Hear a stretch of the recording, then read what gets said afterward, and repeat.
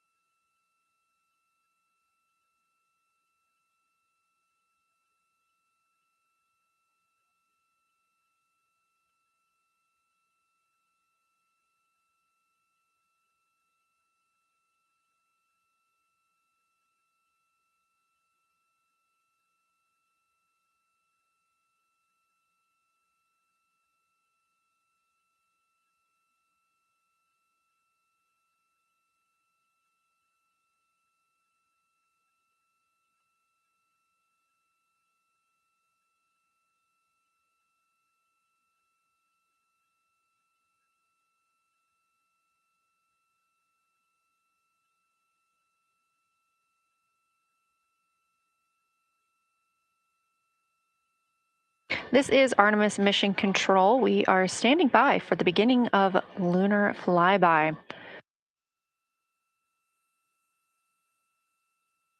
Expecting that to start in just a few minutes when the crew will begin a warm up discussion preparing for the day. They will be capturing images along while discussing what they find familiar about the moon and what looks unexpected to them.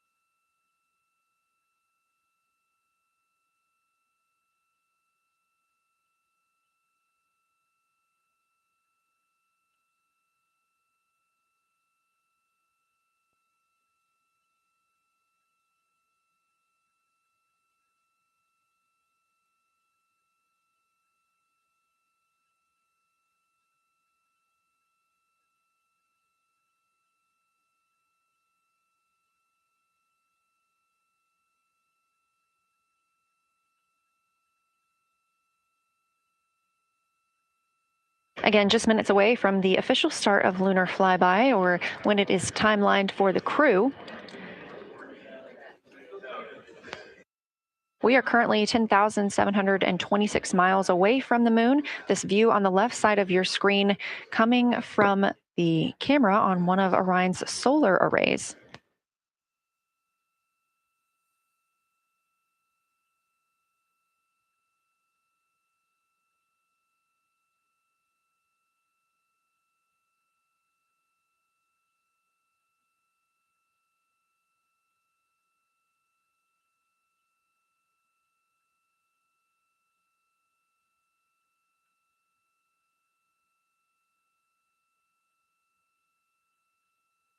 Other conversation points while the crew are getting ready for their flyby today.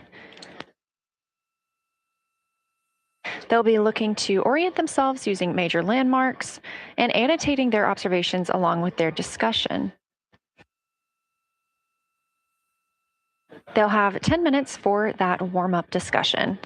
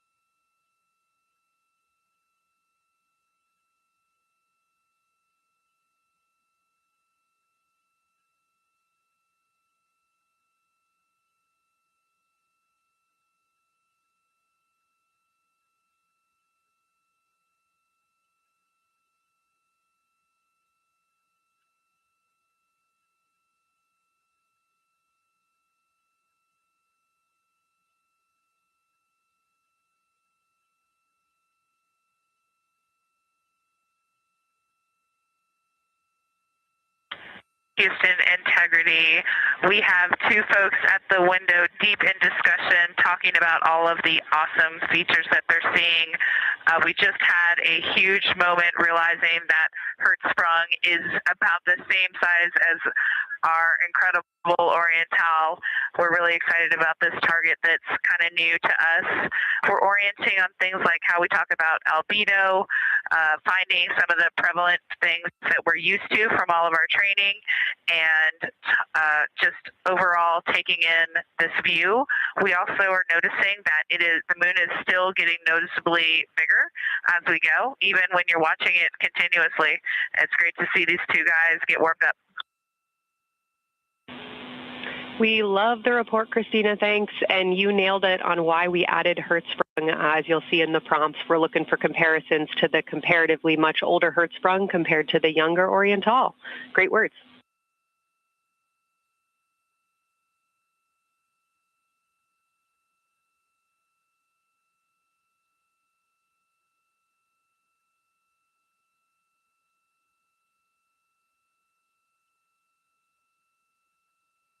This is Artemis Mission Control. That was the voice of Dr. Kelsey Young speaking to astronauts aboard Orion as they begin their observation period and lunar flyby.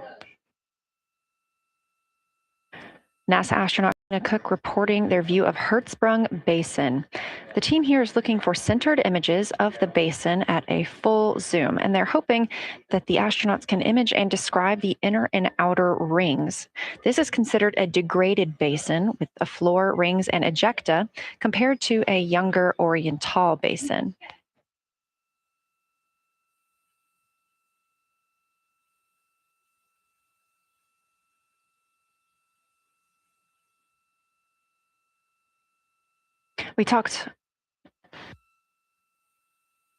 We spoke earlier with Julian Gross, the Artemis curation lead, about some of the terms we will hear the crew use today.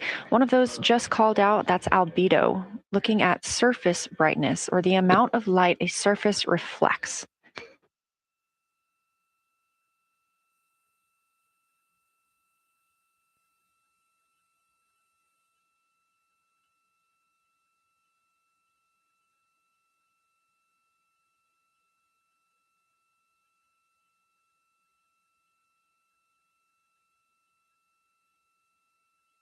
A few more terms that we hope to hear today during the crew's sit reps or situation reports include embaying. This refers to one feature that surrounds another that usually is a higher relief feature.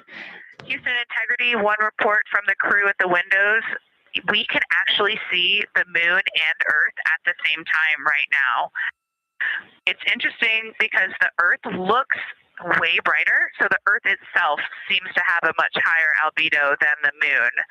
We think this is independent of our eyes focusing because, of course, the Earth is much smaller than the moon in our view. So you could think that your eyes focus for the darker sky, and that it means that it only has apparent brightness more than the moon. But since we're seeing both in the same view, we do think that this can be inferred as the Earth as a whole has a higher albedo.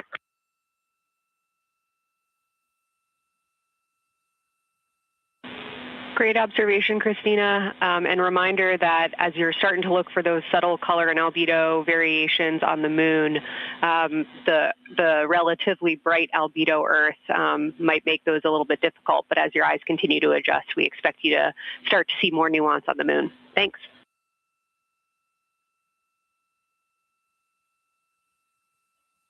Great call. Thanks for the reminder. We're all going to be experts in lunar terminology by the end of the day. Another one we expect to hear is mare. These are dark regions paved or filled by volcanic deposits. You also can hear them called seas, oceans, lakes, or marshes, or other bodies of water.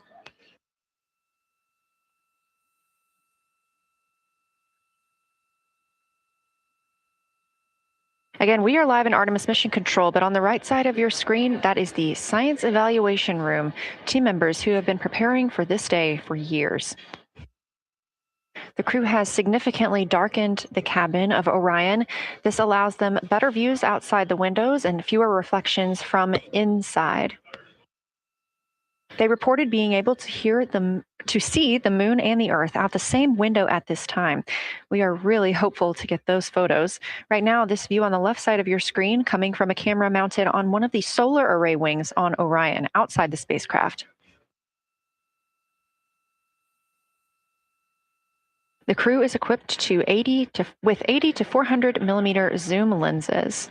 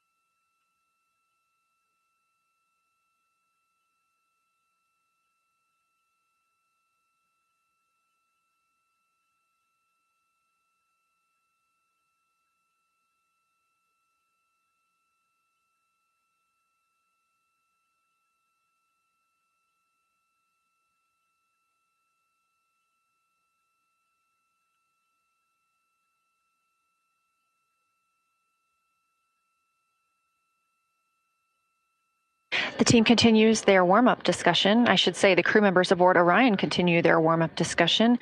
However, they are about to be prompted to move on to discussion number 2, which is near side and far side.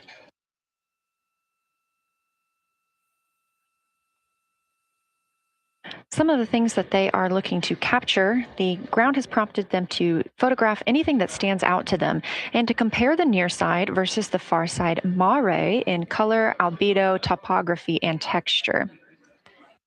They also want the crew to compare the appearance of rayed craters in the near side mare versus in the far side highlands.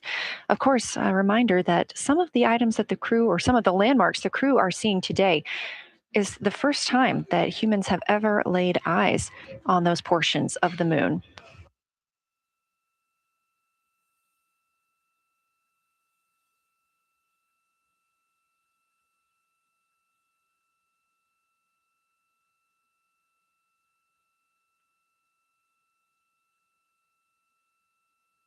In the targeting package, there are a few reminders of the crew. For the crew, there are time-sensitive observation reminders, and science sit rep reminders. From integrity, we have a sit rep. The targets that are being discussed right now, it's the far side, near side comparison, and hearing some great discussion of browns and greens in the Aristarchus Plateau and how those disappear as you go toward the North Pole, and then over to the far side, you lose the color. You've got Jeremy in window 2, Reed in window 1, having a great discussion. Christina's under window, I'm sorry, Reed is in window 3. Christina's under window 1, documenting the discussion.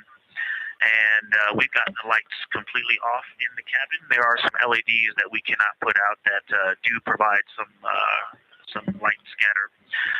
But we have all of the internal lights off. And are letting our eyes adjust as best we can. The window 4 view, you only get about a third of the moon. Tycho is going to go over the horizon soon, and you can see Aristarchus, and then you start to lose the view as you go to the west in Oceanus and Procellarum. So far, the team is on the plan, and the long lens is being put to good use, and recordings are being made, and internal documentation of the configuration and the observations is ongoing. Science, do you have any questions for us at this time? Integrity Science. Victor, very glad that you provided the first formal science sit rep, as these were indeed your idea. One follow-up question, any relationship between those browns and greens you described? Do you see them blending into one another, and do you see any topography associated with either color?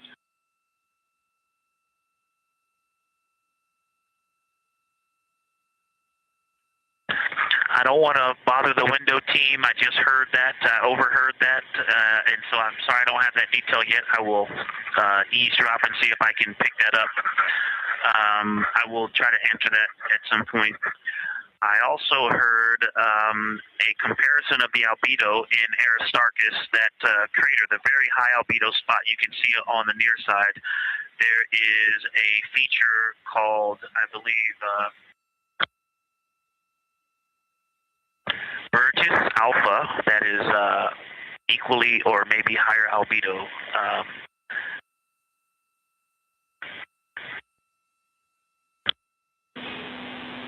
I apologize for the gaps. I'm trying to listen and talk at the same time, but I will try to get some more information to correlate those colors from Aristarchus for you. Understood, Victor, and good call to not bug the window team. Really like the brightness comparisons to Burgess A. Really helpful for the science team. Keep them coming. Thanks.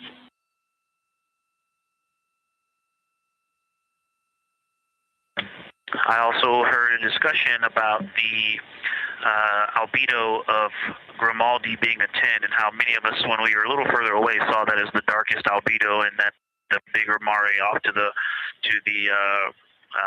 west, sorry, to the east was still dark, but maybe a 7-8. We still think that, but you are seeing color variation, albedo variation inside of Grimaldi as well, and that even on the west side, there's still a very dark part of it.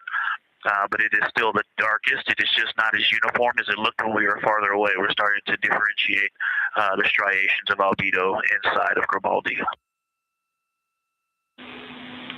Copy all, Victor, and you read our mind. Superlatives like darkest, biggest are really, really helpful for us, so keep those coming.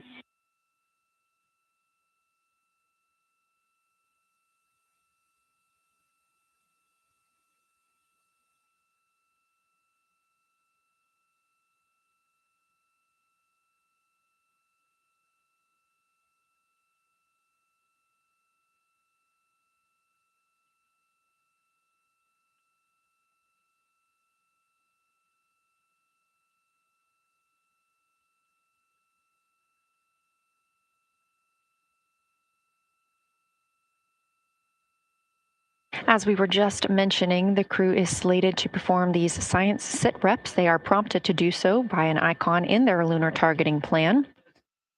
That one coming down from NASA astronaut and pilot of Artemis II, Victor Glover.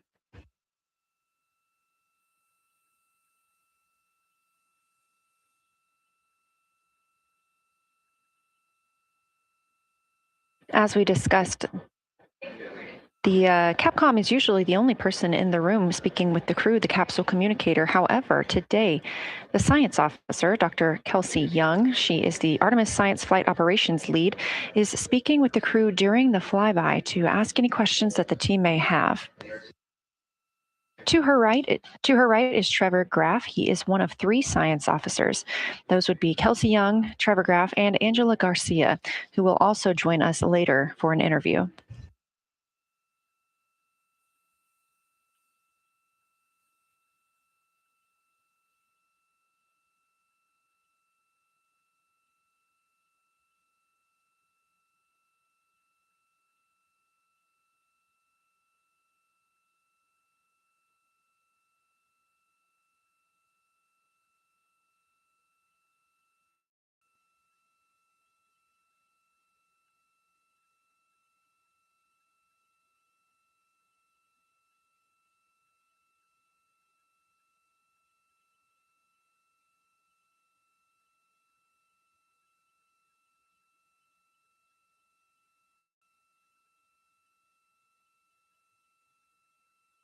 And Houston Integrity was able to, Science Integrity was able to get a view out of window 1, which is a beautiful view. I can see the entire moon that they're looking at.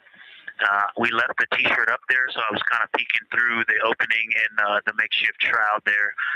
And once I was able to get 2 eyes on it, what jumped out at me was Vavilov. It's just peeking out of the Terminator. It's clear of the Terminator now, but it just really jumps out because it's still got the low light, the low sun angle. And so where the, Vavilov has that impact over the top of another crater, where the 2 craters intersect on the eastern edge. So on the side closest to Oriental, where the 2 crater rings intersect, the shadow there is the highest peak in the interior of Vavilov, and so you can see that terrain is there's some real variation in the terrain there. That there's a nice peak where those peaks intersect. Where those rings intersect, and we'll get a picture of that.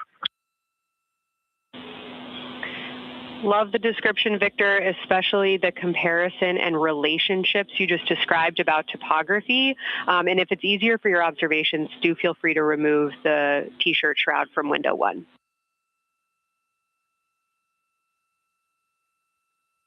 Yeah, absolutely. We will do. Thank you.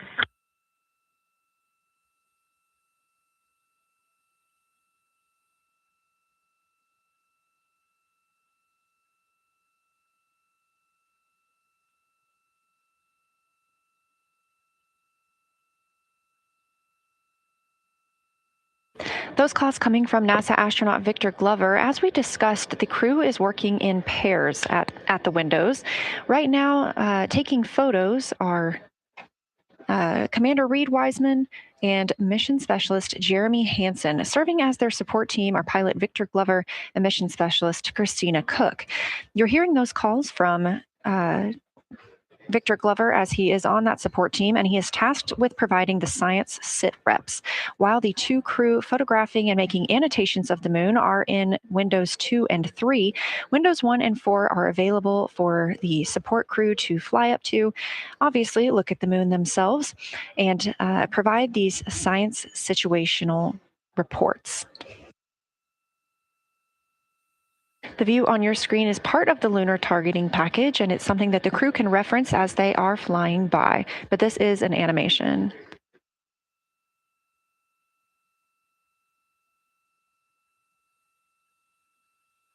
You also heard Glover mention Oriental. Oriental is a major feature that the team is interested in today, and it's known as the Grand Canyon of the Moon. Until this mission, the Oriental Basin had never been in sunlight by human eyes. Oriental Basin and its surrounding ejecta could fit within a straight line distance from NASA's Johnson Space Center, where we are at today, to Kennedy Space Center.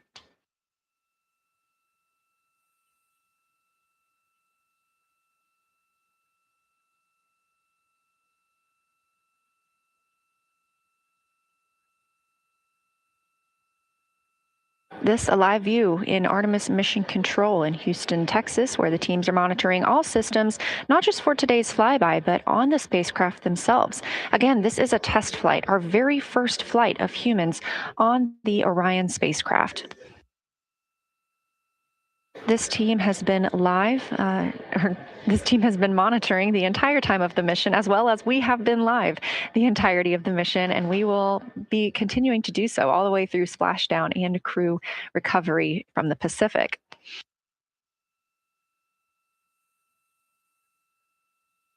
This is a visualization from ARROW, the Artemis Real-Time Orbit website that you can also access at any time by visiting nasa.gov/trackartemis, showing us that we are now under 10,000 miles from the moon, 9,948 to be specific, and continuing to count down.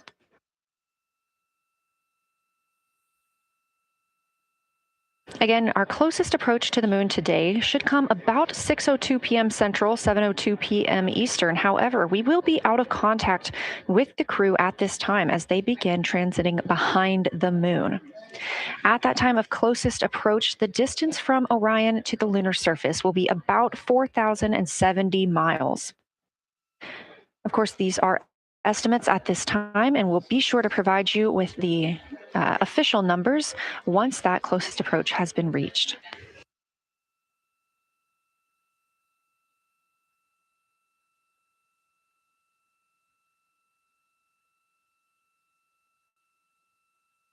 This shot live inside the Orion spacecraft, where our 4 crew members are continuing with their lunar activities. They have just begun those activities really about 20 minutes ago, so we've got several hours of moon view opportunity. This is still a live view inside that capsule. However, you can see just how dark they have turned down the lights. Actually, they've turned them all the way off. There are a few LEDs that they cannot power off, but turning down these lights gives them better views outside of the spacecraft's windows while they photograph the moon. This also prevents any reflections from inside the spacecraft bouncing up on the windows and interfering with their photography.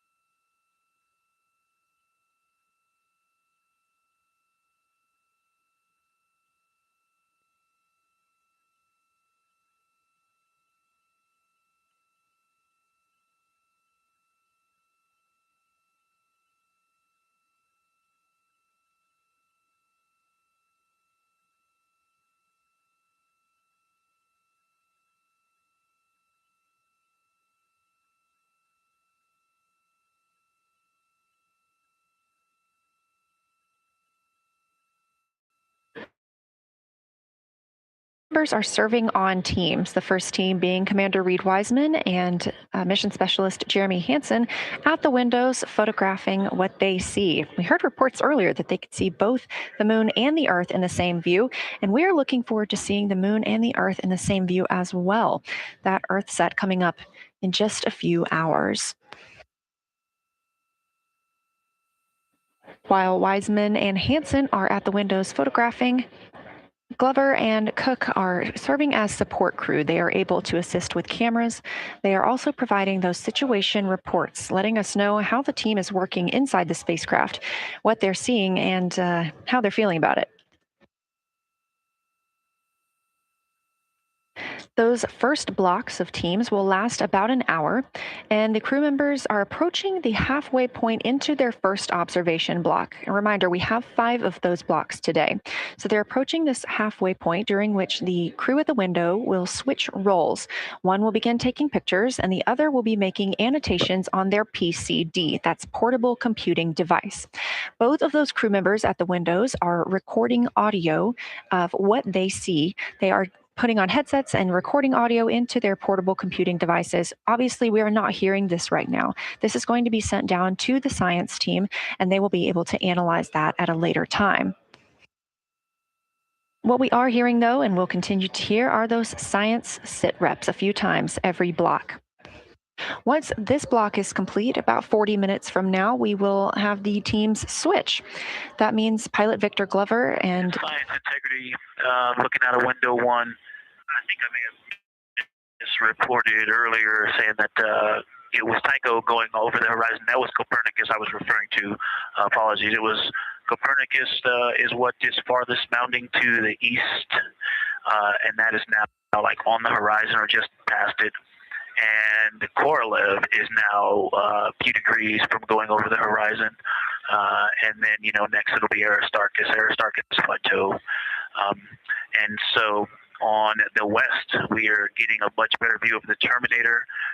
Looks like we have about 80% illumination of the moon. And Vavilov and 1 Vavilov diameter to the west is where the Terminator is right now. And so other features are starting to peek out there. The center of the illuminated part of the moon is to the lower part is Oriental, and just around Oriental, a lot of light structure is starting to show up. A lot of high albedo, similar to the feature, I cannot remember, Burgess Alpha, and Aristarchus type high albedo in the ring. So when you look at the interior ring and the external ring, it's almost as if the edges are starting to dry up and turn white. If it was something that was wet and got dry, the edges would be the part to dry first. You just kind of outline all the topography in the interior of that wall is like it was dusted with chalk or started to dry, or maybe dusted with snow. If this was the Earth, I would say there was snow dumped on some of the ridges on the interior of the rings of Oriental. Also, an interesting part of the discussion that I heard between Reed and Jeremy is that from Glushko to Grimaldi, there are 2 dark features there that look like commas, but in the wrong direction. But there's also a lot of interestingness, just a lot of geometry and squiggles and dots and lines that are starting to stand out as more small features come into view. And there also is a lot of variation in albedo. And some of those, the 2 dark features, for example, have on the southern edge of the larger one, the one that's further to the south, there's a very dark, the 1 albedo, like the southern and western part of Grimaldi. And the one to the north, closer to Glushko, is also that same dark albedo. And then around them, there are some very high albedo spots just to the north of the southern one, and just to the west of the smaller one to the north. Very high albedo, almost approaching the 10, a 9 or a 10, like Aristarchus. And lots of little bright spots are just starting to pop up in this view. To the north, as you look up at the North Pole, there is a very distinct crater with a lot of a very defined central peak that is also 3 in albedo, and all of that area past it, going to the horizon, gets lighter and lighter, and is very, very high albedo. And I will go look and find the name of that feature if I can look that up. And then to the south, really getting some interesting geography and topography in the South Pole Aitken Basin.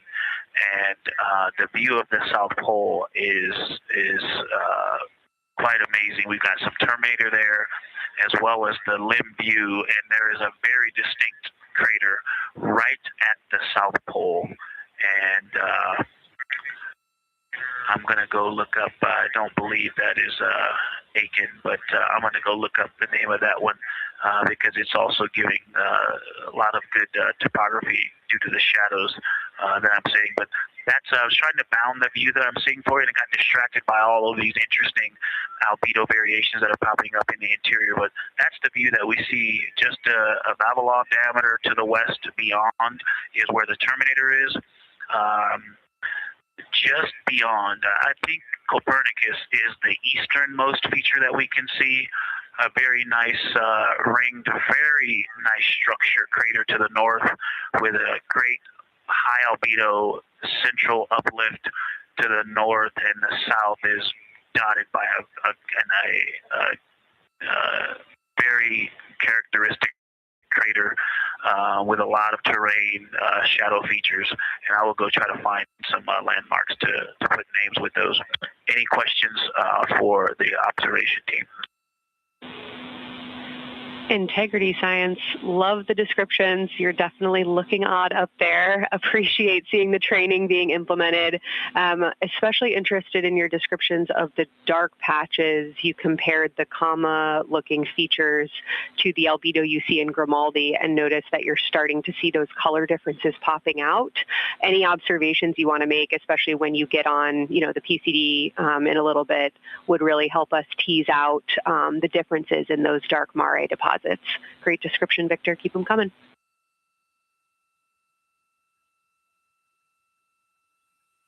Absolutely will do, and I know you've got descriptions on both of the window observers right now as well.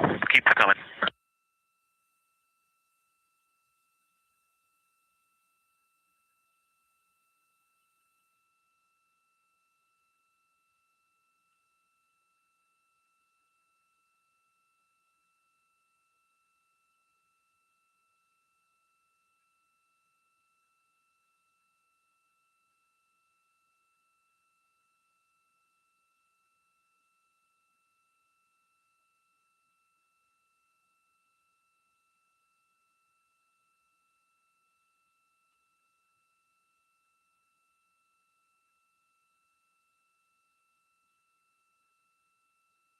Great evidence of how well trained this crew is by the science team. NASA astronaut and pilot of the Artemis II mission, Victor Glover, calling down a situation report, noting several different features on the moon and such descriptions, even saying that it looks like snow on some of the peaks. Obviously, we do not expect that to be snow, but referencing that as some of the lighting on how it looks to the Artemis II crew from their current position.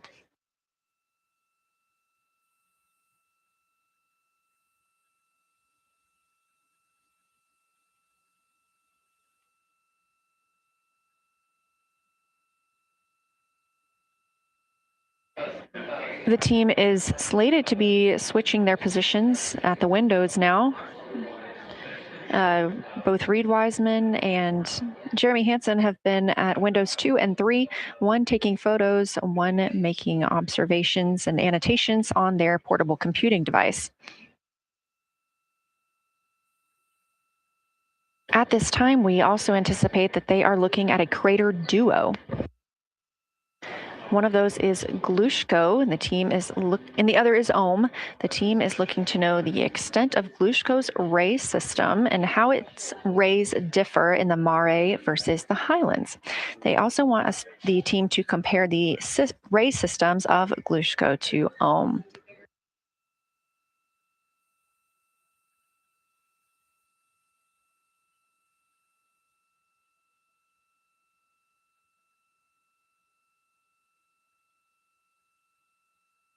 Ohm is considered a young crater. And if you've ever seen a photo of the Richat structure, it's also known as the Eye of the Sahara. It's 40 kilometers in diameter, and that could fit within Ohm's interior.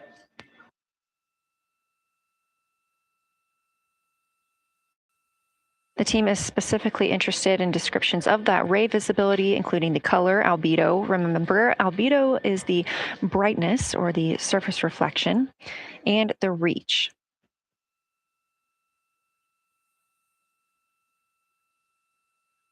Again, I am using the same lunar targeting package that the crew is referencing on board right now. This helps keep them on time as well as prompt them for when they need to make a call down to the science team and report what they're saying. It also gives them reminders of when they need to swap positions at the windows. Additionally, I'm using the Artemis 2 Lunar Science Passport developed by Amber Turner and the Artemis 2 Lunar Science team. Now, this passport did not fly with the crew, but they used it extensively as a study guide here on Earth. A lot of the descriptions and comparisons you hear today are developed directly by the science team. We are now 4 days, 20 hours, and 43 minutes. Science, integrity, that crater to the north, that is, it's like we've got one in the north that looks like just a textbook crater and one on the South Pole as well. The one on the north, I think, is Pythagoras. And what I wanted to highlight about that is it is either a very distinct central uplift or just a very defined area of high albedo. If a majority of the crater, especially the floor of the crater, is, say, an albedo of 5, this center, and gosh, only a tenth of the diameter of Pythagoras is an albedo of 2, maybe 3, but it is very bright and it stands out. And then between that crater and the actual what is the horizon from here, there seems to be another crater right on the horizon, and right on the edge of that is another patch of that albedo. It seems to be between the two craters. It's hard to tell from this grazing angle, but there is another spot just further north beyond Pythagoras. Between the two, I can draw a picture of this one and show you where that very high albedo, again, another 2 albedo surrounded by 5 and most of the area bounding it.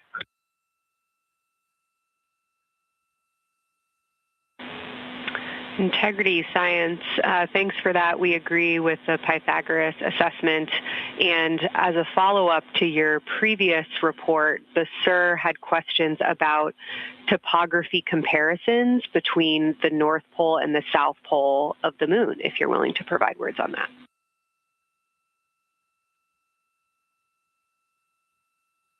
Topography comparisons, absolutely. And if you have any idea what...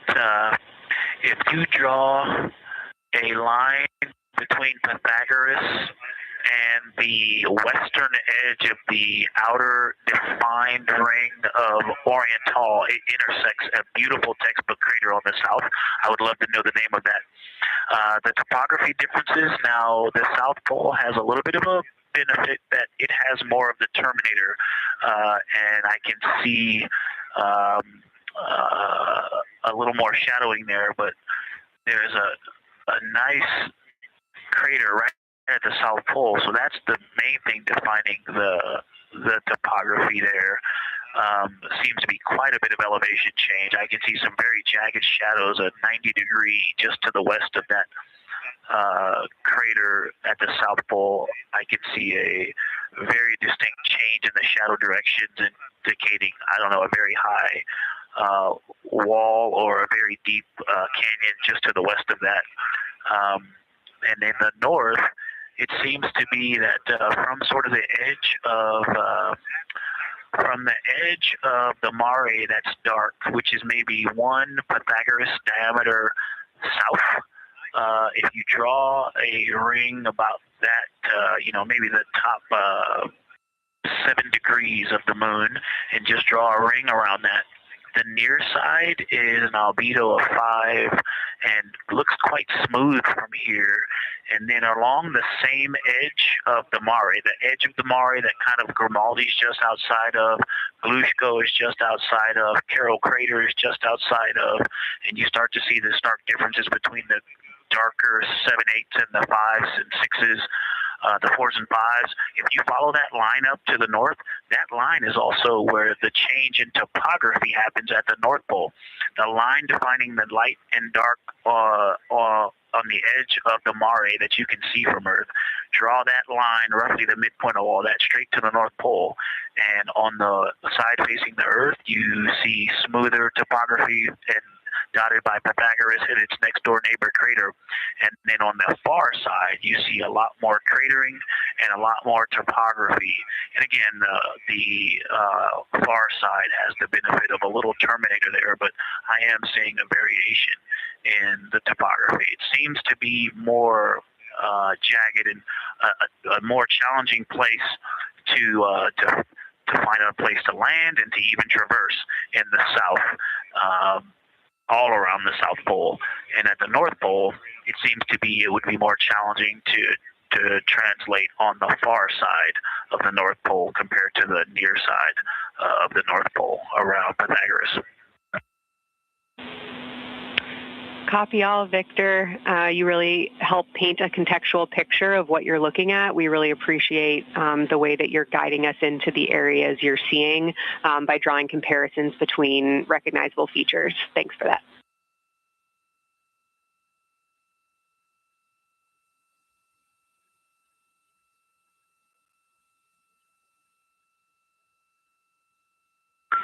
And Kelsey, another little science sit-rep moment, something I just heard from the window team is the more I look at the moon, the browner and browner it looks. I thought that was an interesting observation.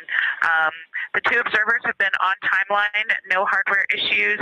They did start to talk a little bit about another feature that you'll hear more about on the recordings that they call the handprint.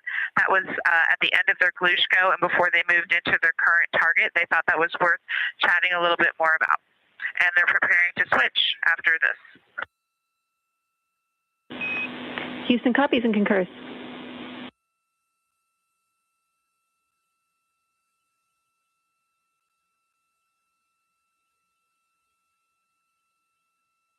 Hey, Houston Science, actually Houston and Science Integrity, another just observation from the human.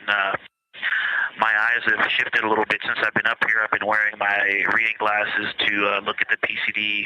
Well, this is a very taxing event on the eyes, looking out the window and seeing the very bright moon, then coming back inside to the dark cabin and trying to work cameras and microphones and logistics and lunch and those kinds of things, and then looking at the PCD, which is dimly lit. It's just been an exercise. It is a difficult thing to manage it. I'm up and down on the glasses and then having to wait as my eyes adjust when I come back in. As soon as I look back into the cabin from looking out the window, I can feel my eyes adjusting, and I just have to work through it as they adjust. Appreciate that report, Victor, and know that we are prepared to read you up targets from the ground if that would give you the ability to keep your eyes focused on the moon and not having to swap between that and the PCD. Just let us know.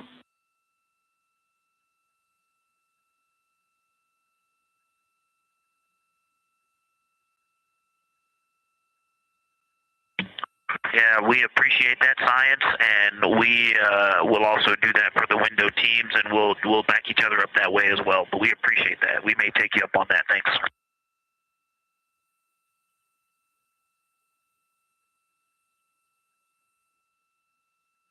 Continued detailed descriptions from the Artemis 2 crew aboard Orion.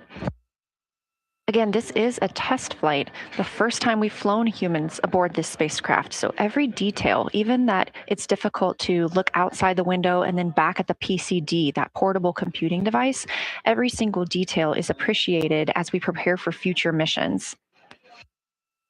Glover also mentioned that he is now wearing his glasses now that he's in space and that his eyes have shifted a bit. This is something that happens when our astronauts go to space. There is a fluid shift from the lower half of your body up into your head, and that can cause changes in your eyes. It's something that we have seen over time for some crew members, especially now that we have been living and working on the International Space Station for over 25 years.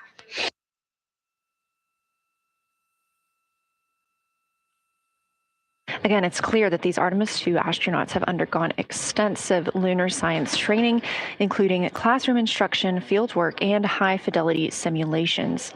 Training expeditions even took place in analog environments like the Icelandic highlands and the Kemasassen impact crater in Labrador, where crews practiced identifying and describing geologic features under varying conditions.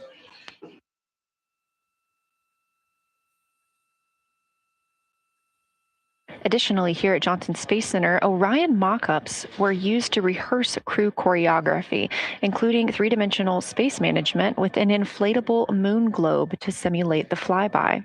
And while on Earth, the crew also used that small lunar passport that I mentioned with descriptions, photos, and prompts to help them study the features we hope they'll see.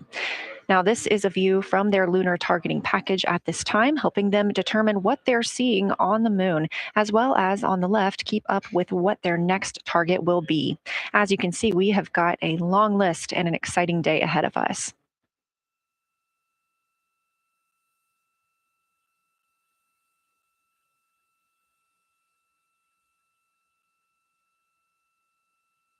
It's now been 4 days, 20 hours, and 53 minutes since Orion launched atop the Space Launch System rocket from Kennedy Space Center in Florida with our 4 crew members aboard.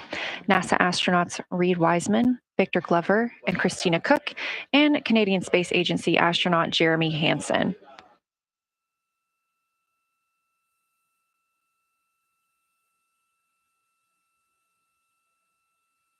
The Artemis 2 crew passed a major milestone today when they passed the Apollo 13 distance record at 12:57 p.m. Central, 1:57 p.m. Eastern.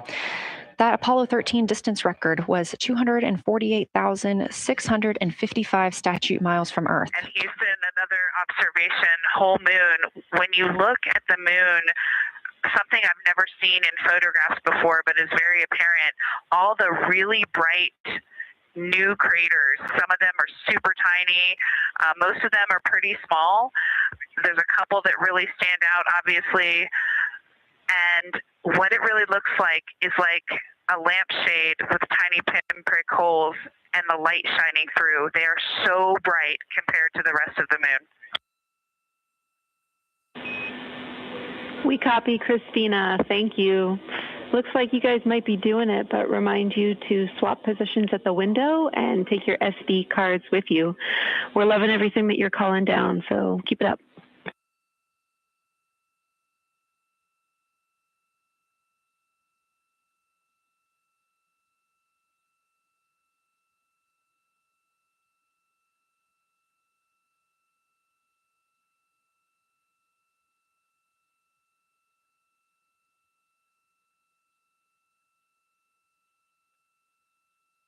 Again, Orion previously surpassed that the Apollo 13 greatest distance from Earth by humans. That was 248,655 statute miles from Earth, and Orion now 250,294 miles away from our home planet. The spacecraft is 9,033 miles away from the moon and growing ever closer. At its closest approach, it'll be about 4,070 miles away, and we will make sure we confirm what that distance ends up being. This is an approximation and an estimate ahead of that moment. We're anticipating them to make that closest approach at 6:02 p.m. Central, 7:02 Eastern, when they are in a loss of signal, transiting behind the moon. They will be the first humans in over 50 years to fly behind the moon and lose contact with Earth. We will regain that contact about 40 minutes later as they reconnect to the Deep Space Network, emerging from behind the moon, and we will look forward to seeing an Earthrise.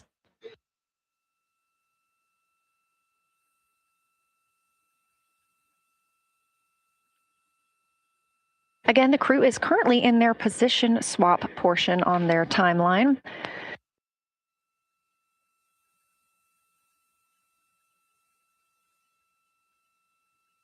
This allows crew members the opportunity and the experience of all roles necessary during today's flyby. Right now, those 2 crew members at the window have swap positions.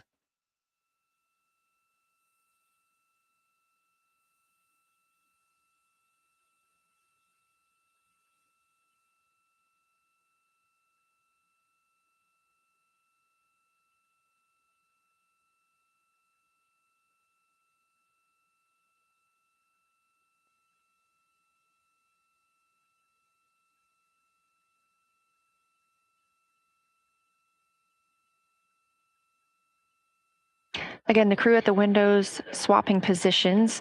Right now, that crew is Commander Reed Wiseman and Mission Specialist Jeremy Hansen, while Victor Glover and Christina Cook serve as their support flyby crew members. That's why you are hearing Victor and Christina during those science situation reports. Those voices will change in about 30 minutes when they take a turn taking photos and making annotations while at the window.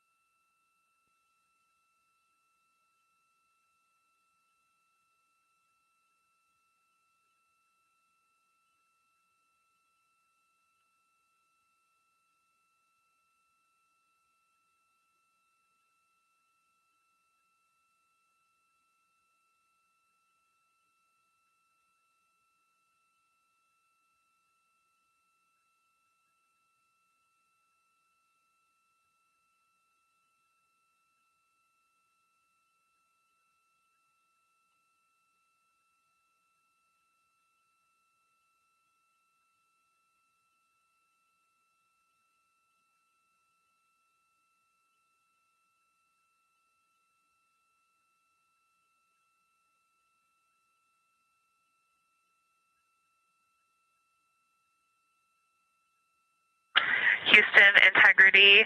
I wanted to provide an observation or a little bit of descriptive nature on something that we saw on the first day we had good moon views. This was when we saw more of the near side, and the ground helped me out with identifying Mare Imbrium. Mare Imbrium, when you have the western limb also in view, looks completely different than the normal view we have of the near side. It is the most striking feature of the western limb view that we had.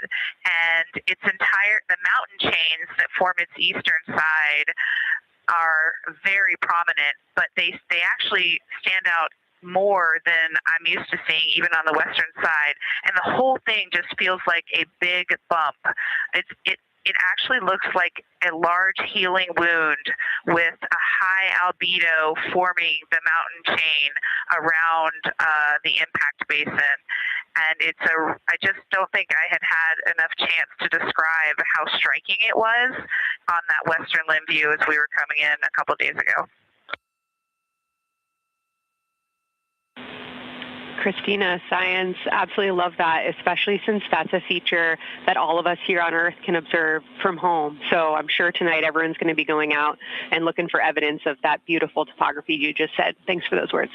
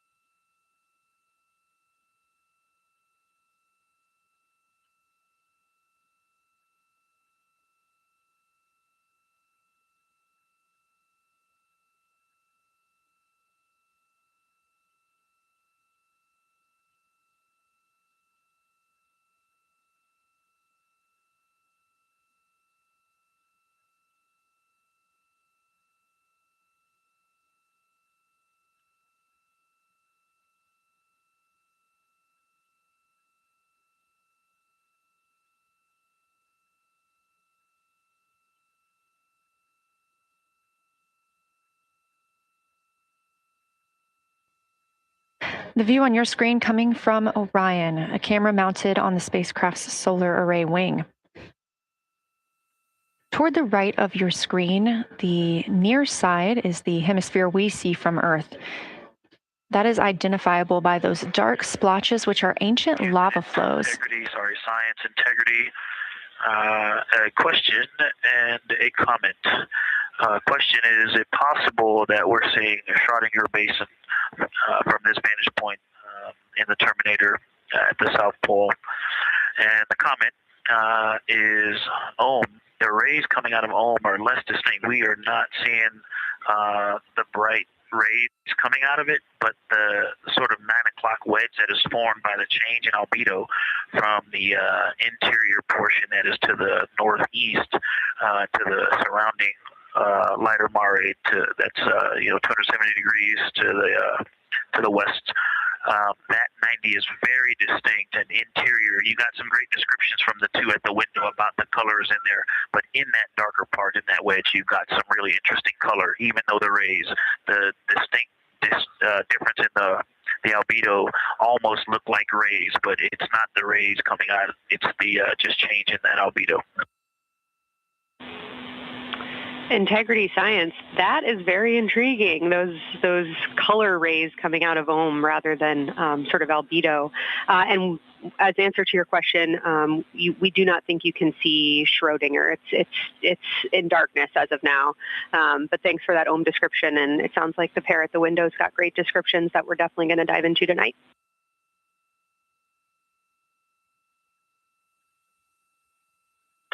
Okay. If you could help me, I would still love to know what it is. There's a very nice crater. You're going to likely have a lot of pictures of it. What would be right in the Terminator at the South Pole or close to the South Pole where it's intersecting the Terminator right now? Yeah, Victor, we're assuming you're talking about, kind of if you're looking at the Terminator, it's basically like 70% down from the North Pole. Is that where you're looking?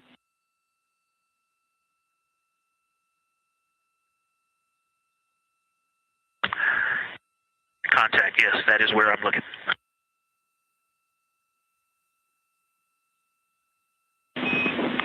Integrity Houston, that is an enabled caution for wastewater dump required. We have hit our limit.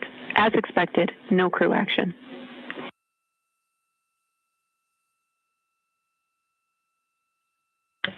Copy, no crew action.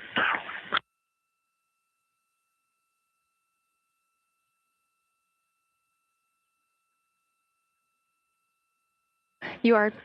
And integrity science, we're trying to figure out what you're looking at there. Is it like right on the Terminator, or is it in the eliminated portion next to the Terminator?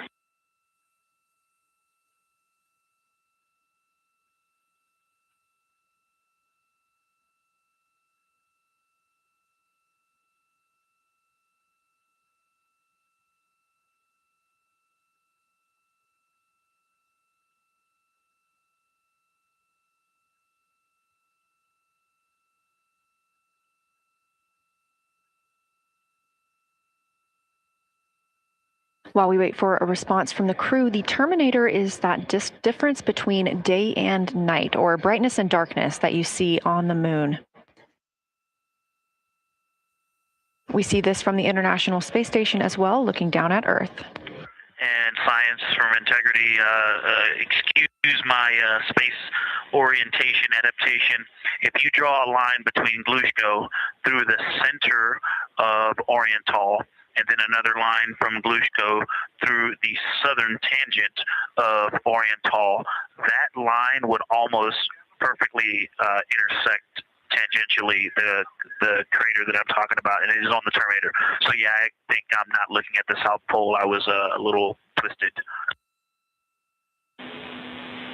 That line description was really helpful. I have eyes on the SIR right now, and they are actively discussing lunar geography. We will be back with you shortly.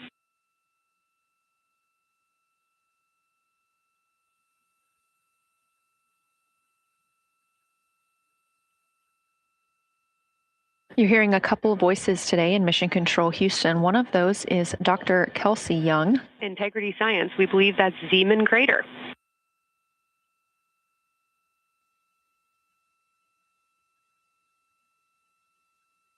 Oh, I floated away from the speaker. Say it again, please. We believe that that is Zeeman Crater.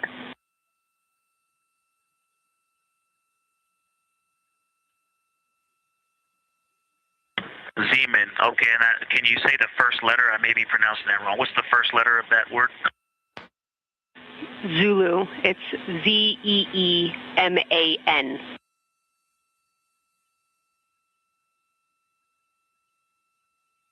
Copy.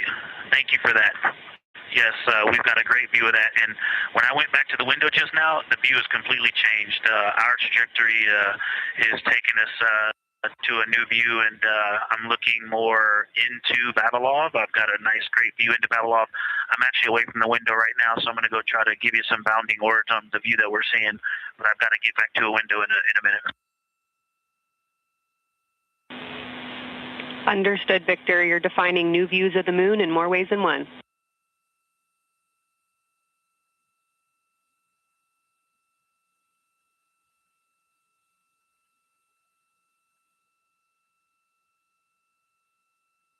Again, when you hear calls down to science or from science, that's Dr. Kelsey Young, the Artemis Science Flight Operations Lead here at a console in Mission Control.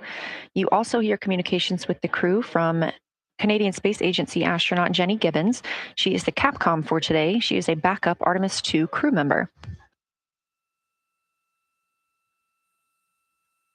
Those calls from pilot Victor Glover asking about a feature he was seeing, specifically a crater on the moon.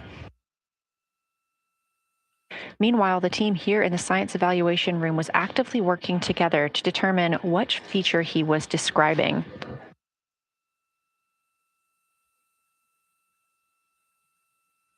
The teams at the window have continued to move through their targets, including Ohm, Aristarchus Plateau, Reiner Gamma, and we are preparing for the cabin and window teams to swap.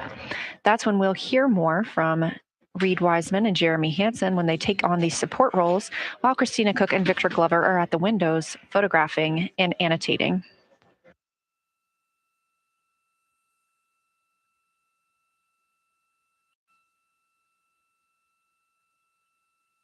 As we briefly mentioned, if you look towards the right side of the moon, essentially,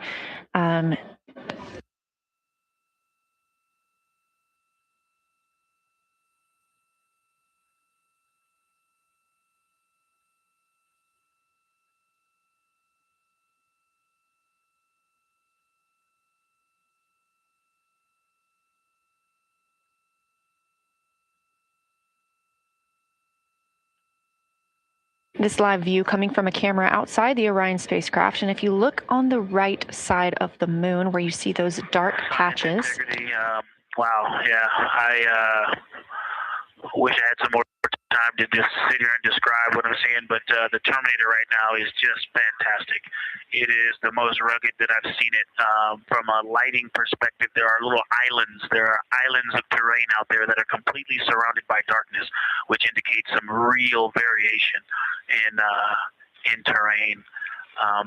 Up to the north, there is a very nice double crater. It looks like a snowman sitting there.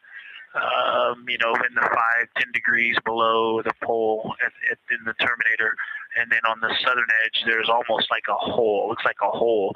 And it's the diameter of Vavilov size, just blackness. And then a wall of bright. And then it goes back to the black beyond the Terminator. So there's it looks like there's just a gigantic hole right there. 1 Vavilov diameter east of the Terminator. And as you go south, the Terminator is not a nice smooth arc. It's just jagged. There's almost a 110-degree turn in the shadow as opposed to the nice smooth arc, again indicating some really interesting variations. And I'm sure we'll get some photos of that. And then one of the craters further to the south of Vavilov, maybe halfway down to the South Pole, is not only looks like just a deep hole, and then there's like 2 island rays pointing off to the west and north that indicate very high ridges and very deep canyons coming up out of that crater. So again, just some really interesting visual illusions going on with the shadows there. Like I said, there look to be islands out beyond the terminator because some of the things, maybe even a Vavilov diameter into the terminator are catching sunlight on the peaks up to the north and to the south. It's very, very interesting to see. Integrity Science, oh my gosh, that was an amazing picture you just painted. I glanced over at the SIR video and I literally saw fist pumps in the air. Those types of observations are things that humans are uniquely able to contribute, and you just really brought us along with you. So thanks for that.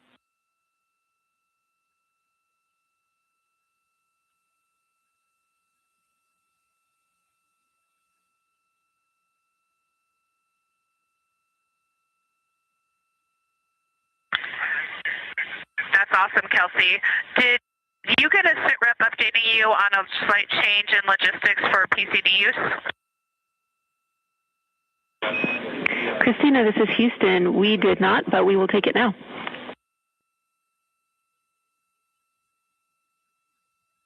We slightly changed the PCD plan for the window observers. The two window observers kept their PCD.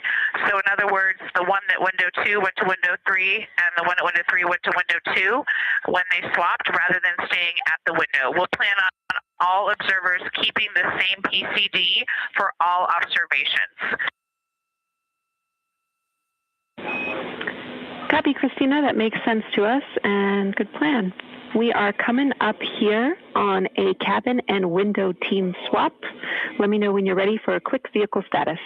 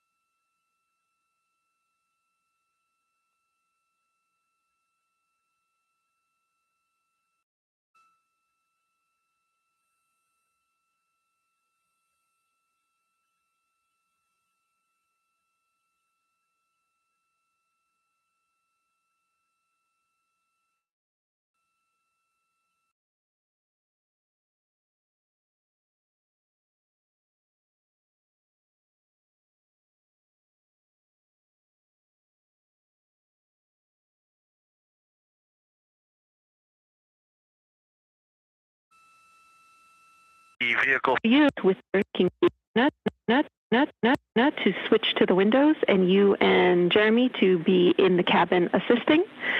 Let us know if you have any questions.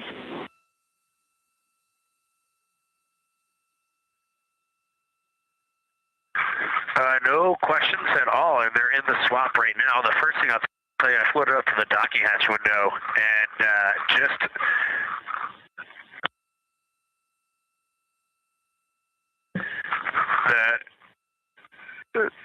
what I'm going to call the Mari around Oriental just looks so different out the docking hatch right now. It's quite a bit darker. It's the same darkness, if not a little darker than Grimaldi, but it's cool after just being in the 400 mil for the last half hour, looking up close. I got pictures of everything Ike was just describing on the Terminator. It really is a fascinating Terminator. And then Oriental just looks so dynamic right now. It's very three-dimensional out the docking hatch compared to what I was just looking at through the 400 mil. We love it. We are getting a sneak preview from one of our SAW cameras at what you're looking at, and we see some of what you're describing. We cannot wait to see your photos. Thanks.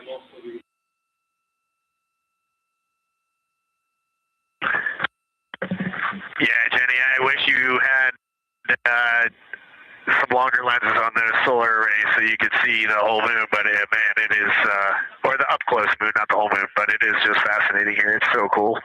All right, MPO and Inco, take notes. We want a zoom lens on those saws next time. Thanks, Reed.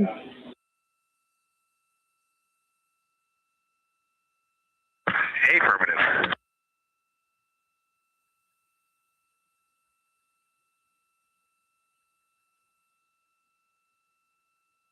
As the crew gets ready to switch positions from the window crew going back to the support crew and the support crew flying up to the windows, this view inside the room, Capcom Jenny Gibbons speaking with the crew, Canadian Space Agency astronaut. The crew has continued to provide excellent descriptions of what they are seeing on the lunar surface. In this picture, or in this live view actually, from Orion and a camera mounted on its solar array wing, if you look at the dark portion on the right side of the screen, those are visible from Earth. That's considered the near side. Those are ancient lava flows from a time early in the moon's history when it was volcanically active. And if you look towards the left, there's that dark, large crater that appears above, to the left of those lava flows. That's Oriental Basin. It's about 600 miles wide, and it straddles the moon's near and far side. And this mission is the first time that humans have ever been able to see this with their eyes in the daylight. Again, you hear conversation about that terminator. You have a great view of that as well. That's the difference between light and darkness on the moon. Victor Glover explaining that as a very jagged looking terminator due to the peaks that they're seeing and the craters that they're seeing as they prepare to cross over the far side.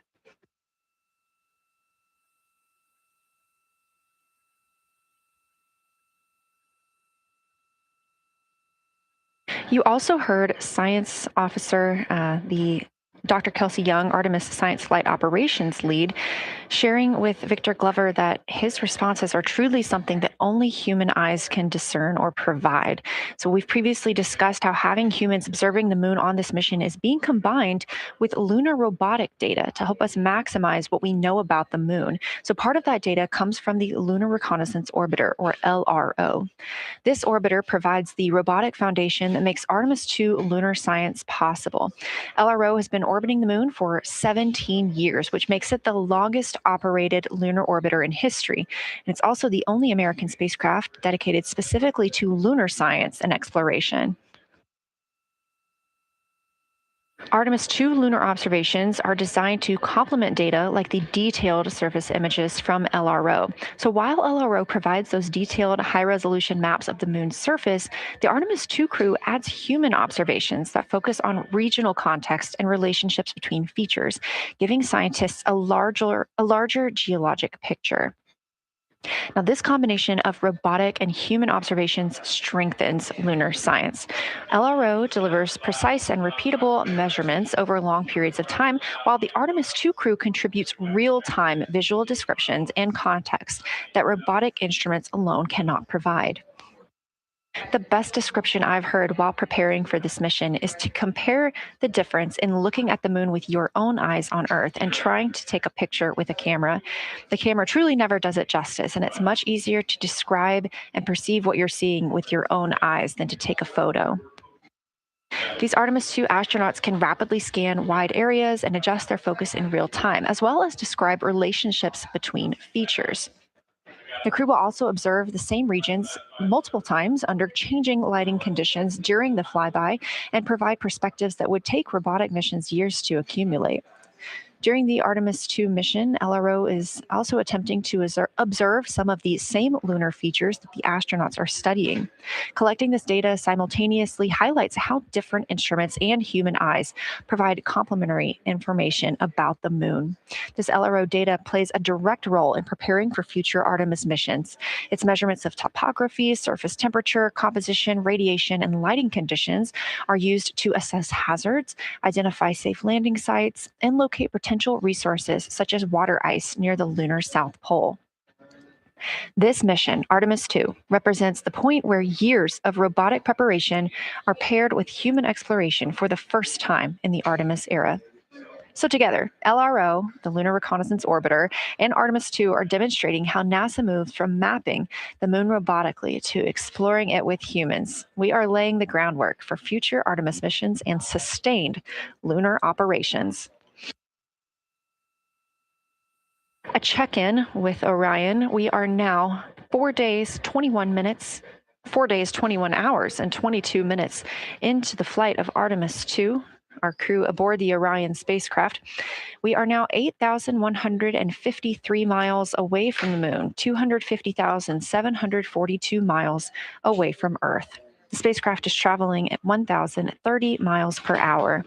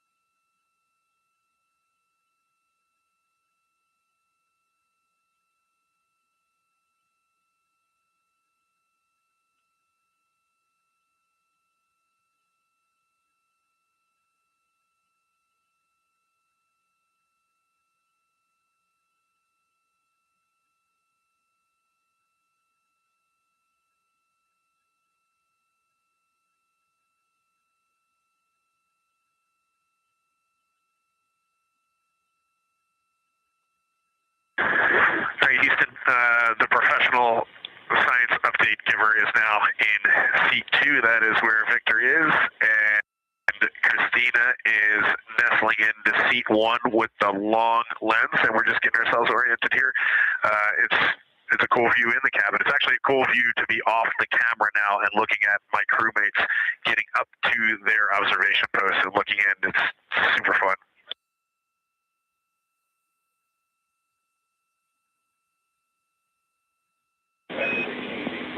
Copy, I'll read. We like it.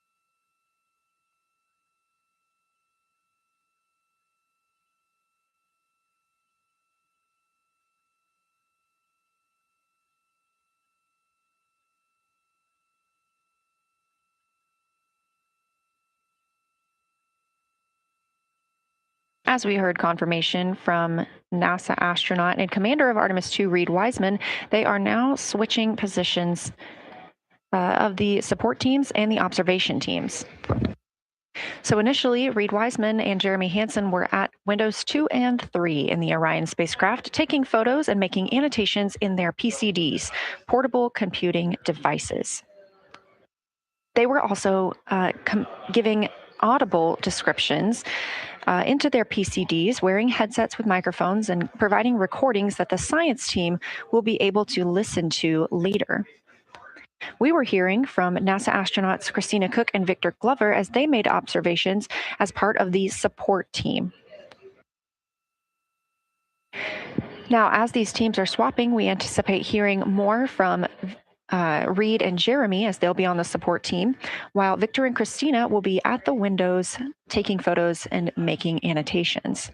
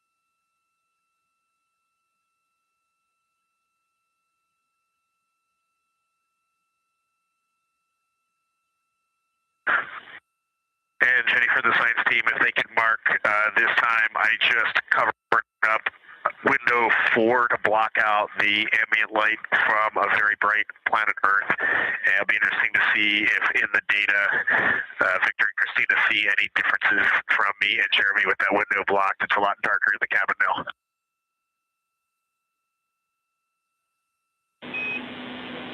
Copy, Reed. We're taking note, and we'd be curious too.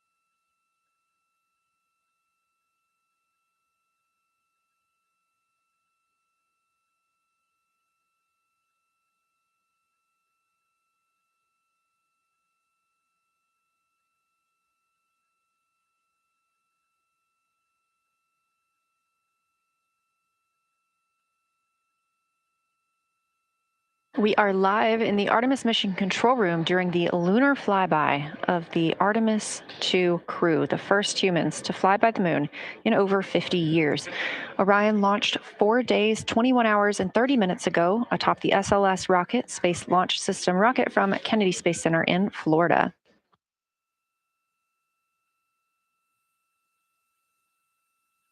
Our 4 crew members inside the spacecraft are transitioning their positions.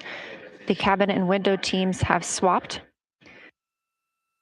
Currently at the window, we have Victor Glover and Christina Cook, NASA astronauts, and serving as support, Reed Wiseman and Jeremy Hansen.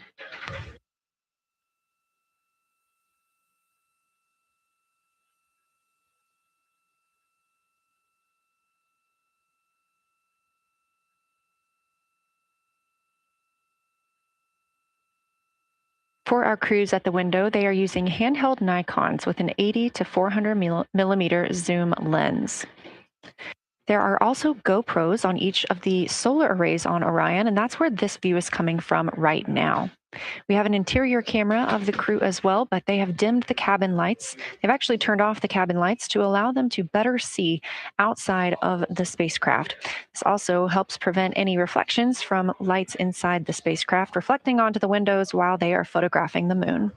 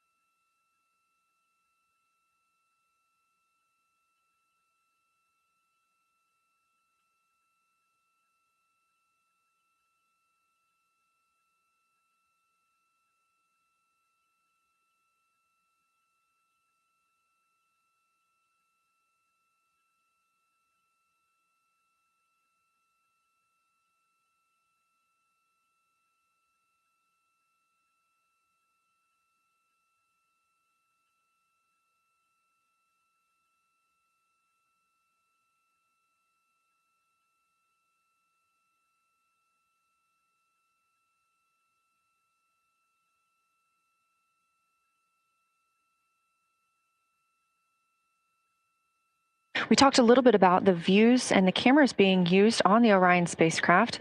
And again, we do have GoPros on the tip of each solar array wing.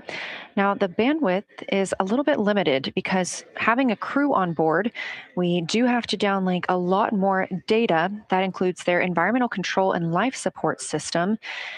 We are not the only data, this view that you see, coming down from the spacecraft. And so we do rely on sharing some of that with the other flight controllers in mission control. This helps the team monitor all systems aboard the spacecraft and ensure the safety of our astronauts.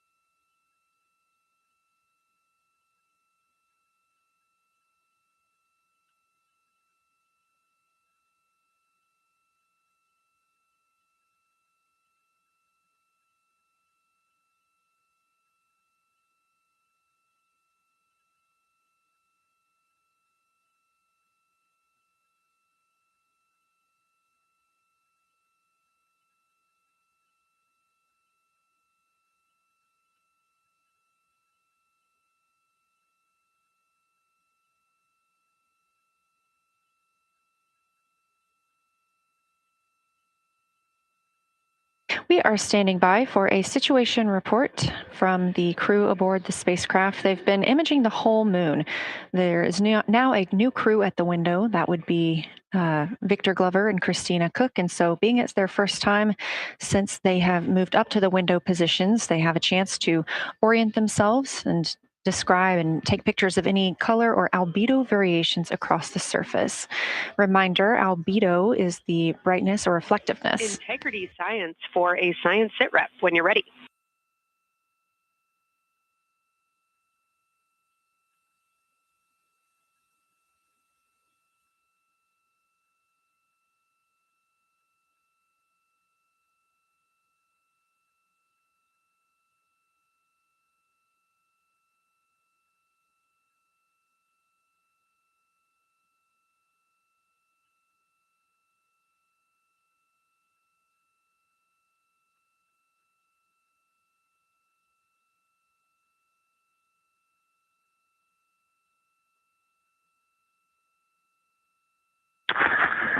Houston Integrity, we have no external view of the moon right now for the floating crew members, so my only science sit rep is that we have Victor in window 3 doing observations and Christina in window 2 with the long lens.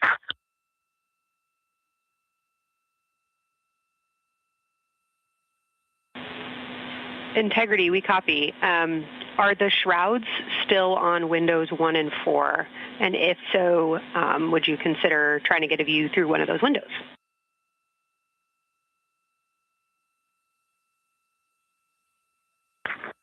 We cannot take the shroud off of 4 because the Earth is too bright and it's impacting Ike's peripheral vision. And then I can get a grazing glimpse out the docking hatch window. I can see Oriental south down to the South Pole.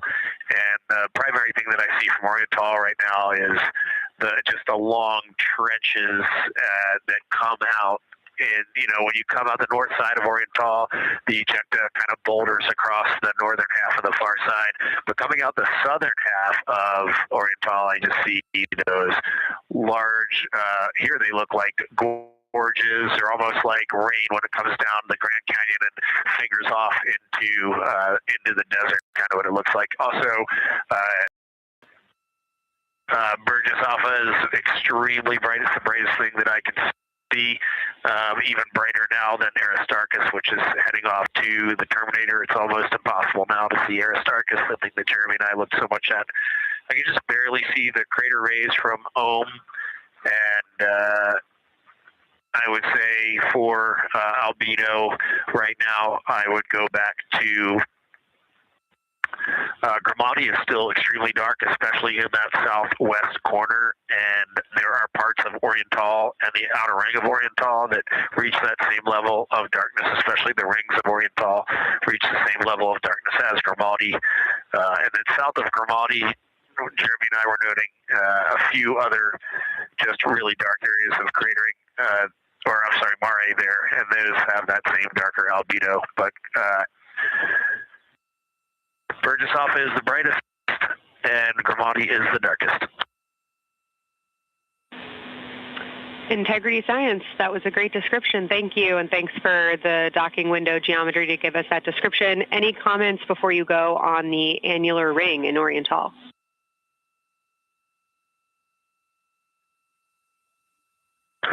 The annular ring, which I think everybody kind of describes as like a pair of lips or a kiss on the far side of the moon from here, is very circular in nature. The northern part of it is wider, darker. The southern part is much lighter. It is very neat looking, and but it is far more circular than I remember it looking in our training. The darkness of the northern side of the annular ring is the same darkness from here out this docking hatch window as the center mare in Oriental. Not quite as dark as Grimati, but it is probably only because dust and lunar regolith has kind of impacted over time. Reed, that's exactly what we were looking for. Thanks so much. You have heart hands coming out of the SIR.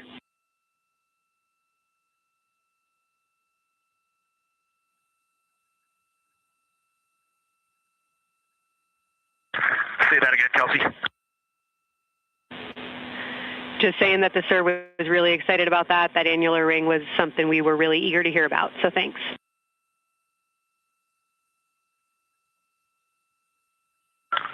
Yep, you bet. And now Victor and Christina are moving on to Oriental. I got them situated over there a little bit late.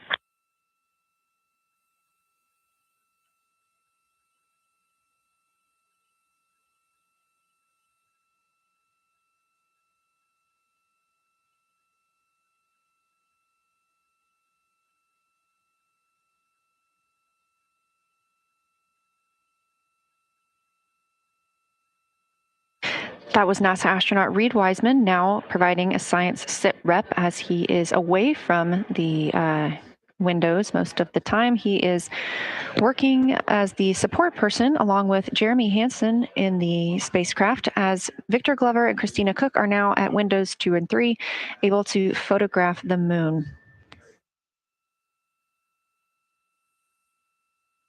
Christina and Victor are also providing recorded information to their portable computing devices, that's their PCDs, and the science team will have access to that at a later time.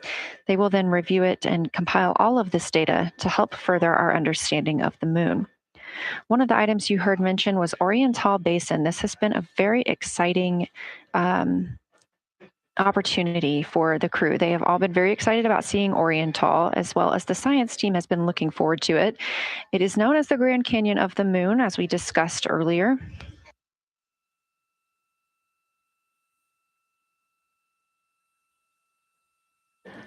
From the pictures, the science team is hoping that the crew will take centered images of the entire basin and surrounding craters in a single frame, but also use those 80 to 400 millimeter zoom lenses to create a mosaic entire basin.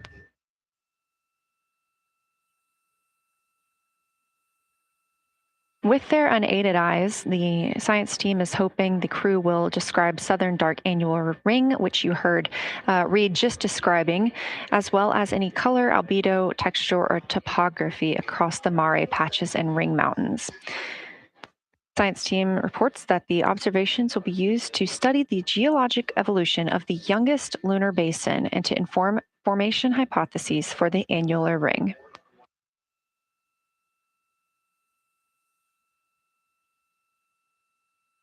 And again, another fun fact about Oriental is the diameter is the same distance between Johnson Space Center, where we are today, and Kennedy Space Center, where the crew launched on April 1st.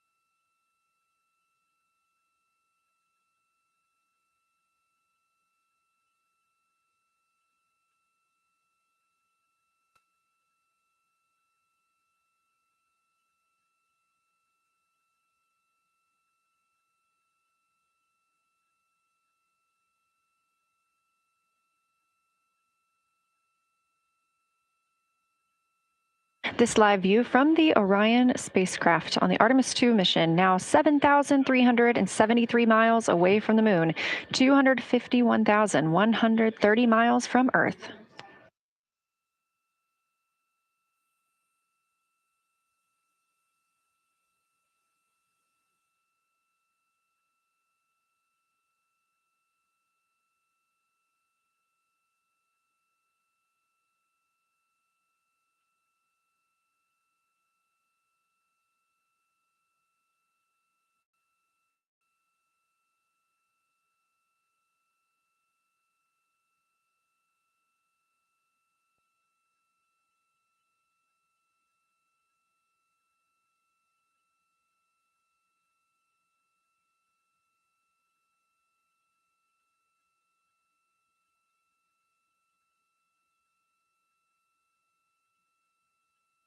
Again, the Artemis 2 crew passed the Apollo 13 record of the humans farthest from the Earth today at 12:57 p.m. Central Time, 1:57 p.m. Eastern Time.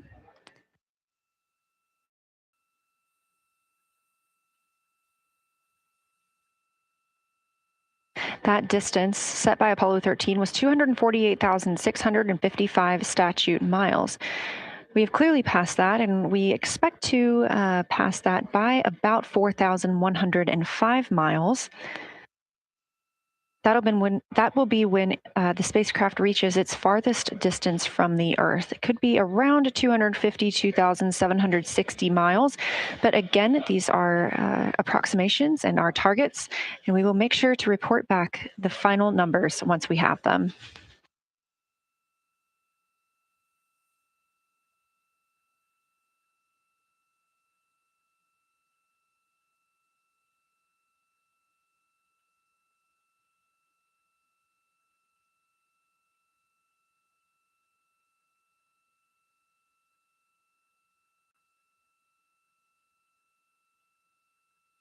We have some refined times of when we expect to have Earth set of Earth behind the moon while Orion flies behind the moon. That would be about 5:41 p.m. Central, 6:41 Eastern.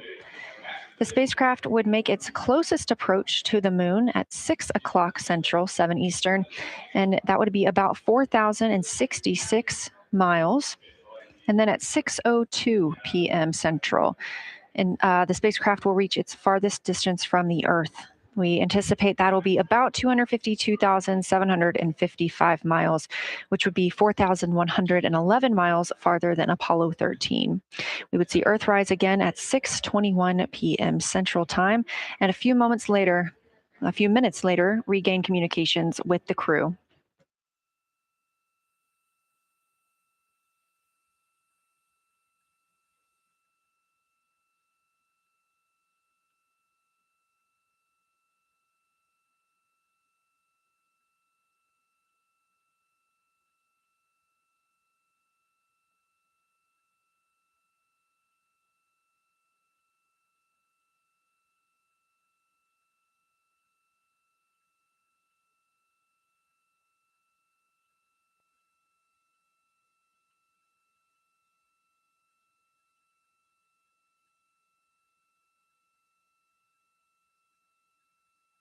Currently aboard Orion, Victor Glover and Christina Cook are the two team members conducting lunar flyby observations, meaning they are using the Nikon cameras to photograph the moon, and their PCD, or the portable computing device, to conduct annotations. They are both recording information that will be downlinked to the science crew, and tomorrow morning the science team will have a conference with the team while the information is so fresh. They'll be speaking with the crew about their observations and their data collection.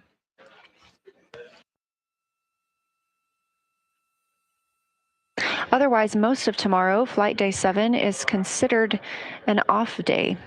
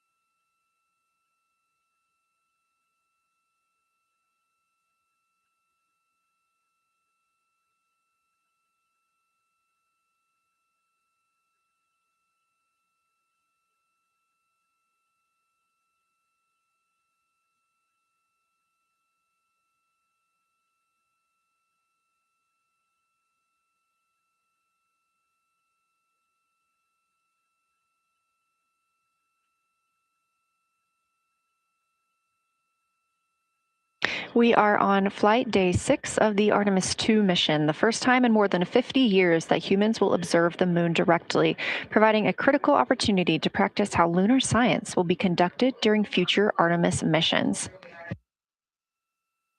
If you're just joining us, the crew is well into their lunar flyby observations, and we anticipate that we will hear from them soon. A few times every hour, they are slated to call down with science sit reps or situation reports. We most recently had one from Commander Reed Wiseman. He and Jeremy Hansen, mission specialist, were first at the windows today to photograph and make annotations of what they were seeing. Therefore, we heard more from Victor Glover and Christina Cook earlier in the day during those first blocks. But now that Reed Wiseman and Jeremy Hansen are on the support side, they are the ones calling down what they are seeing from windows 1 and 4. Earlier, we heard that the Earth is so bright in window 4, they have had to temporarily cover it with a t-shirt.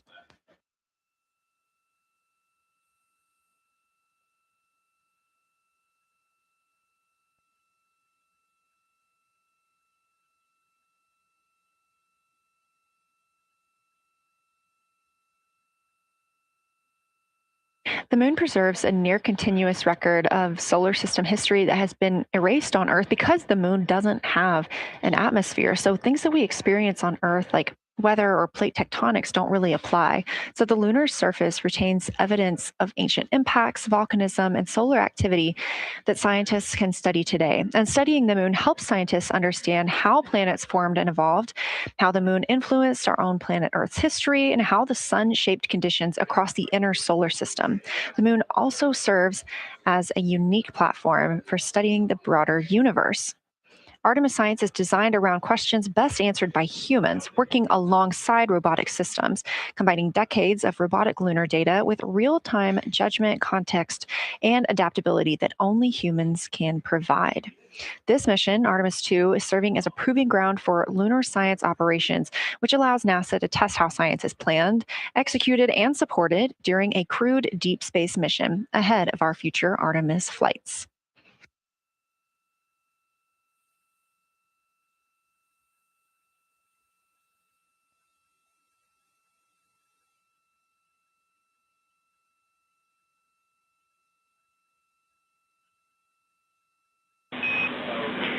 Integrity, time for a window team position swap. So Victor and Christina, please switch places if you've not done so already, and remember your SD card for the camera.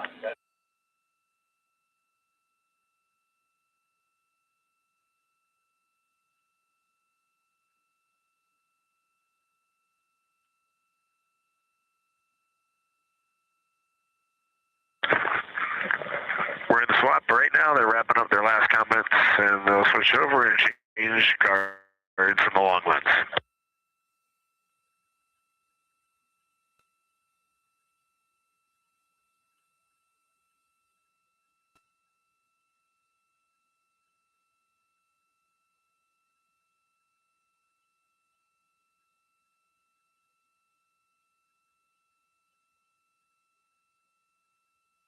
As you heard in that call, it is now time for the team members at the window to swap positions.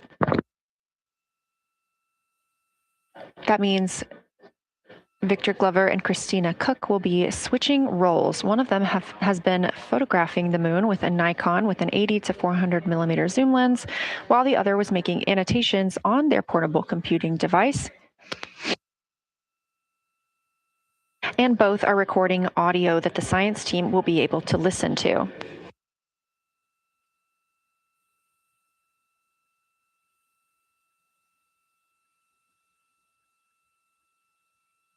We are now 2 hours and 10 minutes until we expect to lose signal with the spacecraft as they fly behind the moon.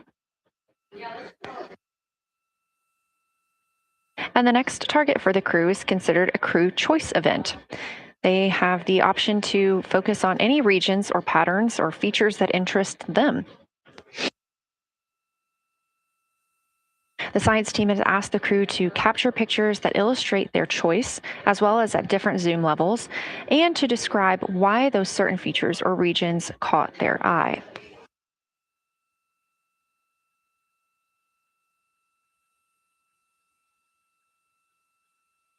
Those recordings are part of what are being saved on their PCDs, portable computing device, that will be sent to the science team for analysis.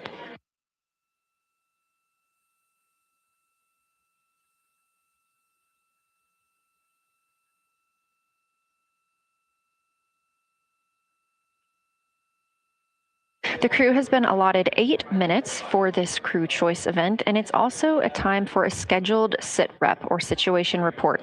So we expect to hear them calling down what they are seeing soon.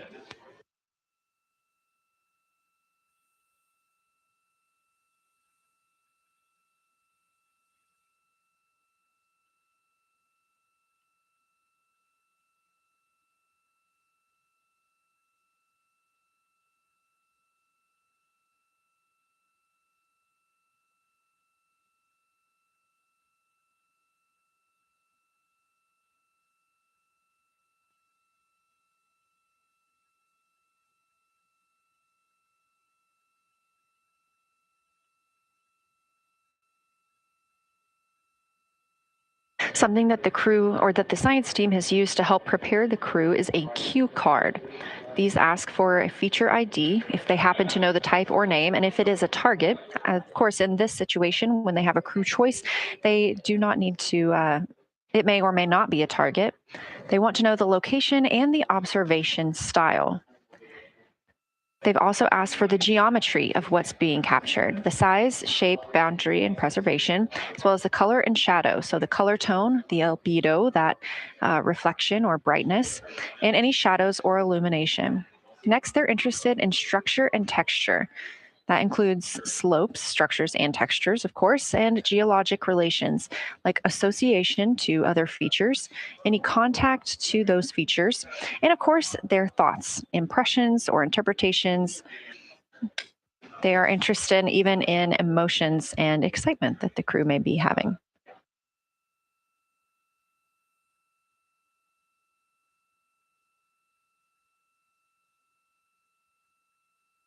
This flyby day has been practiced in many ways, even in Sims here in Mission Control Houston. The team also conducted some field work, learning how to look for specific geologic features. They also photographed a large globe, and the science team helped them determine which features they would be targeting and how to look at those.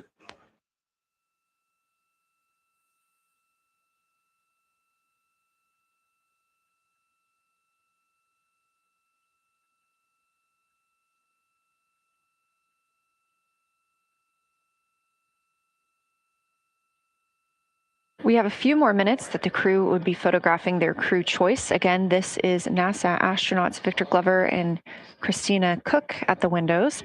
They will then move on to another discussion portion. This is for the far side albedo, that reflectiveness, and color that they are seeing. We heard earlier about some browns seen on the moon, which is very interesting, especially here from Earth, where we are just seeing whites, grays, and maybe even black at some points.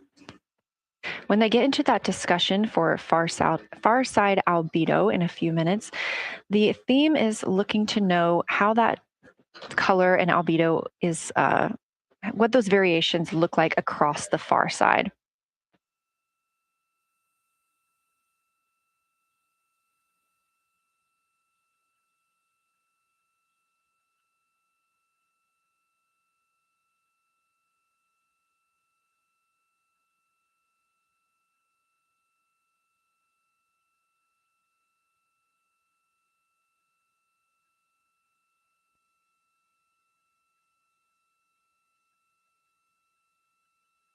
On the right side of your screen, the Science Evaluation Room, or SIR, where team members are looking real time at what the crew is seeing.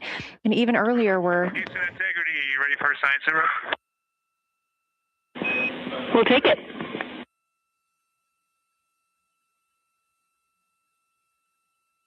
Okay, the crew has swapped positions. They're in their crew choice element. I've been listening to both of them for a little bit, and they're really enjoying. They both decided to pick the Terminator, and they're spending a lot of time looking at the Terminator, just talking about the resolution that they can see the depth of the craters, and the various interesting and unique excavations that they can see. So Victor is on the long lens, and Christina is just looking out the window, and I'm sneaking a peek in T-shirt window. It looks like, I don't have the best angle here, but it looks like Aristarchus is on the limb of the moon now. It's amazing how quickly it changes as we speed around the far side of the moon, stuff that's leaving our field of view. And now we have a lot of the dark side of the moon that, it's missing for us right now, but it would be in view if it was lit at all. Jeremy, Science, thanks for that sit rep. Do have a question. A few times we've heard you and the other crew describe change during the course of your flyby. Would be interested in future descriptions of more verbosity about how it's changing. Thanks for the great sit rep.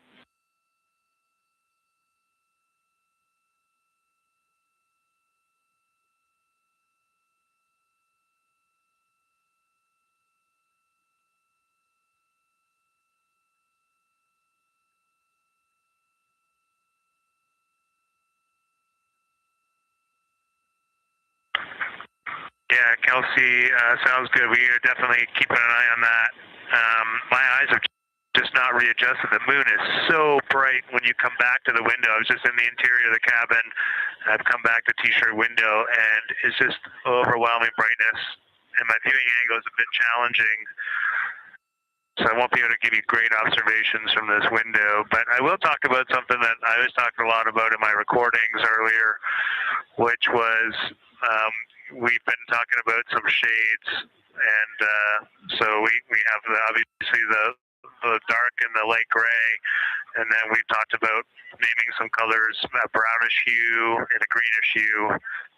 And I'll tell you, like right now, Aristarchus, the plateau is hard for me to see from this window, but that had greenish hues to me and was very unique. I didn't see anything like that anywhere else on this side of the moon. And then I see a lot of these, what I would call brownish hue areas. There's a number of them. And they, for example, in the northwest corner of the highlands, to me, it looks like the brownish hue is caused by ray or ejected material landing on the highlands. And then we obviously see the ray areas as a lighter albedo, but in between the rays where the deposit would be thinnest, that is what it looks like is causing the brown to me. So I saw that in the northwest side of Aristarchus, or sorry, that dark area of the highlands, northwest side of the highlands. I saw it in the highlands to the east of Glushko. And then I see those same brownish hues west of Oriental. And I drew a contact there on one note, but that's a huge region, kind of like a piece of pie with the point of the pie pointing at Oriental and then going up towards the northern side of Hertzsprung. And that is an area that just looks like that brownish albedo. That was fantastic, Jeremy. We had heard rumors of the green and brown hues, and so you really read my mind on asking about those. Understand they likely didn't have any contact with each other the way that you described them, but please correct me if I misunderstood that. And then last thing, I'll make the same offer we made to Victor earlier. If it would be helpful for us to verbalize any targets so you can stay at the windows and keep your eyes adjusted to the moon, please let us know.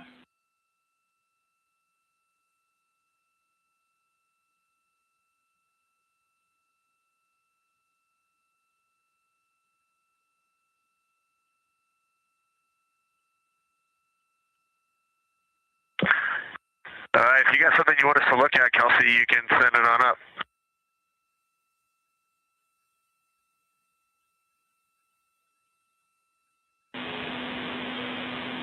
Definitely not looking to interrupt your flow, Reed and Jeremy, only offering assistance if you guys want to keep your eyes off of the PCDs.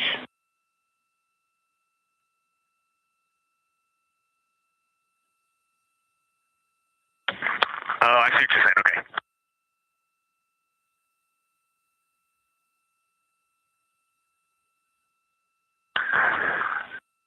Not really science related, and we definitely learned this at Apollo, but the thing that is just most fascinating, I think, to me and Victor right now is even as rugged as the far side looks, when you look at Oriental and Home, it's rugged. But man, when you look at the Terminator, it is just like impossibly rugged. And it reminds you that the whole far side is that way. And just the Terminator is really bringing out the shadows and the hills and the valleys.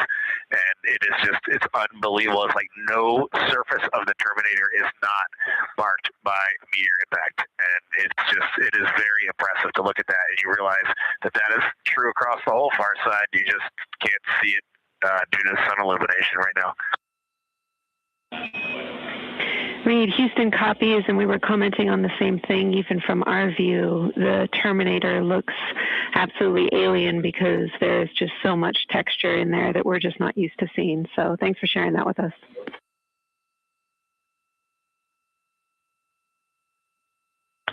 There's also, I don't know the name of it, coming out the south-southwest of Oriental, right on the southern Terminator, is just a massive crater.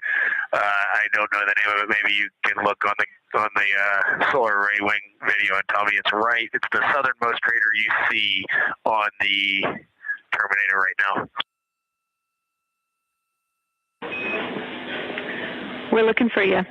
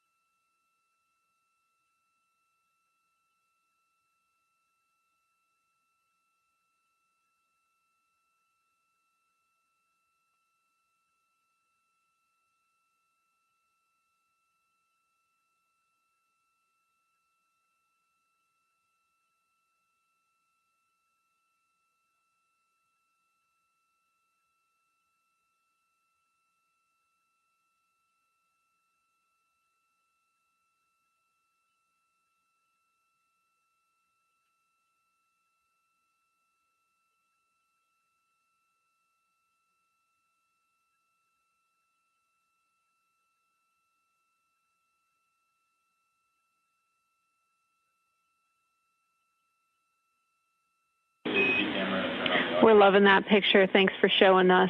And Reed, as an answer to your last question, we believe that that is Chebyshev crater. And the sir agrees with that.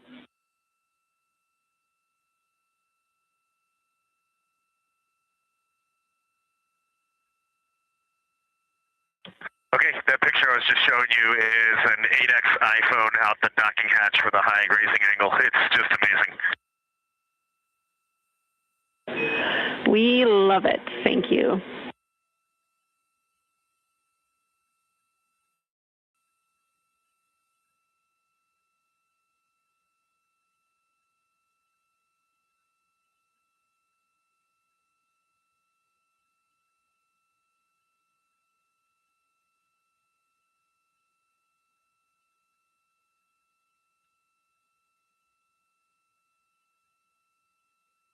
This is Artemis Mission Control in Houston, Texas. Mission elapsed time, 4 days, 22 hours, 12 minutes into the flight of Orion.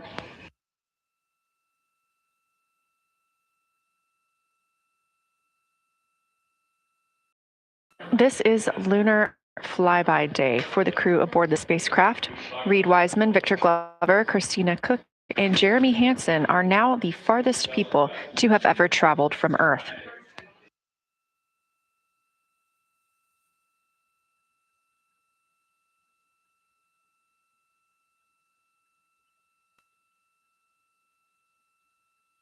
This a live view from inside the spacecraft. They have turned off the lights so they're able to see outside and photograph the moon better with no reflections from inside. And for a very brief moment there. Integrity Science, thanks for those iPhone views. It's helpful to see what you're seeing.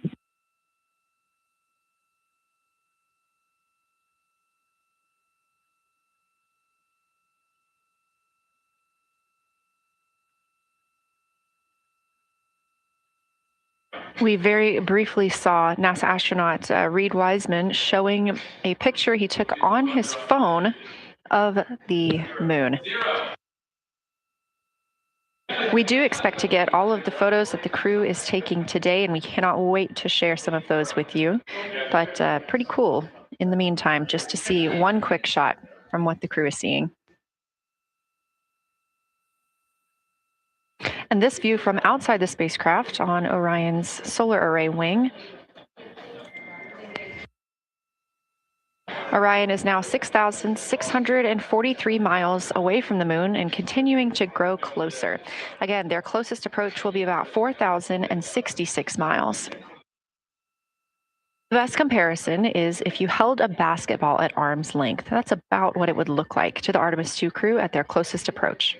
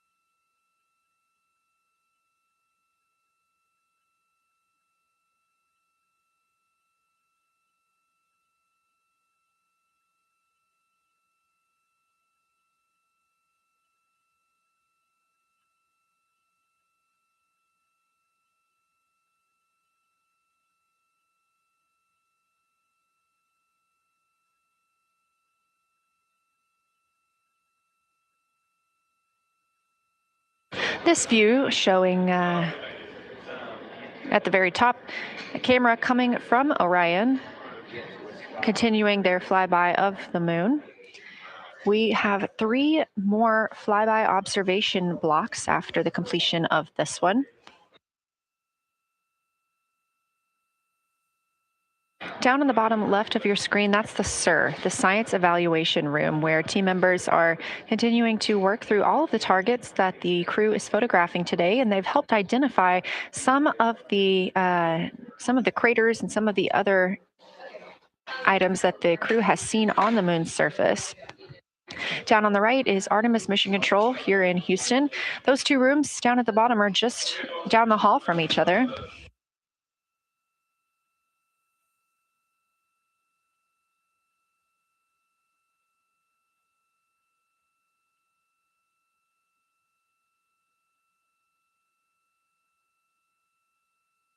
And we are just a few minutes away from the next cabin and window team swap. That means Victor and Christina, who have been at the windows, will fly to the cabin, the background essentially, and be their support crew for Reed and Jeremy. Reed and Jeremy will move back up to the windows.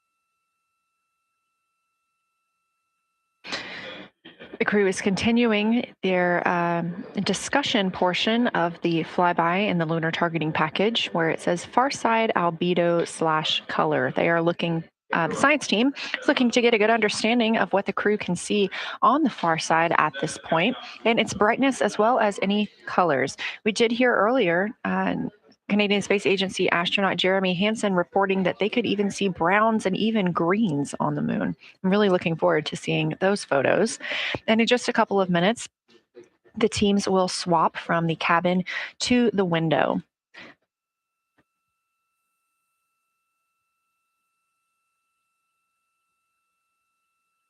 Another rundown of just how this flyby is choreographed inside the spacecraft today. So these activities have been timelined, and there are these 5 blocks of time during which the crew is going to be observing the moon from Orion's windows. Now we are just coming up on the end of the second block, and we'll start the third soon. So at any time during those blocks, 2 members are at the windows working in a pair. One is taking photos from window 2 and has a blue shroud over the window to help prevent any reflections from inside the spacecraft.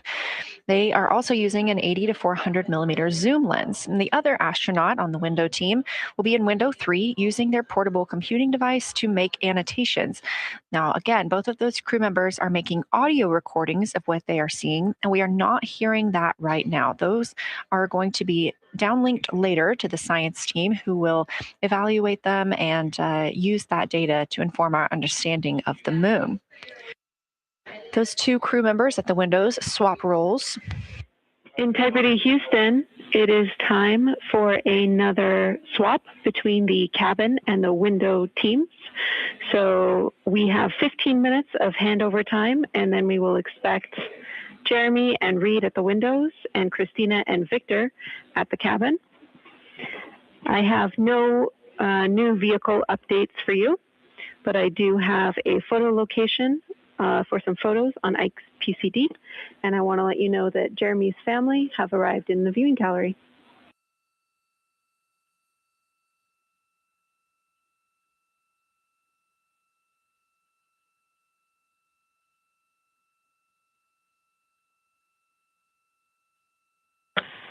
Okay, Jenny, we copied most of that. The only thing we're missing is what you meant about the photo location on Victor's PCD. And hello to my family. I think that must be Catherine and Devin that are there. And I'm glad they made it into the viewing room. And we copy it's time for crew swap. The A team's coming out of the windows and the B team's going in.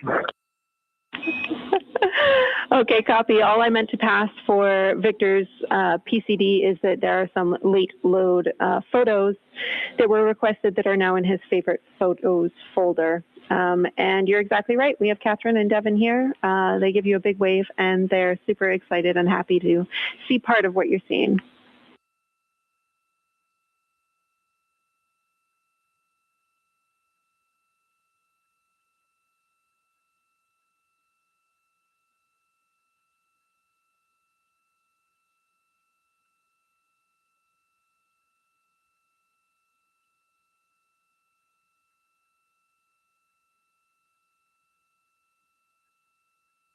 Okay, copy, Jenny. We're not sure what we're looking for in the PCD, but we're going to poke around, and we may be calling you back about that one.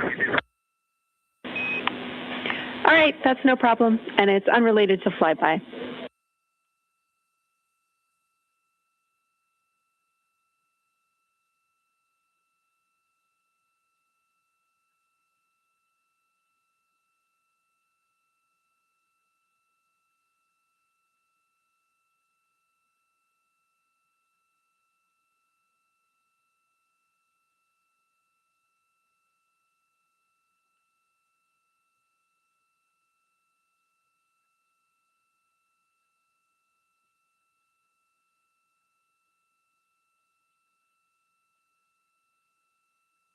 This is Artemis Mission Control here at Johnson Space Center in Houston, Texas. And as you just heard, Capcom, or Capsule Communicator Jenny Gibbons, Canadian Space Agency astronaut and Artemis II crew backup, relaying to the teams in Orion that it is time for a swap from the cabin to the window teams.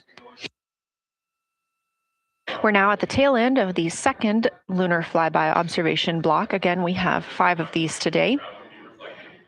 Most recently, Victor Glover and Christina Cook were at the windows photographing and making annotations, while Reed Wiseman and Jeremy Hansen were in the cabin providing support, whether that is SD card help, but also science sit reps, calling down any situation reports for what they are seeing on the moon or anything about the vehicle status.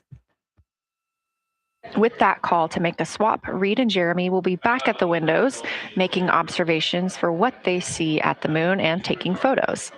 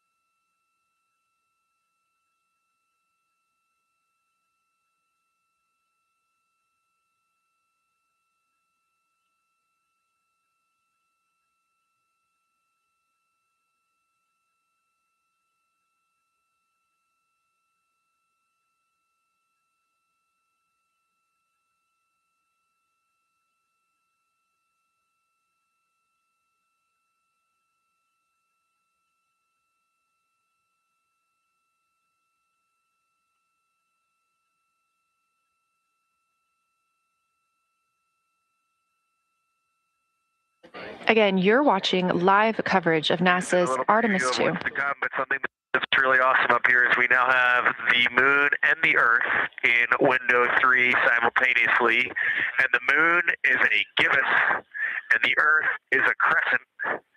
And I'm guessing in about 45 minutes we'll have 2 identical crescents as we change our position in the universe. That is pretty darn cool. Thank you.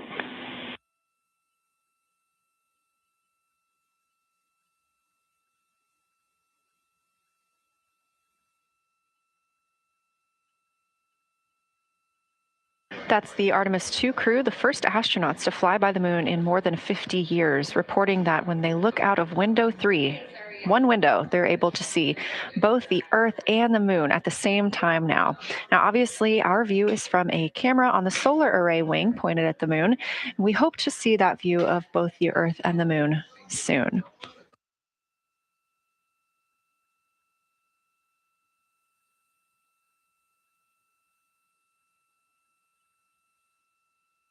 Some upcoming times for what you can expect. In about an hour and 40 minutes, we will have Earth set. And during that time, we will have a view of Earth going behind the moon. Shortly after, just a few minutes later, we will lose signal with the Orion spacecraft. This is tracked as it is going behind the moon and out of reach of the Deep Space Network. At 6 o'clock p.m., the spacecraft will make its closest approach to the moon at a distance of about 4,066 miles.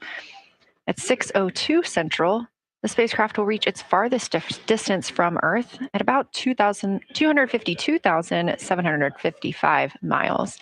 Of course, these are approximate, and we will make sure to provide you with the final distances once those are confirmed. At 6:21 p.m., we will have Earthrise from the Orion spacecraft, but we will not have communications with the spacecraft until 6:25 p.m. Central, when we expect to acquire signal with them after they've emerged from behind the moon.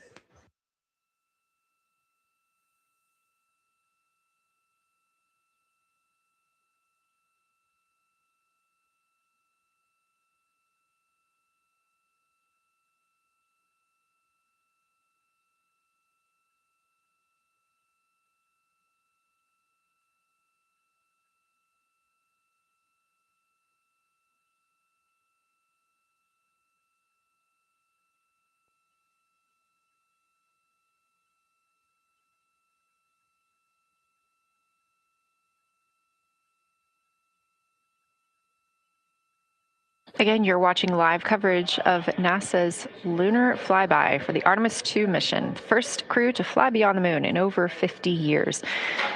The astronauts inside the spacecraft are switching positions, 2 at the windows and 2 serving in support roles, before they start their third timelined flyby observation for today.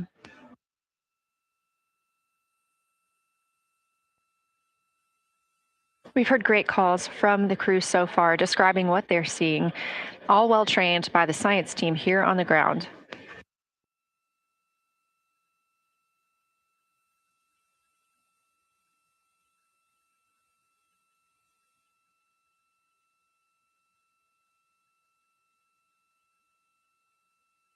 Another major milestone for the crew today will be to experience a solar eclipse from their capsule. No one on Earth will experience this solar eclipse. To the astronauts, this will look a lot like a total solar eclipse on Earth, except the moon will be huge compared to the sun. Whereas if you're standing on Earth and looking at a solar eclipse, the moon and the sun appear to be about the same size in the sky. As the moon begins to cover and then uncover the sun, the astronauts will see a partial solar eclipse, so that's before and after totality. And during that time frame, they will have to wear eclipse glasses so they can safely view this phase. They also intend to capture images of the sun's corona during the eclipse. This is a rare glimpse at the innermost corona that will only be captured by the astronauts' cameras. During the eclipse, we also look forward to the crew members describing what they will see, which includes unique light features like the shape and size of the corona and potentially even lunar dust.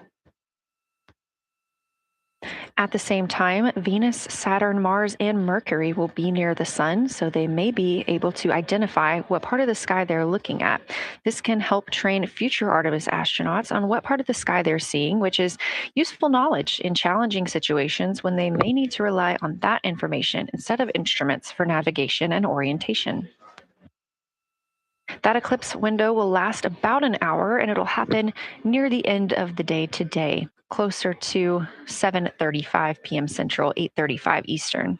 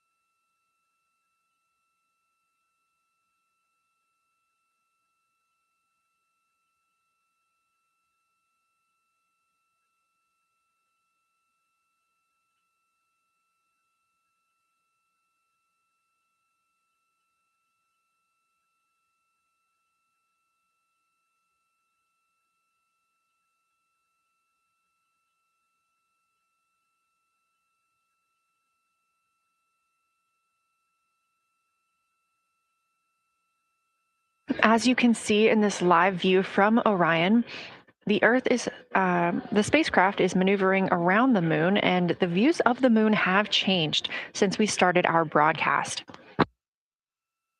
The near side is now very far to the right side of your screen. This is the side that we can see from Earth. That darkened portion are ancient lava flows.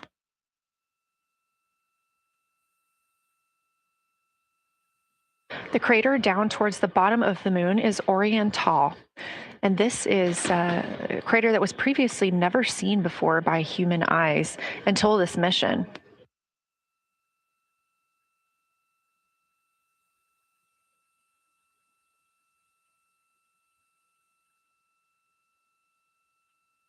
Everything to the left of Oriental is considered the far side. And this is what we typically do not see from Earth.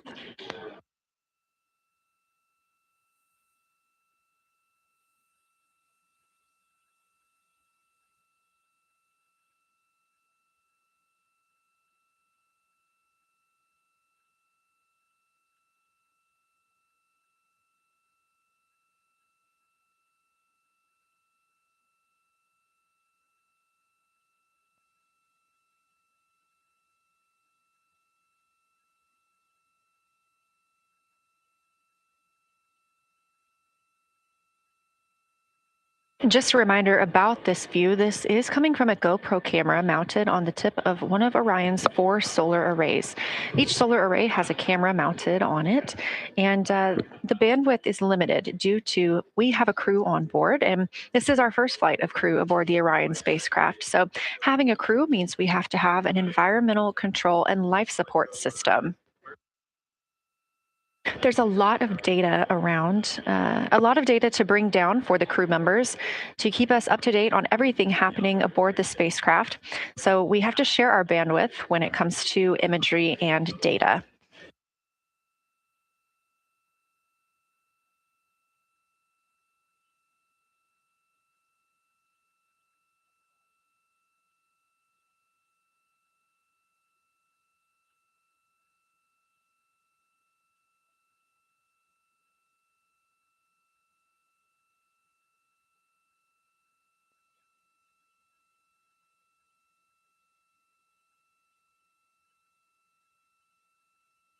Inside the Orion spacecraft, the astronauts have completed their cabin and window team swap, meaning we have moved into the next block of lunar flyby observations.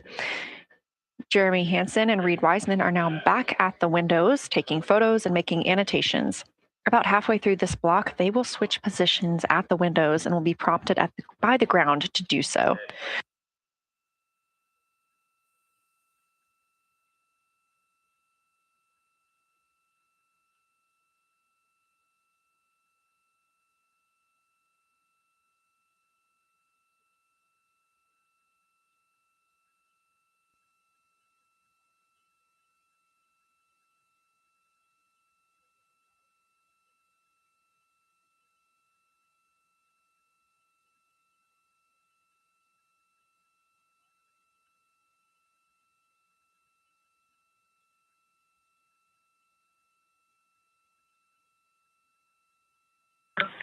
Houston integrity for SITREP.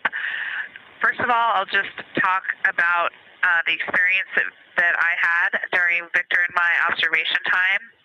It was an incredible experience. We definitely noted how much more you can see with the zoom lens. Even though we have a great visible eye image, there's just a lot of texture that just pops right out at you when you can zoom in. So almost just using it like a telescope, the camera lens. We really enjoyed our discussion time. That was a great innovation on the lunar targeting plan. We were both able to describe a lot more kind of with flow, I would say, when we were talking to each other.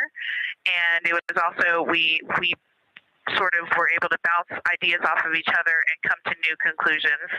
We had, I think, a very successful talking through of some contacts between different color areas, both in the mare and in the highlands, and we identified some really unique texture areas as well. At one point, towards the end of the images of my time in window 3, I just had an overwhelming sense of being moved by looking at the moon. It lasted just a second or two, and I actually couldn't even make it happen again.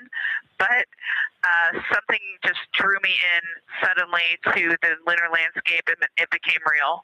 And the truth is, the moon really is its own body in the universe. It's not just a poster in the sky that goes by. It is a real place. And when we have that perspective and we compare it to our home of the Earth, it just reminds us how much we have in common. Everything we need, the Earth provides, and that in and of itself is somewhat of a miracle, and one that you can't truly know until you've had the perspective of the other.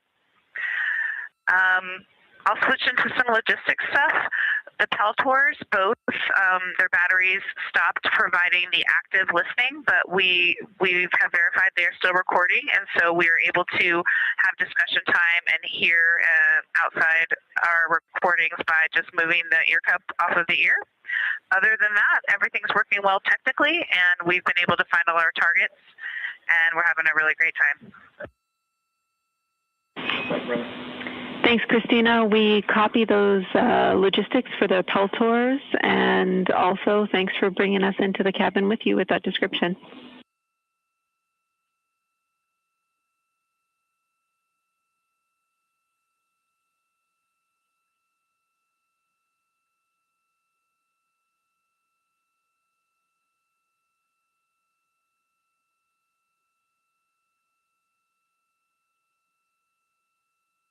Right on time. NASA astronaut Christina Cook, a mission specialist for Artemis 2, calling down a science sit rep, a situation report. Good news, reporting that she and her teammates have been able to capture all targets that were listed.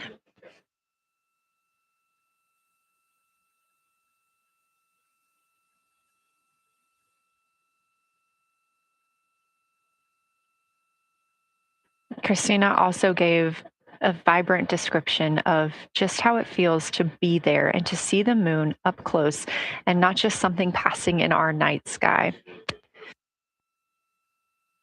Currently, the team members at the window are Reed Wiseman and Jeremy Hansen. Meanwhile, Integrity cabin team for window shroud.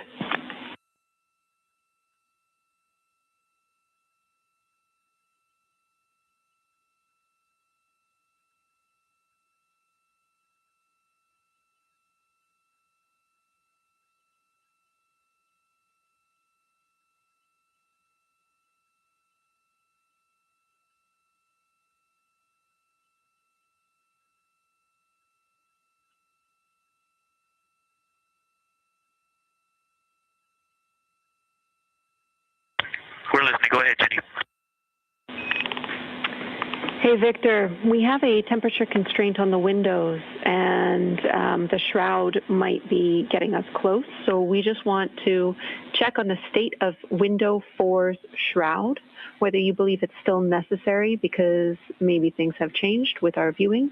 And if so, we would like to request to have the shroud removed.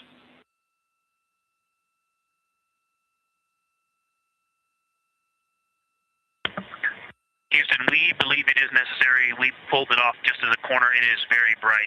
It definitely would affect our night vision and maybe comfort. But is there a time? Can you tell us when we would have to take it off by?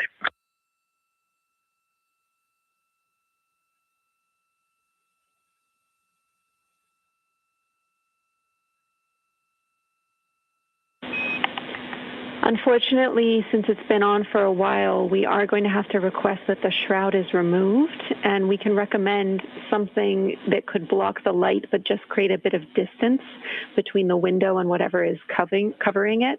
Something like a t-shirt would do the trick and help.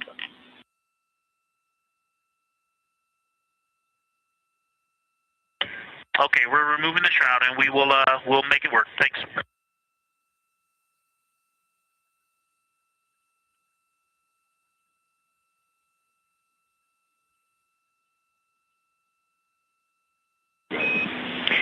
Thank you, Victor.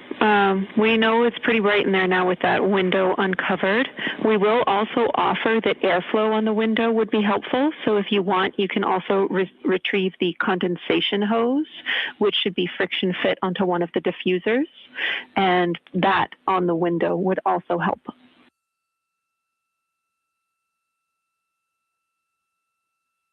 We can easily point a diffuser at the window, so we're going to start with that, and it's pointing at the window now.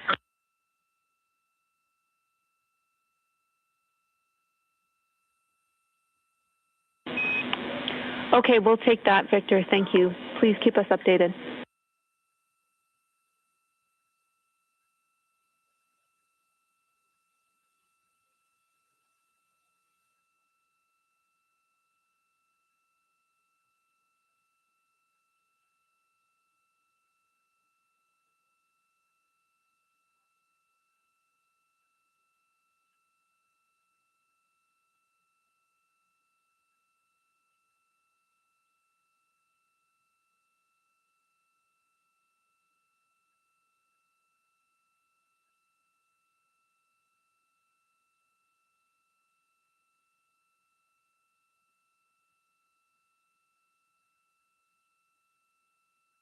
That call from Capcom, Jenny Gibbons, CSA astronaut and Artemis 2 crew back up to the crew aboard Orion, letting them know that they will need to remove the window shroud they had placed on window 4.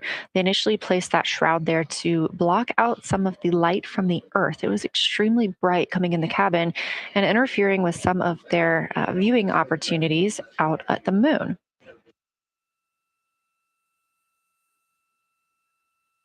This was a request from ground teams to ensure that they are protecting other systems, and the crew has been offered the opportunity to use something else to cover the window.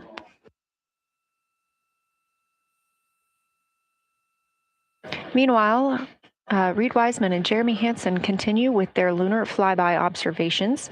They have just looked at Glushko Crater. That's about when we heard that call down from Christina Cook with that description of everything she had been seeing during her observation period and what she was seeing at that time. The science team asked this crew to take centered images of the entire crater and their ray system in one frame. They're also interested in knowing the brightness, texture, and extent of Glushko's rays and how they differ in the mare, or that sea area, versus the highlands. Glushko is considered a young lunar crater, and these observations can help understand material properties of those craters.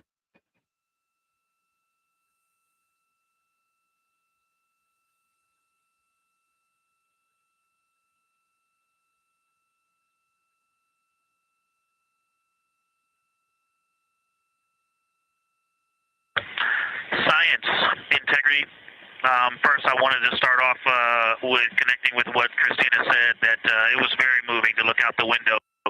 I had the unfortunate sequence to start looking out the window and then moved to the long lens, and it was hard to speak looking through the Zoom because I went straight where Christina went, and I was walking around down there on the surface, climbing and off-roading on that amazing terrain. I also want to underscore something that she said. As we continue to explore, when we actually do go down there to the surface, I know for safety reasons that we would never send someone alone, but I just want to really emphasize how important the discussion time was. When we started to talk, we not only got better science discussion, we got better human connection, and so doing this as a pair, we just learn and grow together, and that's just super important, so thank you for adding that to this plan. Reed just passed me a note that the Oriental Basin annular ring has a similar albedo to the center, but a different color. It has more brownish tones in it, and he said it's very distinct now that he's been staring at it. Victor, thank you. You got a cheer from science there, and we all just went on that moonwalk with you, so highlighting how important it is to talk about these things. I also want to let you know that we have Deanna Glover with us in the viewing gallery. She's all smiles.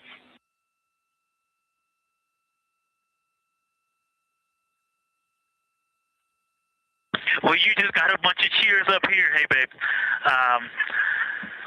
I love you from the moon. We love that we got a hey babe too, and we also have one of your lovely daughters here watching you guys work.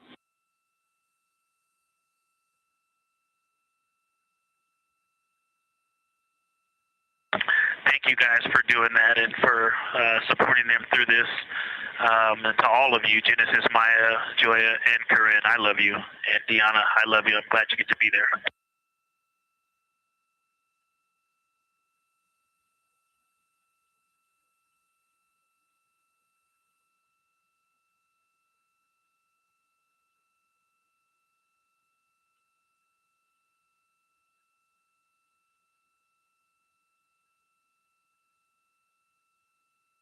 We've had some really sweet words from the crew members aboard Orion today, as their families have been able to filter in and out of the viewing room here at Artemis Mission Control at Johnson Space Center in Houston. Victor Glover also giving a great science sit rep and just a description of how it must feel if you were down on the lunar surface while he was looking through that 80 to 400 millimeter zoom lens. He also expressed how important it was to be able to talk through that real time with Christina Cook and stress the importance of that on future missions, that it not only made their discussions better, but also more human. Glover and Cook are in the support roles right now, not taking photos or making annotations at the windows, but they are also encouraged to have their midday meal at this time. For lunch today, those two crew members have options of beef ravioli, salmon, butternut squash, sweet and savory kale, pickled beets, cherry blueberry cobbler, tuna noodle casserole, tomatoes and artichokes, broccoli, and chocolate peanut butter bar.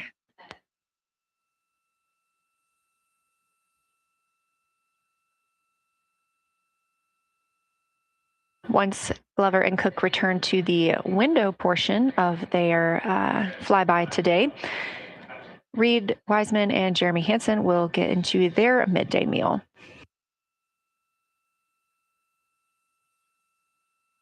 Again, this is the third of 5 scheduled blocks for our lunar viewing today. And if you were watching at the start of the broadcast, you can definitely tell the difference in the distance from the moon. We are now 5,518 miles away from the lunar surface. And again, expecting the crew to get about 4,066 miles away. They are currently 252,050 miles away from Earth, and every mile is a new record, having surpassed the Apollo 13 milestone for furthest distance earlier today.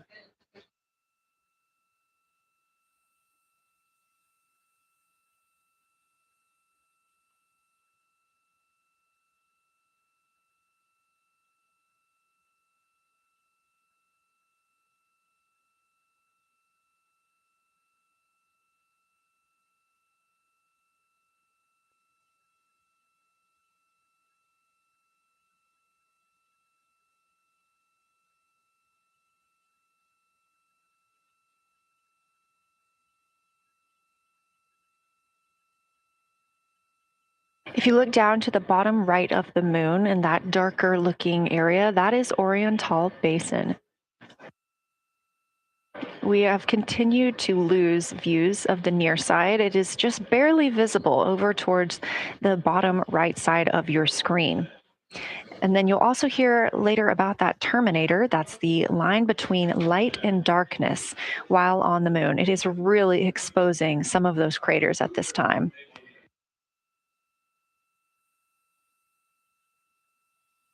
A couple of the other features in view right now are Hertzsprung Basin and Vavilov Crater. Hertzsprung Basin is nearer to the center of the moon, closer to that terminator line right now. And Vavilov Crater is just on the outskirts of it, closer again to the terminator.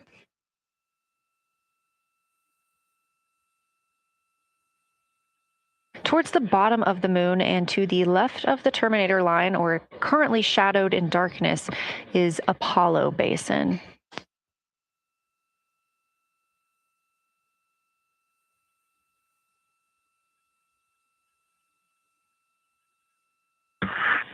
Science from integrity. Let me find out how far we are from the moon right now. But our view is about a third of the moon is in eclipse.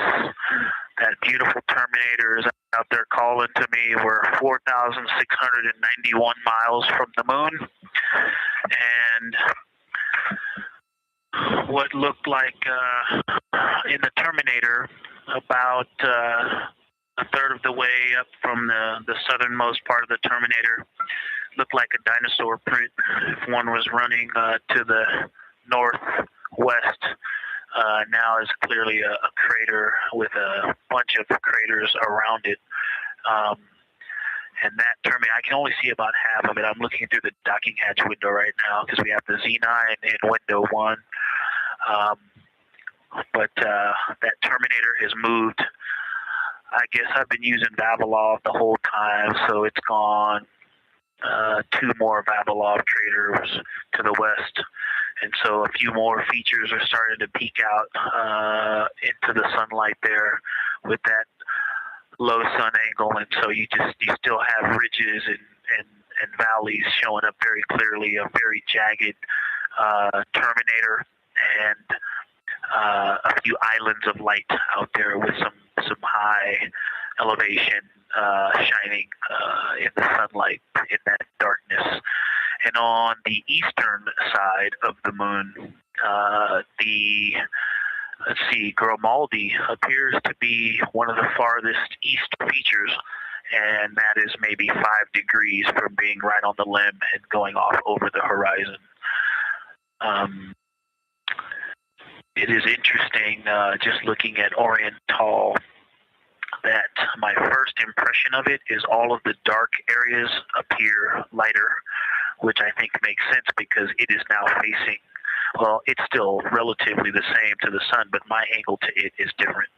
So I'm looking at it from a little more, even further to the side as we pass it. But all the darker features appear to be just a little bit lighter from this vantage point. The darker ring structure in the outer and inner ring and the interior, as well as the annular ring portion, everything seems to be just a smidge lighter at this point. Thanks for that description, Ike. Any additional words you can provide on Oriental would be wonderful, as that is such a high priority target for us.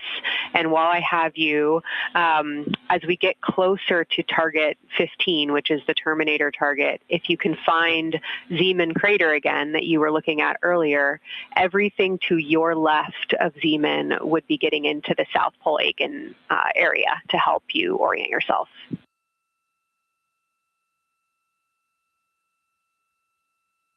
Zeeman is a great waypoint out there. I definitely see it.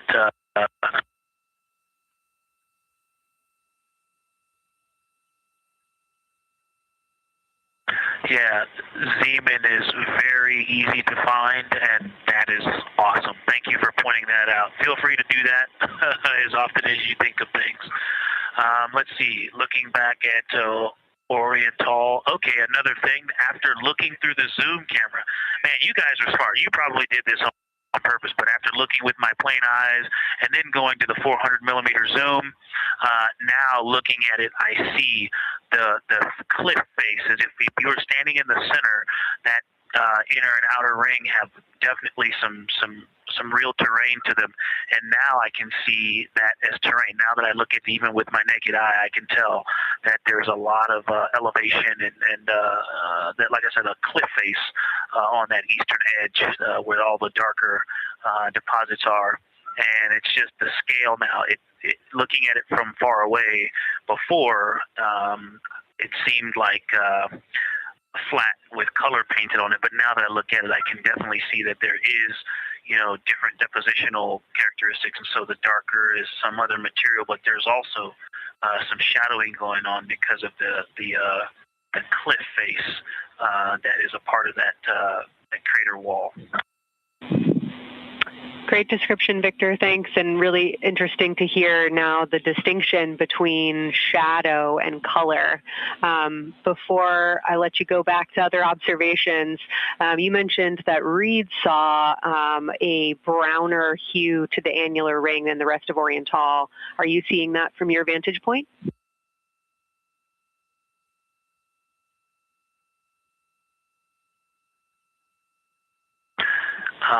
The way that I'm looking at Oriental, again, I'm still in the docking hatch window.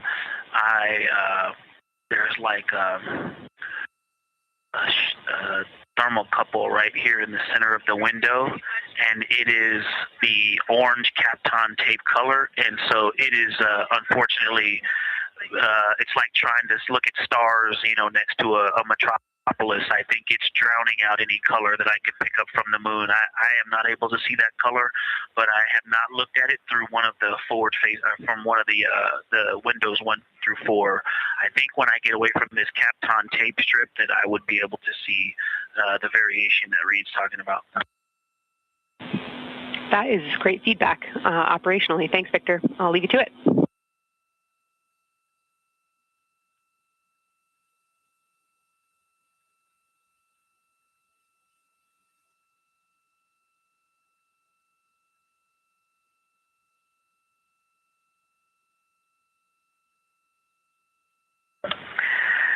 Science Integrity with a question from the window team. Integrity, this is Science, here with you.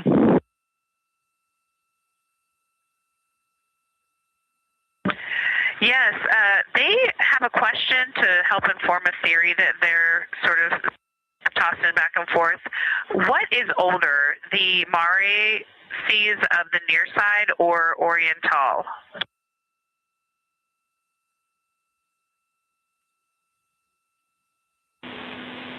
Stand by, Integrity. We're going to get you a little geologic history here.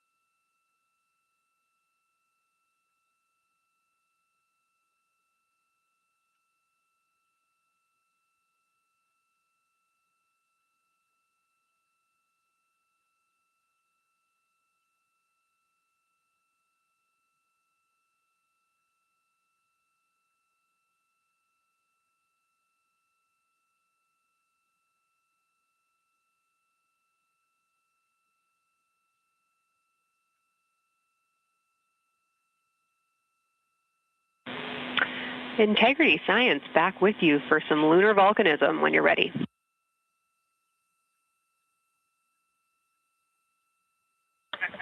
Go ahead. You're making our day down here getting to talk about lunar volcanoes.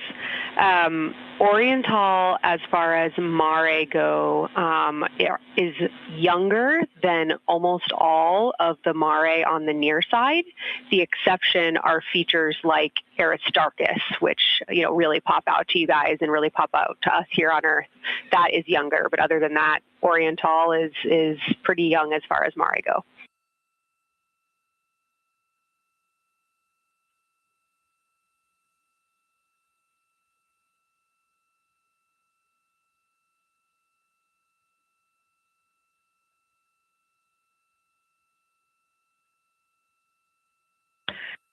And Kelsey, thanks for that. We love lunar volcanism too. How about when the actual crater was formed?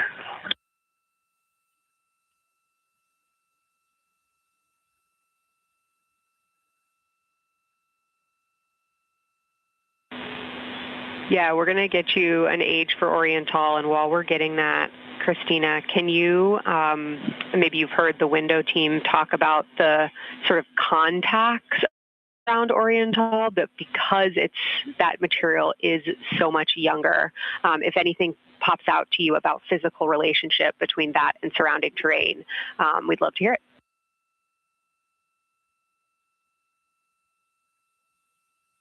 Yeah, definitely. They are discussing a contact relationship that could explain some of the color that they're seeing in certain areas. And so it was really about the ejecta of the creation of the basin and understanding the superposition of its ejecta and Mare on the near side or other features. So thank you. We'll take the insight when you have it.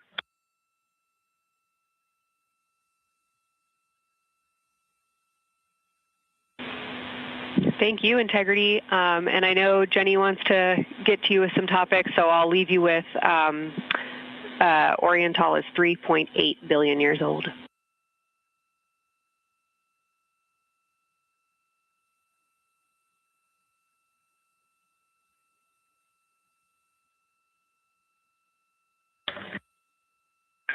Copy that. So that's on the older side. The actual basin is very old.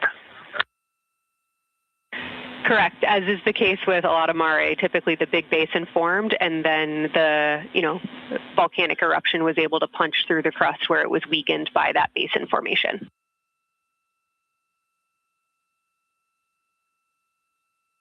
Perfect. Tracking. Thank you.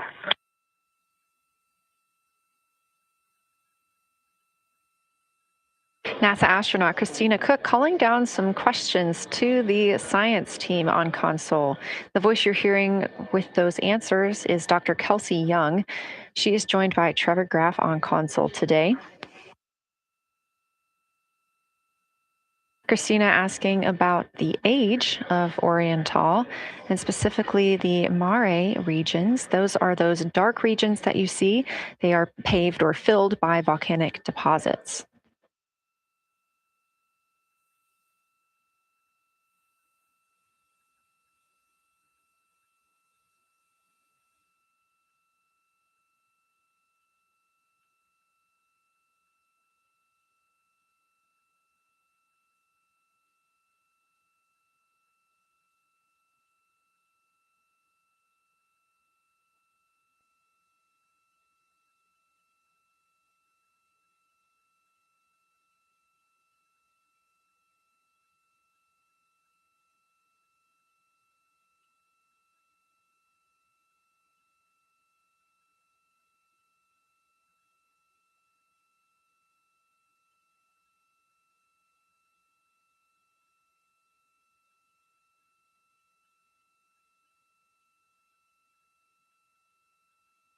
Better answer. Integrity, it's about time for a position swap at the window. So we will ask Reed and Jeremy to swap positions. And I'll remind you again about your SD cards. And Victor or Christina, I have one window task for the cabin team when you're ready.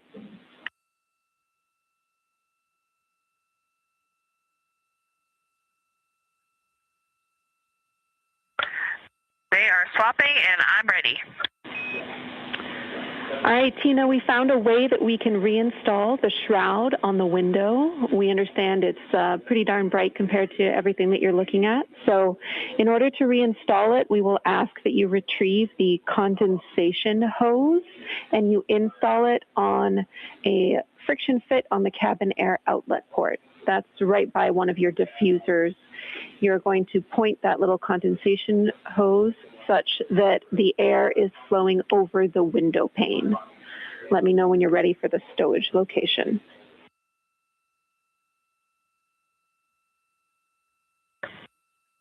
Ready.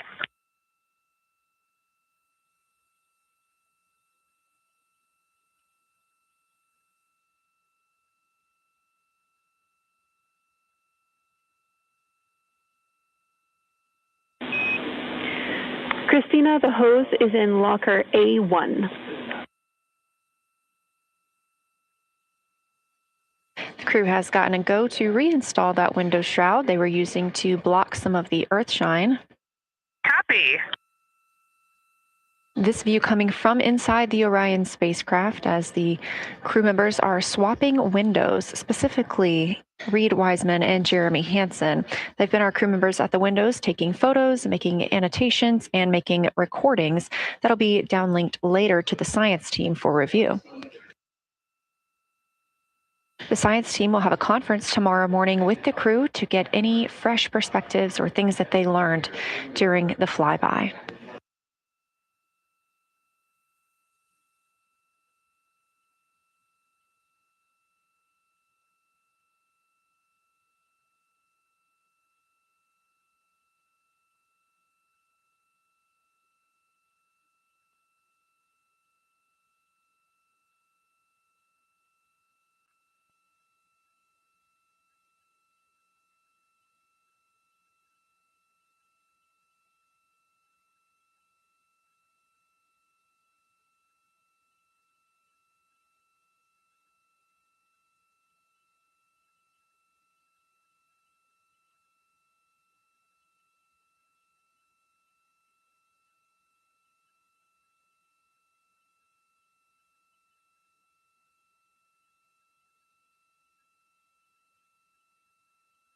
Again, we are now in the third of 5 observation blocks for the crew scheduled for today. During this flyby, Orion is passing around between 4,000 and 6,000 miles from the moon and providing the crew with a full view of the lunar surface. It's a higher vantage point and much farther than Apollo's lunar orbits on average. So, from this view, astronauts can observe both the North and South Pole and large scale geologic features in one single view.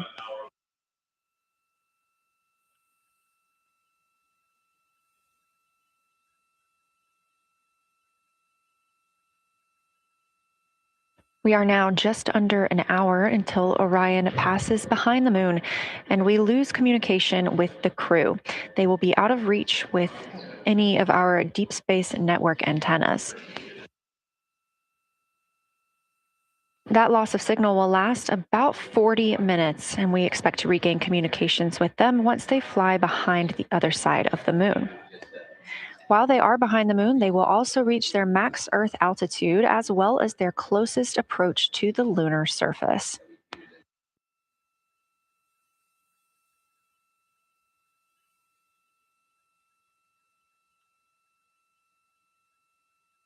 The view you have right now is a live stream from a camera on Orion's solar arrays. You are looking at a live view of the moon, and 4 people are inside that spacecraft taking pictures of it, telling us everything that they are seeing. The first humans to do so in over 50 years. They'll be sending those pictures down for all of us to enjoy, and of course, especially the science team, who are very excited for what they are learning today.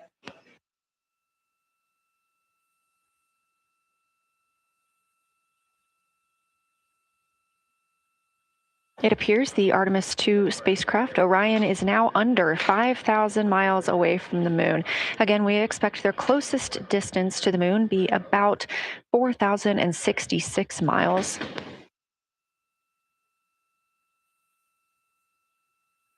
That is an estimate at this point, and we will make sure to share that closest approach distance once we receive it.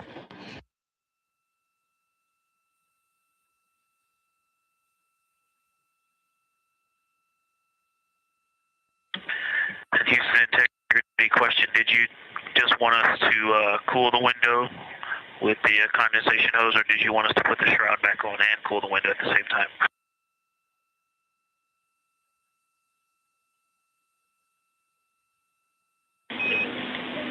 Victor, we definitely want you to cool down the window with the condensation hose. It's crew preference whether you put the shroud back on. The hose will allow you to do that if it helps with your lunar flyby.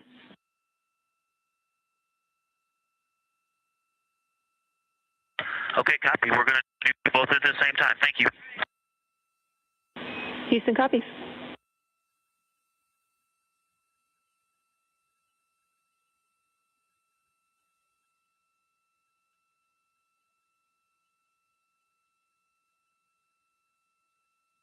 Houston, thank you for that suggestion. The cabin is darkened again, and that makes a big difference for the imagery.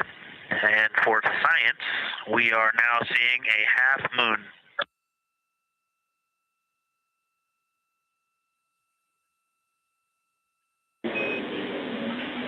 Thank you, Victor. We're happy to hear it. And we see half moon, full moon joy still.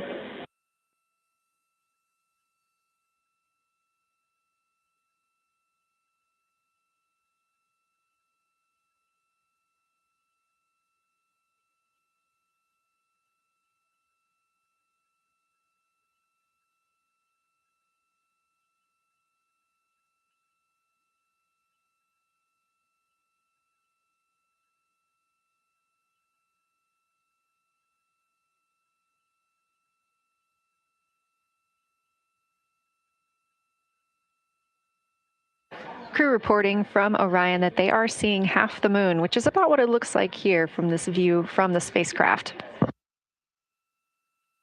However, what has become a little bit of a catchphrase for this mission, everyone is reporting full moon joy.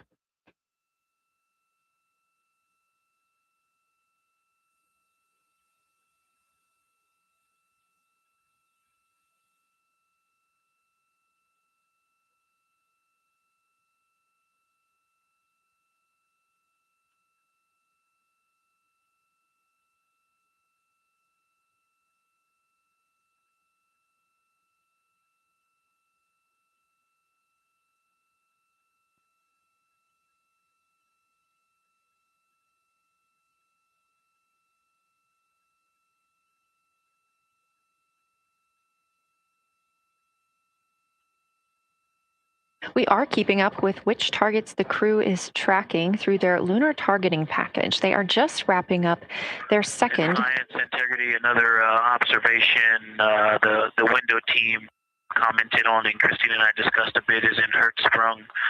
The solid and intact crater is very smooth.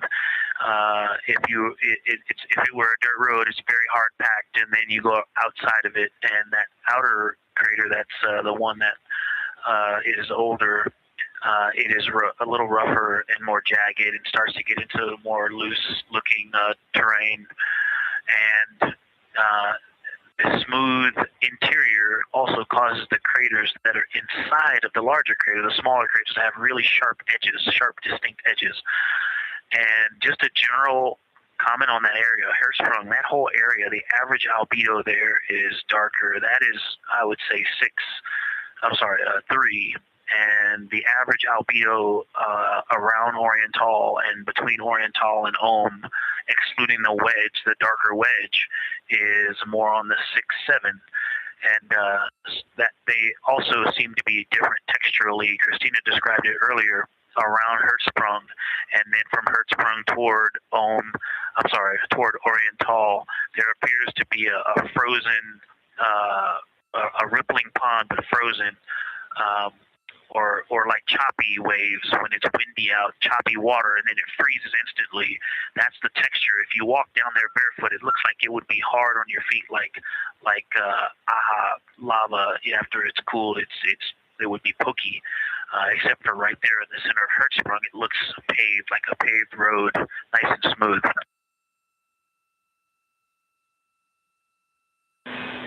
Victor, that's a wonderful description. Going from a paved road to lava reminds us of the Icelandic highlands. Thanks for that.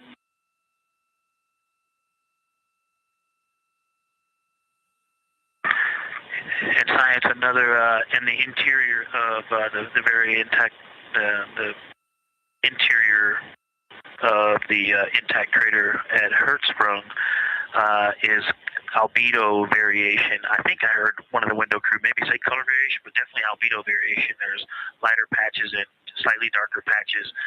It's not swirling, it's just patchy. It just has spots that are lighter, and I would say a predominantly darker average area. Great descriptions, Victor. Thanks. Not swirly, just patchy is really helpful for us.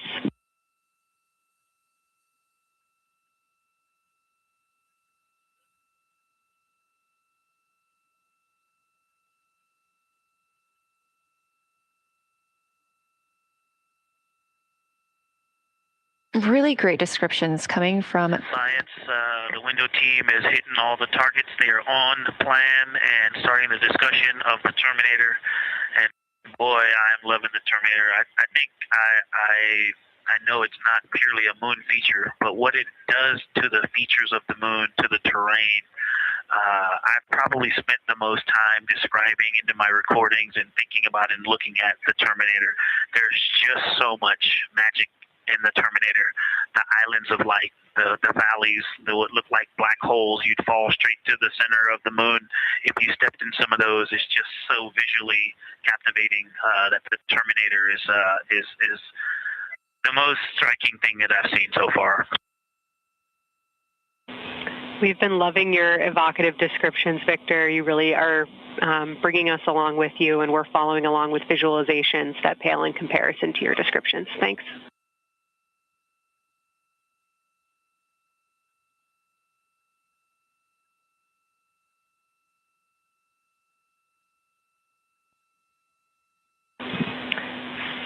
Integrity Science, one more question on a status of what the window team chose to observe for crew choice.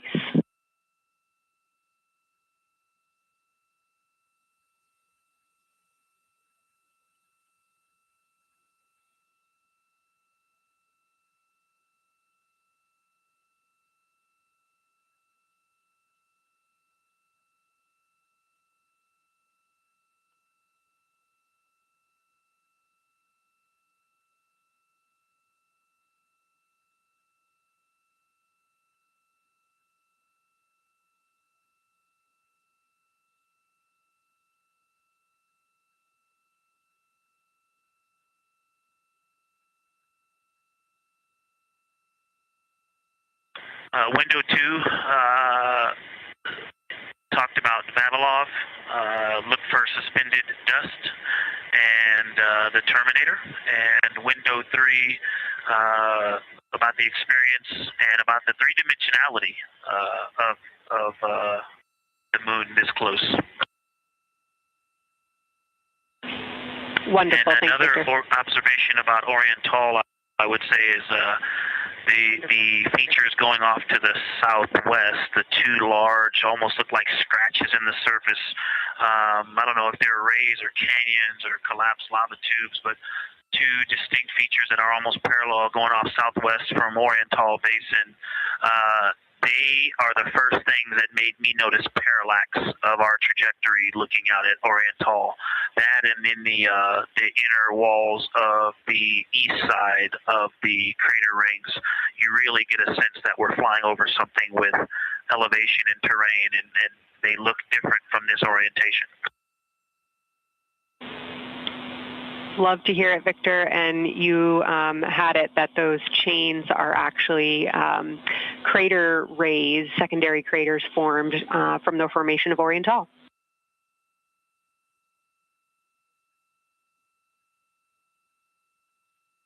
Yeah, speaking of crater rays, the crater rays that are going off to the northwest,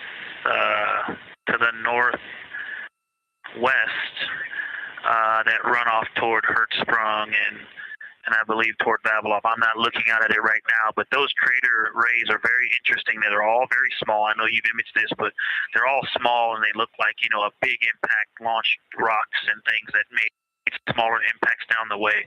But something very interesting, and again, you can see this in imagery, but some of them are parallel, and then some of them converge toward the center of Oriental. And then I think I even saw some that maybe diverge, which not diverge, but that are convergent, which indicate multiple large impacts that created a lot of secondary impact crater rays.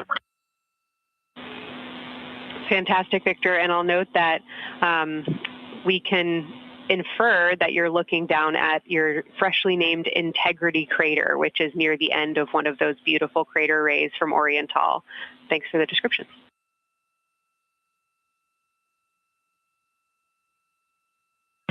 Yeah, you're welcome. And Integrity is easily identifiable with the naked eye from this point.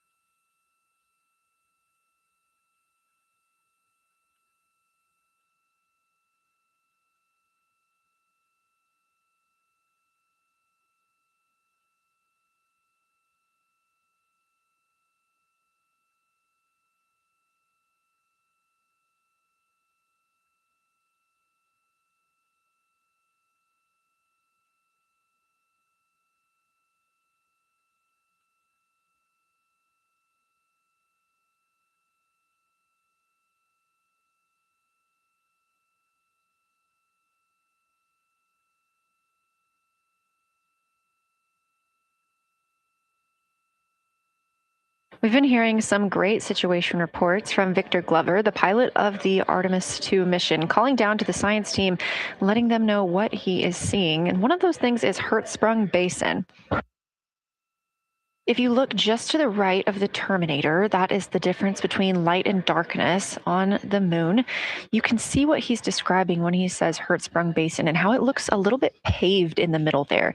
It's almost in the very center of the moon in this view, coming from the Orion spacecraft and a camera mounted on its solar array.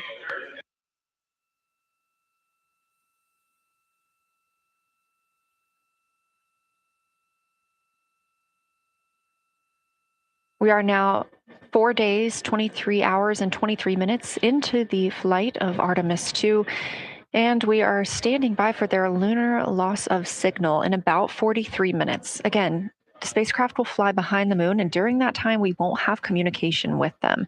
They will be out of reach of our deep space network.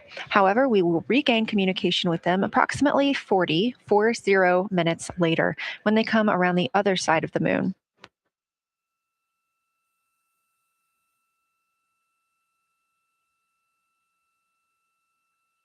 The crew aboard the spacecraft are currently discussing the Terminator, that difference between day and night.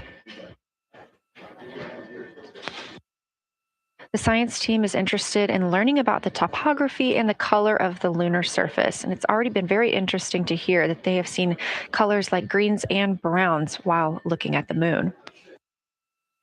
Some of the questions that they are hoping the crew will discuss are: how do the quantities and sizes of craters and mountains vary along the terminator? And they are looking for the crew to describe the topography of features along or near the terminator. They're also looking for more information on any color or tone variations, and they're hoping that the crew will take images to illustrate their findings. Glover reported earlier that the crew has missed none of their targets when they are photographing at the window. We aren't hearing the conversations that the crew is having right now, but these are being recorded to their personal computer devices, PCDs, and those will be sent down to the science team. The science team will have a conference with the crew tomorrow morning to discuss their findings and experience when looking at the moon today.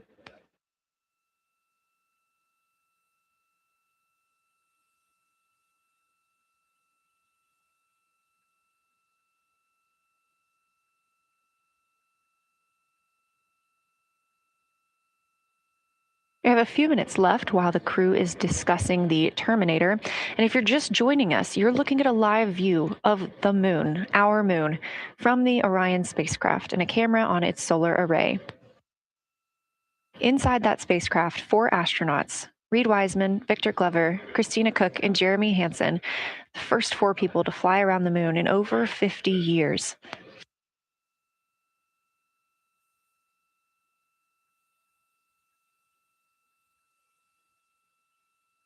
This is our lunar flyby day, and the crew has already surpassed one record today. The crew passed the Apollo 13 distance record at 12:57 p.m. Central, 1:57 p.m. Eastern. Canadian Space Agency astronaut Jeremy Hansen calling down that he hopes it's a record soon broken by other explorers.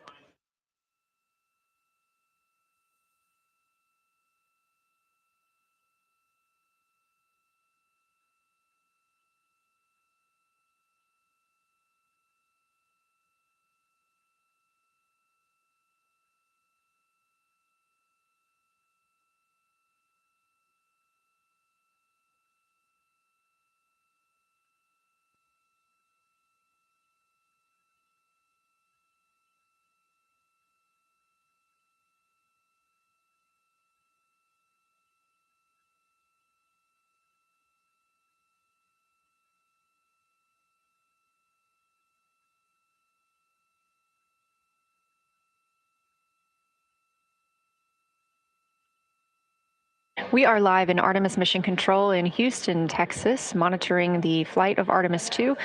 All of the flight controllers here, each monitoring a different system aboard the Orion spacecraft. Integrity Houston, we are ready for our cabin and window teams to swap again. We have a 15-minute handover time here, and I have a couple of items I want to read up to you. They'll require you to write something down on your knee boards, so let me know when you're ready.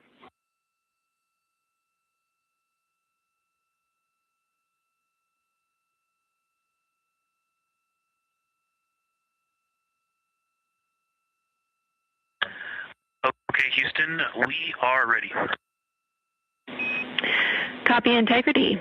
First of all, once you start this next shift here, during this lunar observation shift, we will begin our lunar LOS, so you can expect a call from me a few minutes prior reminding you.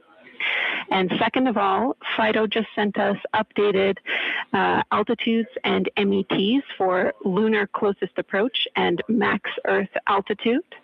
Let me know when you are ready to write those down. They differ slightly from Optimus.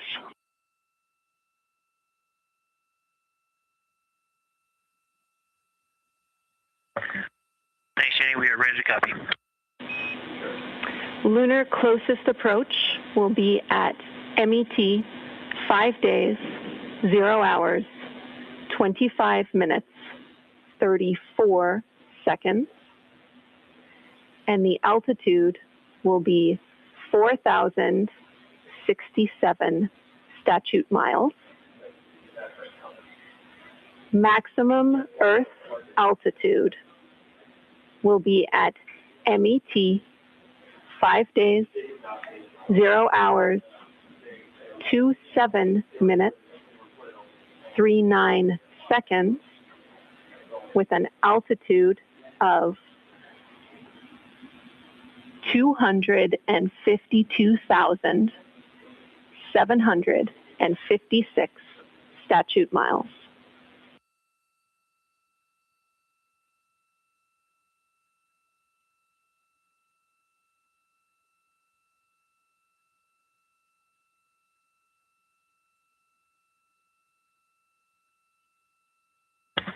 The crew really wants to ask for that in kilometers and in parsecs, but thank you for those. That is great. Thanks for that update. I'll send Fido to work, and I appreciate the metric. Other than that, I have no new vehicle statuses to pass to you. Enjoy your handover time, and we're looking forward to picking back up with you shortly.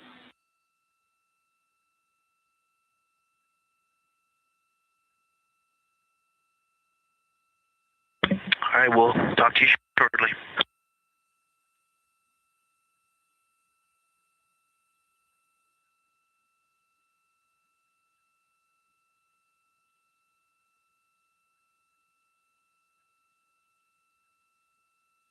Those words called from Capcom Jenny Gibbons, CSA astronaut and Artemis II backup crew member, to the crew working aboard the Orion spacecraft.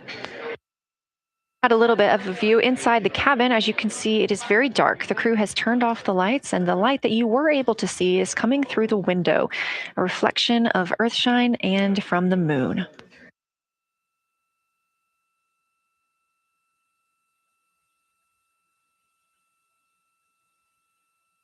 The crew is moving into their next observation block, meaning they are taking time to switch cabin and window teams. We've had Reed Wiseman and Jeremy Hansen at the windows taking pictures and making annotations and recording some audio files that will be downlinked later to the science team. Meanwhile, Victor Glover and Christina Cook were in the background serving as support. They were also timelined to enjoy a little bit of their midday meal. Now that we are swapping positions, the support team becomes Reed Wiseman and Jeremy Hansen. They will be in the background helping with SD card swaps, as well as providing those situational reports to the science team. Victor Glover and Christina Cook will be the astronauts at the window, photographing and speaking into those PCDs, portable computing devices, about what they're seeing on the moon.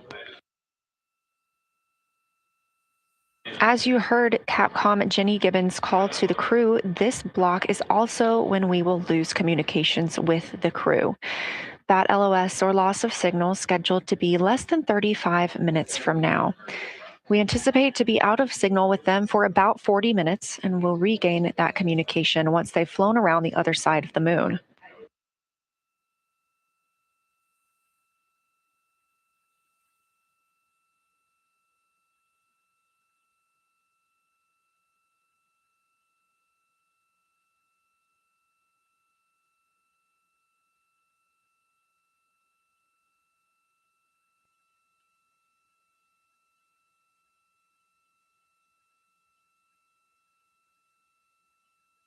Now, even though the crew will be flying behind the moon, their observation period does not stop. They will still be taking pictures and making annotations of what they are seeing. They'll be looking for the limb of the moon, Earth set, and then Vavilov crater, which we have previously seen. They'll swap positions at the window before moving into a crew choice option. They will get to pick things that are interesting to them on the surface, take pictures, and explain why they find them that way.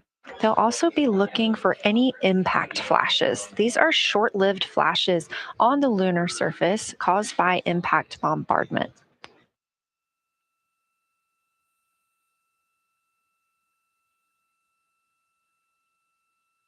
Just before Earthrise, the crew will be looking for lofted lunar dust.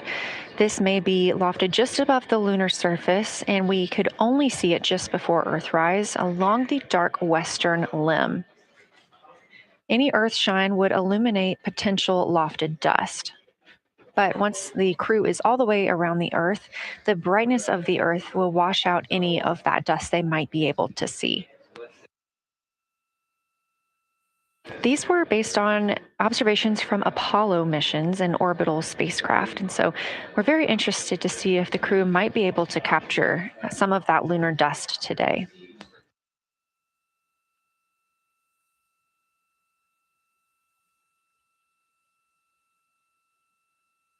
Following that lofted lunar dust target, the next will be Earthrise.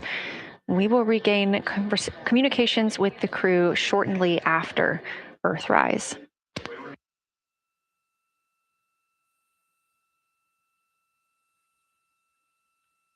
There will be a short observation break period where the moon is not in view.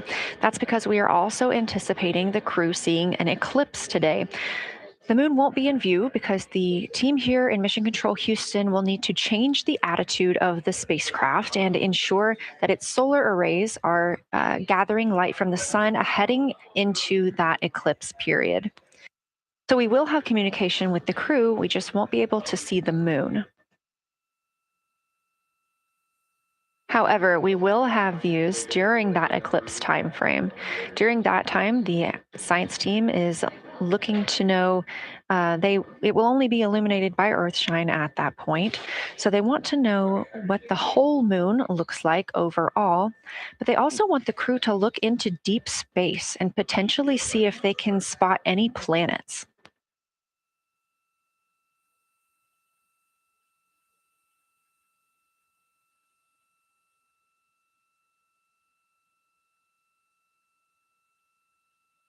Once the eclipse is over, the lunar flyby period will have ended. We are live through the whole thing, and even once flyby is over today, we remain live 24/7 on NASA's YouTube. Integrity, you got a moment? Go ahead.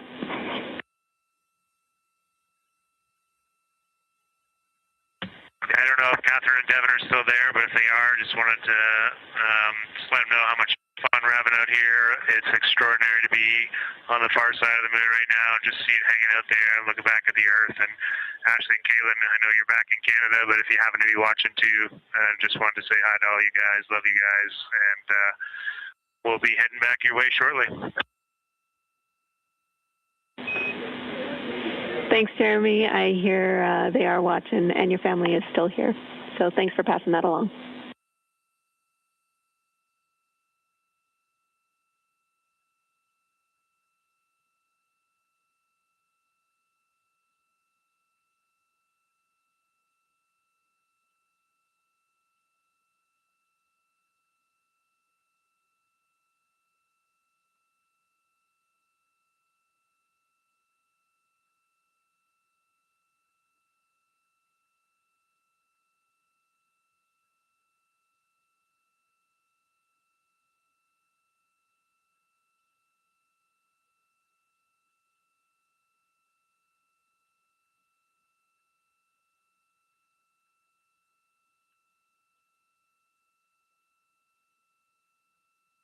This view inside the Orion spacecraft, and it's a little hard to make out, but on the left there, that is Jeremy Hansen just calling down some well wishes to his family, joining us in the viewing room and watching online.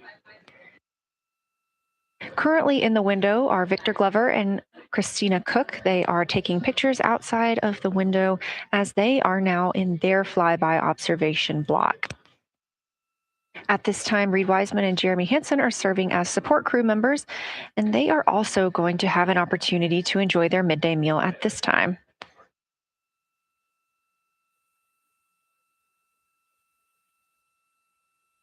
On the lunch menu today for Reed Wiseman and Jeremy Hansen, we have vegetarian chili, salmon croquettes, chicken with peanut sauce, sweet and savory kale, pickled beets, chocolate pudding, barbecued beef brisket, spaghetti and meat sauce, Italian vegetables, butternut squash, candy-coated chocolates, and maybe even a little bit of coffee.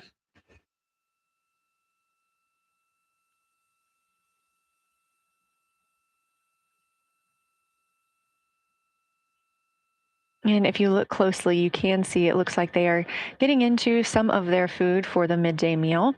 All of the food on the spacecraft is rehydratable. We don't have an option for fresh food as there's not a refrigerated section of the Orion spacecraft. So all of this food can either be rehydrated or eaten straight from the package, just depends on what the food actually is. And for food that needs to be rehydrated, there is information on each package of how much water needs to fill that bag and what temperature it needs to be.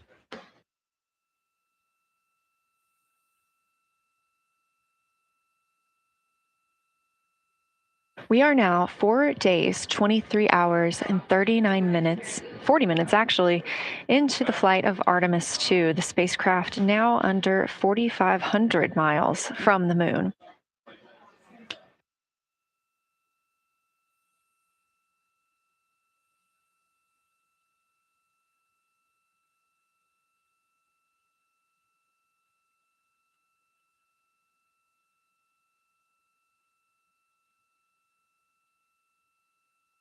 We are now also under 30 minutes away from loss of signal with the astronauts. We will regain that communication about 40 minutes later.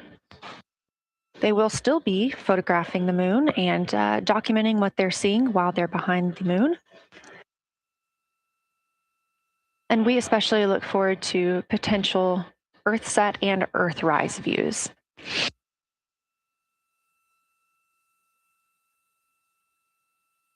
As you can see on the left side of your screen, we are streaming this solar array camera view throughout the flyby.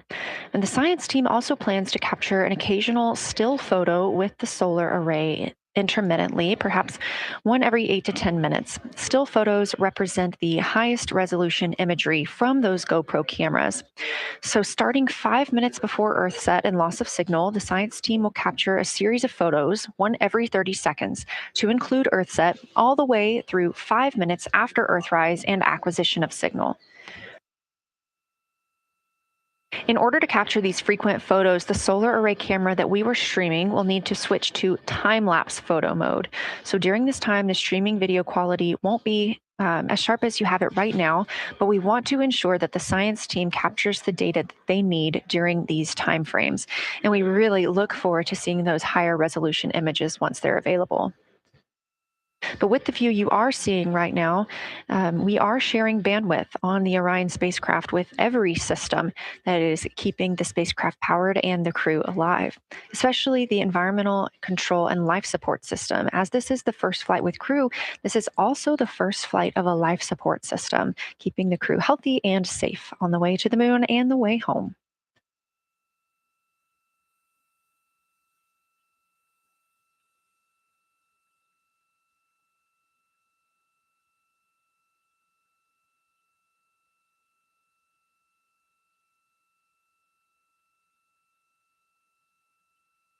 On the timeline, we're getting towards the end of the cabin and window team swap period, but it looks like our astronauts, Victor Glover and Christina Cook, are already photographing the moon outside of those windows.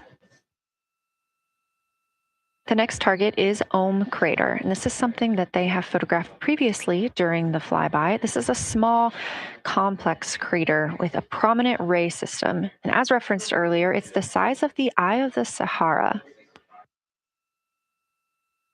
That Eye of the Sahara is a feature in Mauritania. Seeing this crater more than once throughout the flyby allows the crew to photograph it at different lighting conditions.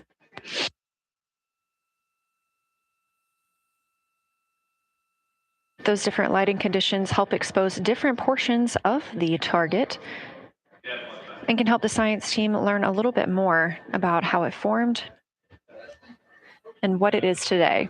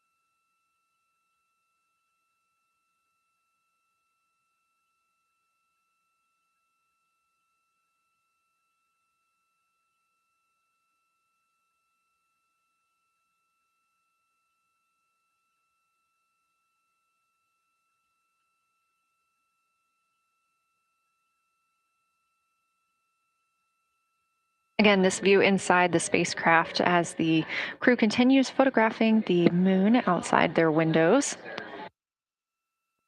They have turned the lights off to allow them to better get photos of the moon, preventing any reflections from coming in from the spacecraft.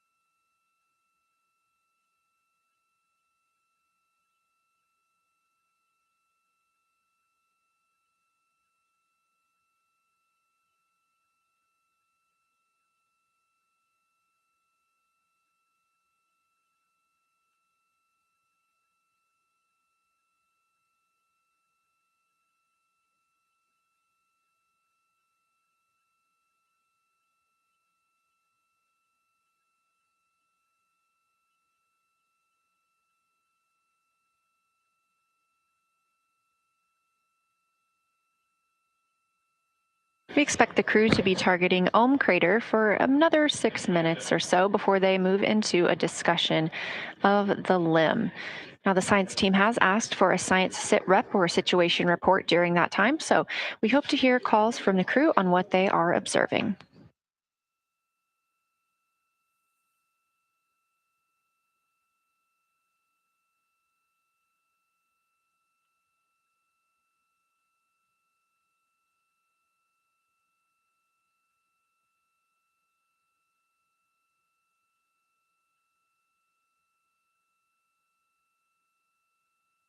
If you've been following along, at the start of the day, we did have much more of the moon visible.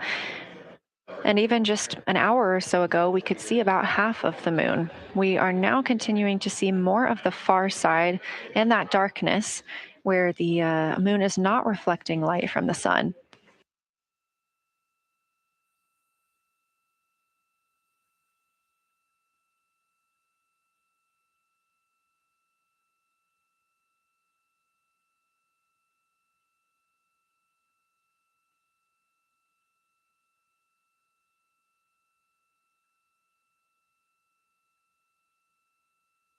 Earlier, we were also able to see some of those darker portions, that old lava flow that we often see on the near side of the moon and that we can all see from Earth.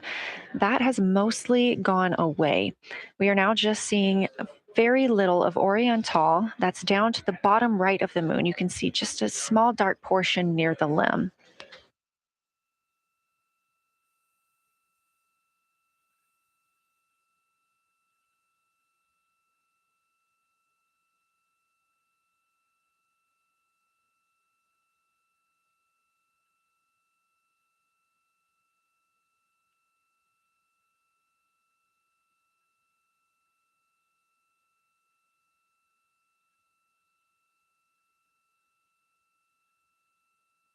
We are now about 18 minutes away from loss of signal with the Orion crew. Again, we use the Deep Space Network to communicate with the crew members when they are this far from Earth. This is the first mission since Apollo when we have had humans on the Deep Space Network.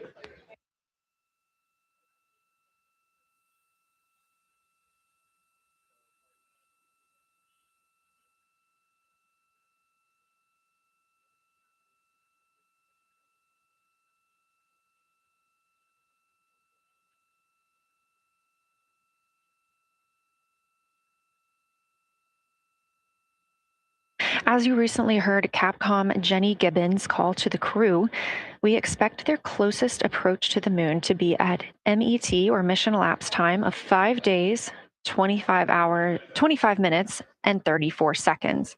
At that time, their altitude would be 4,067 statute miles above the Earth's surface.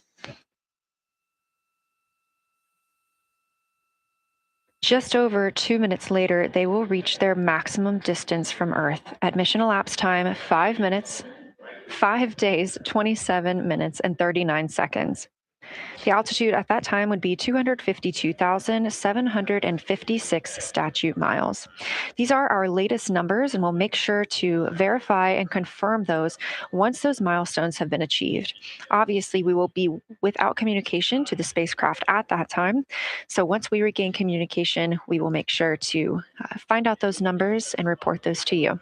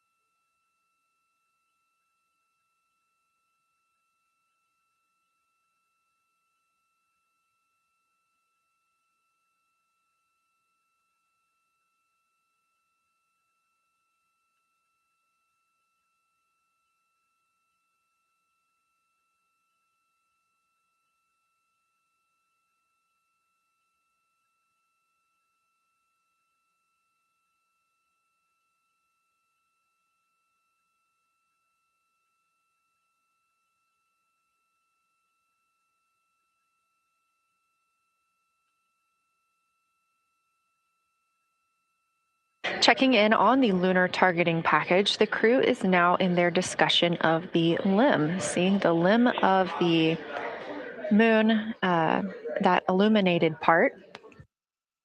Currently at the windows taking photos and making annotations are Victor Glover and Christina Cook.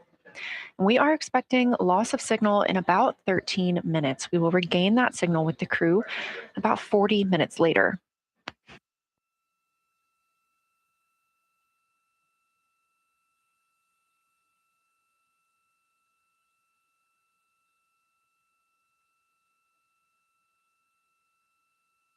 A milestone worth mentioning that this day marks the first time in more than 50 years that humans will observe the moon directly, a critical opportunity to practice how lunar science will be conducted during future Artemis missions.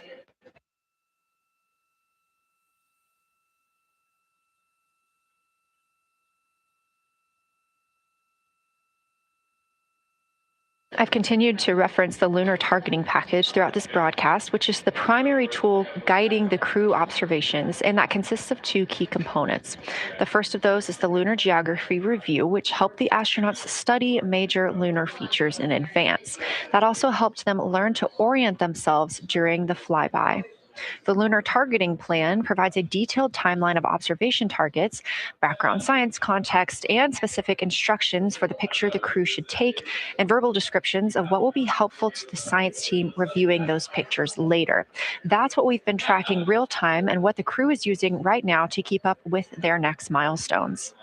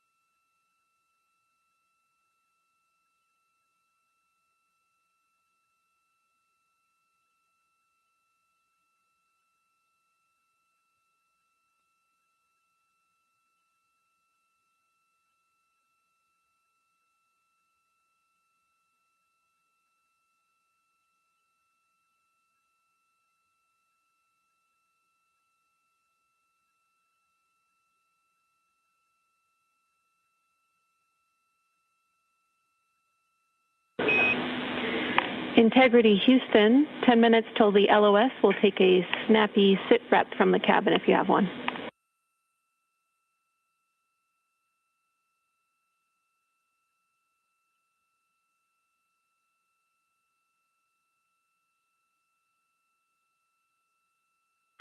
Okay, Jenny, that came, we missed most of that, but just a 10-minute warning, is that what you're saying? 10-minute warning for the LOS, and I'll take a quick sit rep from the cabin, please.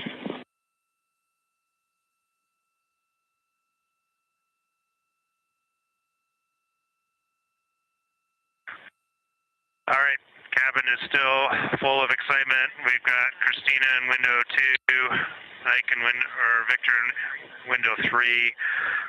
Reed's actually been trying to get some images out of the docking tunnel. We can see the Earth and the Moon and part of the Moon out of the docking tunnel, which is pretty good. And I'm just grabbing some footage right now with our interior cameras.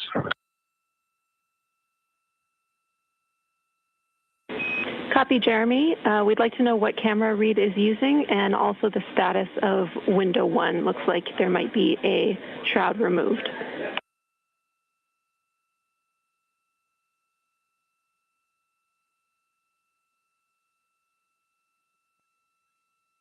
Okay. Reed was using the Z9, and the T-shirt shroud is still on window 1, but we took the camera out of it. So maybe that's what you're noticing. But when I looked in there, I saw a lot of sunlight reflecting around. Copy. That makes a lot of sense to us, Jeremy. I want to remind you, coming up on this LOS, it will take sit reps in the blind. And as more and more of the moon is in darkness, we will take any report you have on impact flashes.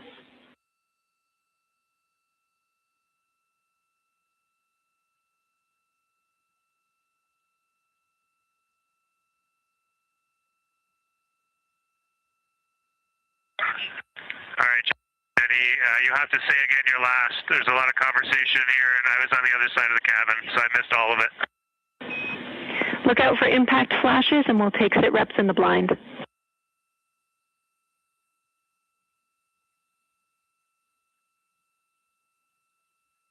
Okay, impact flashes, sit reps in the blind. We got it. And yeah, just so you understand what's going on with window 1, there is light coming through the outer hall from window 2 into the inside of window 1, if that makes sense. Like I can see the inside of the vehicle when I look between the 2 panes of glass. Copy.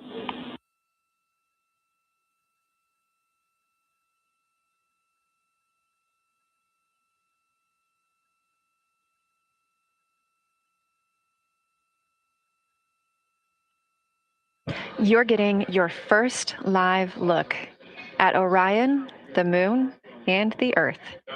Everyone in this picture.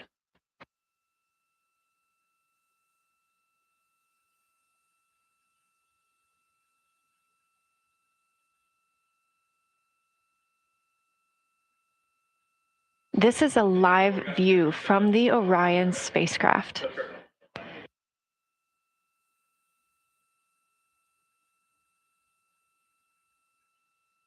Currently aboard Orion, 4 crew members, Reed Wiseman, Victor Glover, Christina Cook, and Jeremy Hansen. And on the Earth, all of us, all of humanity. You can see the moon is starting to get a little bit dimmer as the astronauts are going to pass behind it. Now 6 minutes and 26 seconds away from that loss of signal. Again, we will be out of communication with them for about 40 minutes until they come around the other side of the moon and we can reestablish contact.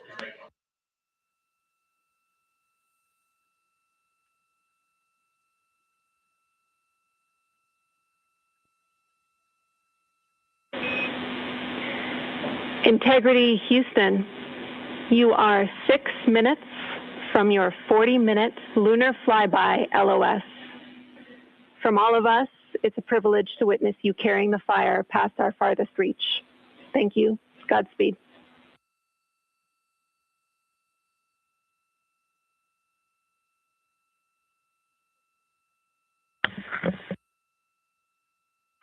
Thank you for that, Jenny. And thank you to all of you for allowing us the immense privilege to be on this journey together.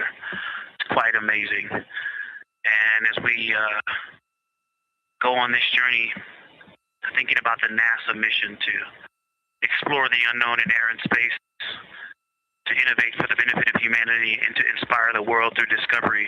And as you've gone along on this journey with us, hopefully we're doing just those things. And as we get close to the nearest point to the moon and farthest point from Earth, as we continue to unlock the mysteries of the cosmos, I would like to remind you of one of the most important mysteries there on Earth, and that's love.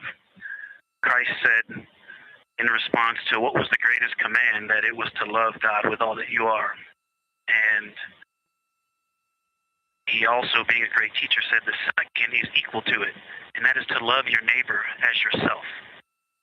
And so, as we prepare to go out of radio communication, we're still to feel your love from Earth, and to all of you down there on Earth and around Earth, we love you from the moon.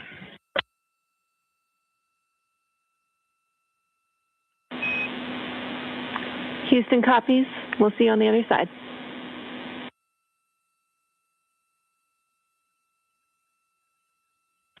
We will see you on the other side.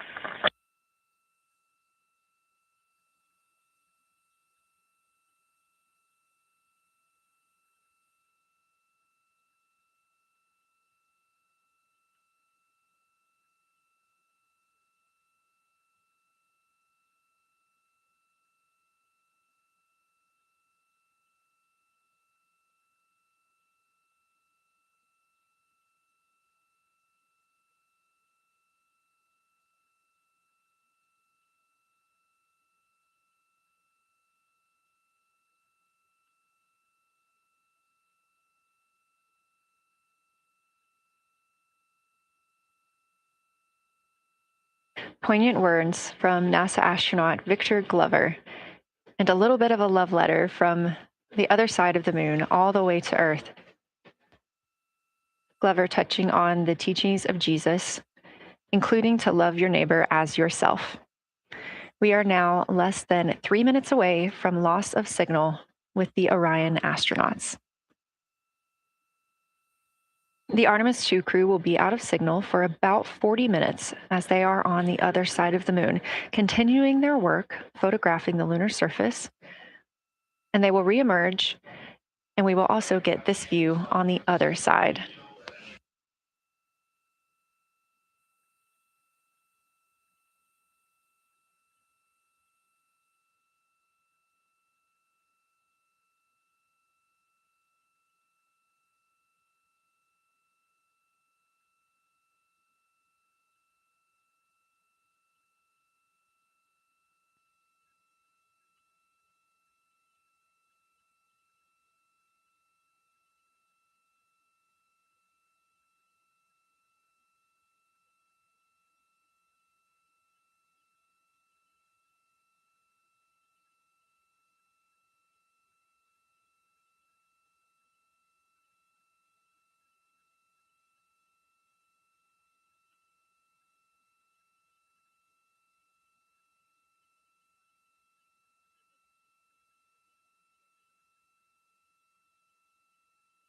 Just about a minute and a half now until we lose communication with the astronauts aboard Orion on the Artemis 2 mission. Now, 5 days and 6 minutes since their launch on April 1st. Again, we'll be out of communication for about 40 minutes. And this really beautiful view of a crescent moon and a crescent Earth. How great thou art.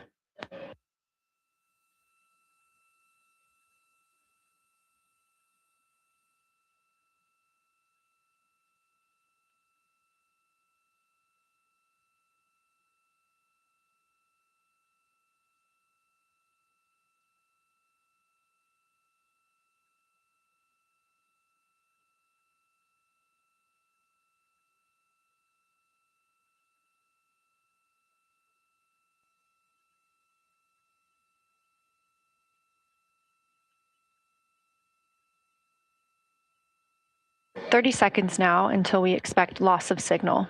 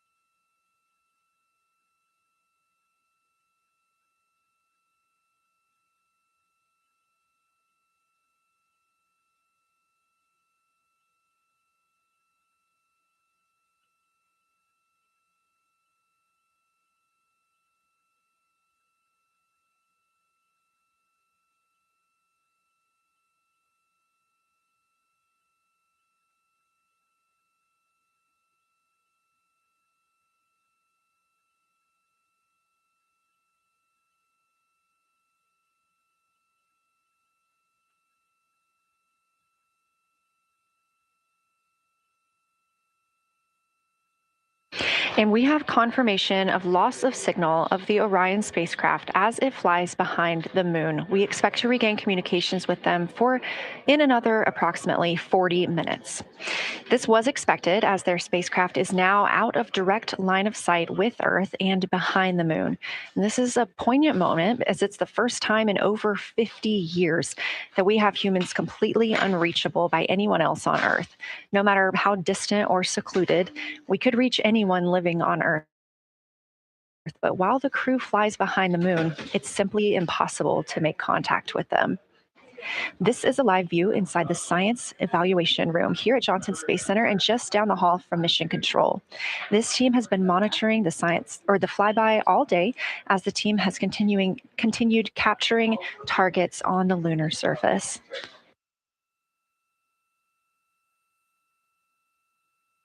We even got to see this team in action as they were helping the astronauts identify some of the features they were seeing on the moon but not expecting. There will be a couple of milestones during this loss of signal. The first will be when the astronauts make their closest approach of the moon. at MET 5 days, 25 minutes, and 34 seconds, when we expect they'll be 4,067 statute miles above the lunar surface. Their maximum Earth altitude will be reached just 2 minutes later, at 5 days, 27 minutes, and 39 seconds, when their altitude should be approximately 252,756 statute miles. Once those milestones are reached and we have confirmation, we will report the official numbers.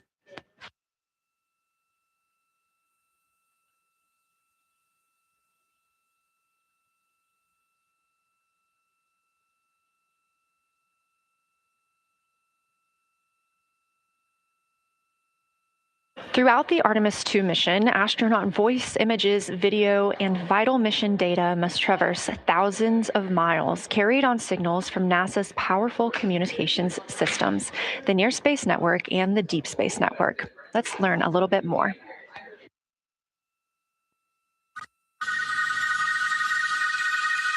NASA's Artemis II will send 4 astronauts around the moon, preparing humanity for a long-term lunar presence and future journeys to Mars.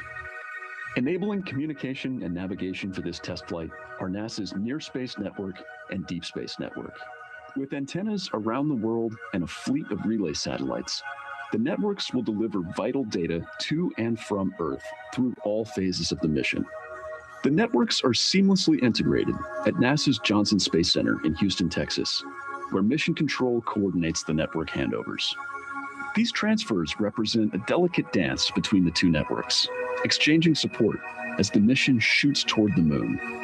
On the launch pad and during their early orbit phases, NASA's Orion spacecraft and Space Launch System rocket will rely on communications and tracking services from the Near Space Network.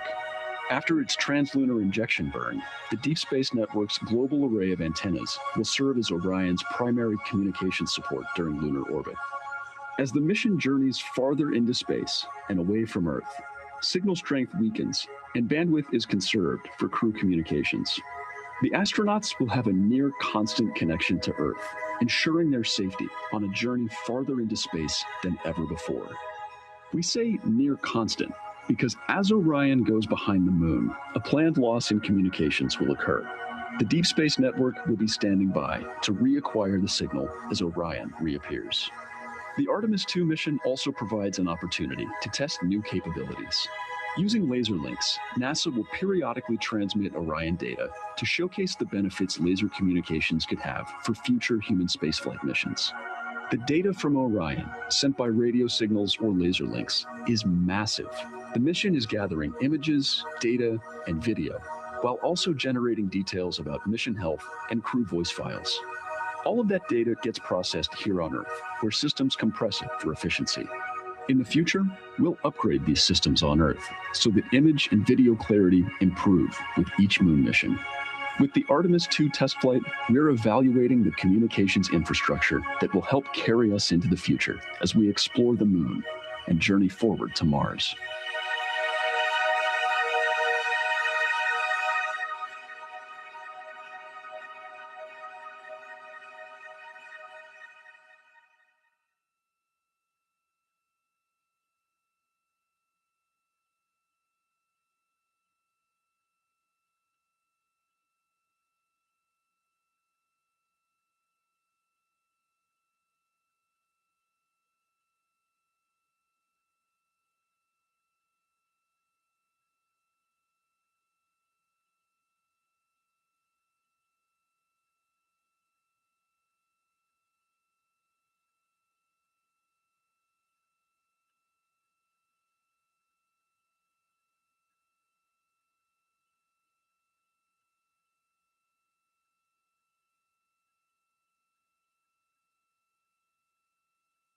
We are now about 33 minutes until we expect to regain communications with the astronauts aboard Orion. And in the meantime, I've got Dr. Kelsey Young, Artemis Science Flight Operations Lead, here with us. Thanks for joining me, Kelsey. Thanks for having me. This is such an exciting day. Oh, no kidding. It has been so cool to hear you communicating directly with the crew. And I know that you have been preparing for this for years. So I am so excited for you and for your team. So just to get into that background a little bit, tell me about your background and what you've been doing on console. My background is as a field geologist. Actually, I studied impact cratering in the field for my PhD. So all these descriptions of impact craters have me just absolutely swooning. How I got into this, though, is, during my PhD, I got an internship at NASA and ultimately never left to integrate science into flight operations. So we developed the Science Officer Console, for which this is the first mission we're supporting. We developed the Science Evaluation Room that's right upstairs. And so it's so gratifying to see this operation structure come to fruition, especially on a day like today. I would have to imagine so. And we've got a great view of the science evaluation room right now. Is there anything that has stood out to your team so far? Absolutely. So as you might have heard in some of the press briefings and content that we've been putting out, color and albedo were Yes. really exciting targets for us. We've heard several amazing color descriptions so far. Just to highlight maybe one of them, we heard about greenish and brownish hues near Aristarchus, which is actually a feature that we can see here from the near side. And those greenish hues could actually tell us something about the volcanic evolution of that area. So you can bet that the science team is going to be prioritizing downlinking those images and the crew audio that we didn't hear that went into those recordings to learn a little bit more. Wow, that is fascinating. I was hearing those colors and very interested just from a personal standpoint, because looking at the moon from, 250,000 miles away, we don't see green or brown. So just hearing that, them being so close and getting to see that, fascinating. And I know very exciting for you. So what are you expecting to see in the upcoming portion of the flyby? The upcoming portion is actually going to be really exciting. So right now, as we speak, while folks in the room are kind of taking their stretch breaks and everything, the crew are still hard at work. They still have targets to image and describe during this LOS. But when we come out, the first thing, of course, we're going to hear about is Earthrise. We're really looking forward to hearing about the crew's experience with something that we can connect with, and that Apollo 8 brought us such amazing images from.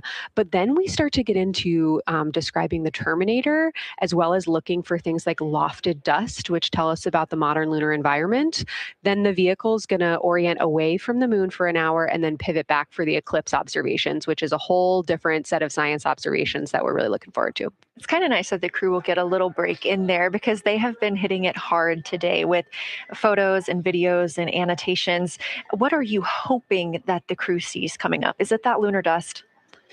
Oh my goodness, that's a hard question to answer. I mean, we've already gotten such great descriptions. I mean, the Terminator seems to just be like one of their favorite things to look at and describe. So I feel like, that was something we were looking forward to. I feel like we really got some great descriptions. So absolutely, I'm looking to the human moment of Earthrise. Lofted dust is an exciting one, and lofted dust will be a target for them in the right around the time of Earthrise, but again in the eclipse period. So I'm really looking forward to seeing. I mean, they've already highlighted just in the course of their flyby so far how the moon has changed.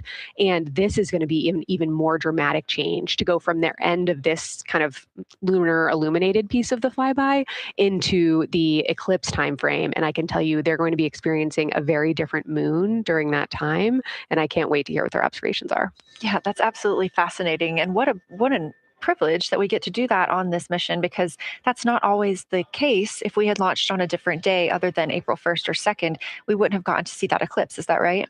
That's correct. April 1st and 2nd. I will say, I was asked a lot in the weeks leading up to the launch, well, what's your favorite day? And my answer truly was, there is no bad day to launch to the moon.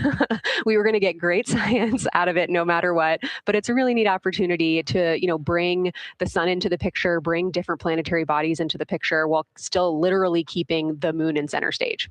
Fascinating. So, what differences are we looking for at each site? We're hearing a lot of different terms. We're looking at craters, we're looking at mare. What are the differences that you're hoping to see? We do have, as you highlight, kind of different prompts for each target. That's what they're looking at in their lunar targeting plan, which I know you've been showing. And we have even different prompts for the person with the really long lens on the camera versus the people with the unaided eye. And you've heard the crew talk about, oh my goodness, when I go from one to the other, I can really detect different nuances. And that's something that we experienced in simulations, but hearing them actually, see it for real has been really gratifying. But we're looking for different things based on the target. Sometimes we're looking for color. Sometimes we're looking for texture. For the Terminator, we're looking at kind of what texture and morphologies pop out to you and what kind of diversity you see along the Terminator. You've heard, Victor especially make some comments about future impacts for exploration. So already I think that their descriptions in this first part of the flyby have told us something scientifically, but also about future surface missions. Well, it was so interesting to hear Victor talking about he was imagining in his mind's eye being down on the surface and walking around. That was very cool to hear. And when we're thinking about targets, I know some of them are determined based on the launch day because that determines the lunar illumination. So the ones that we're looking at today, how and why were these selected? Such a wonderful question. This really gets at at the heart of some of our really highest priority science questions. Illumination conditions is a big one, right? So of course we need the targets that we're interested on the lunar feature to be illuminated by the sun in order to view them, but the timing in which they see them during the flyby enables us to ask different questions. So you heard in the pre-flyby crew conference talking about, well, the same pair, Reed and Jeremy, will get to actually look at Glushko crater twice. And that looking at it from different illumination angles allows us to understand that feature better and connect color and albedo with topography and morphology. Then you have other craters where you want to look at it with the sun shining on it obliquely versus straight on. And that tells you something different about the scientific objective that drove the target being on the targeting plan in the first place. We've talked a little bit with the viewers today about what the crew is able to capture in this short time frame of those craters in different lighting conditions could take years for something robotic to be able to do based on attitude maneuvers and where the sun is at. So can you just talk a little bit about the importance of having both the robotic operation and having the crew? Absolutely. We definitely don't want to minimize the impact of orbiting spacecraft. Lunar Reconnaissance Orbiter is the one that's often referenced. Data from LRO and its payloads have really been instrumental in getting us, frankly, to this point for Artemis 2 and future missions. But the human experience, the crew observations that we've already been hearing about, it is such a perfect complement to the orbiting spacecraft data because they are able to have this unique perspective. They are far enough away where they can make these contextual observations. You've already heard it. How many times have we heard the crew and their science sit reps say, if I track this feature from all the way up here in the northern hemisphere down to the southern hemisphere, here are comparisons I can make. That right there is not something we had the ability to do with the Apollo missions. And it allows just literally in the blink of an eye to synthesize observations that it would take, a really significant effort to coordinate with different orbiting platforms. And they're making it like that. Wow. It has been very, very exciting to hear all of their calls so far. And so I've heard they were able to capture every single target so far too. Is that correct? I think that's correct. And I think it's important also to remember that, and I know the science team is anxiously awaiting this, we've been hearing from the crew members who are not at the forward windows, right? Those crew who are, really in the thick of the observations, they are recording minutes-long observations per target on their crew tablets. We will be getting those down starting here in a couple hours, and that's going to contain really meaty science information that we haven't heard live yet, and that's going to form the basis of my conversation with them tomorrow morning, where we're going to have a really deep dive into the science and absolutely nerd out about what they were able to do today. One of the most gratifying things for me today is hearing multiple crew members say, thank you for putting the discussion times in the targeting plan, because when we have had the ability to put multiple brains on a problem, we have elevated each other. And I'm looking forward to them, sleeping on it overnight and then us actually being able to really, truly have an elevated science discourse tomorrow. Well, we're looking forward to it too. And I cannot wait to hear everything that you guys get to learn overnight from some of those audio recordings and just everything that they'll be able to share tomorrow. So, Kelsey, I know you are very busy. You've done a great job today. And thank you so much for joining us for this interview. Thanks for having me. It's such an exciting day. We are now expecting acquisition of signal in about 24 minutes. As a reminder, the Orion spacecraft has flown around the other side of the moon where they are out of contact with our deep space network.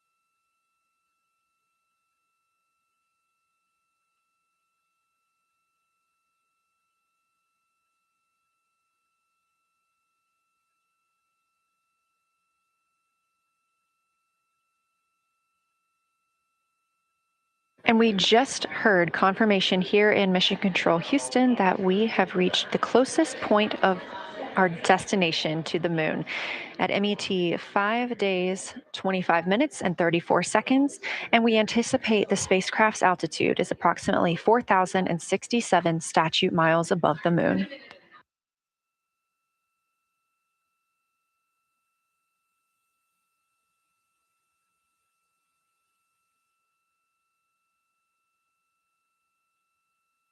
We're continuing to track what the crew is doing while around the other side of the moon. They are continuing to take pictures of the moon, the Earth now out of sight. What they are in right now is a crew choice event. The science team has encouraged them to find interesting features on the surface, to take photos of those, and describe why they were interesting. Something else that they'll be looking toward next, just momentarily, will be impact flashes. They've got a few minutes allotted to look at the darkest portions of the moon. They're interested in short-lived flashes on the lunar surface because these would be caused by impact bombardment. After their impact flash targeting, the team is interested in if the crew can see lofted lunar dust. This would only be visible just before Earthrise. Now 20 minutes until we expect to regain communications with integrity and the astronauts for Artemis 2.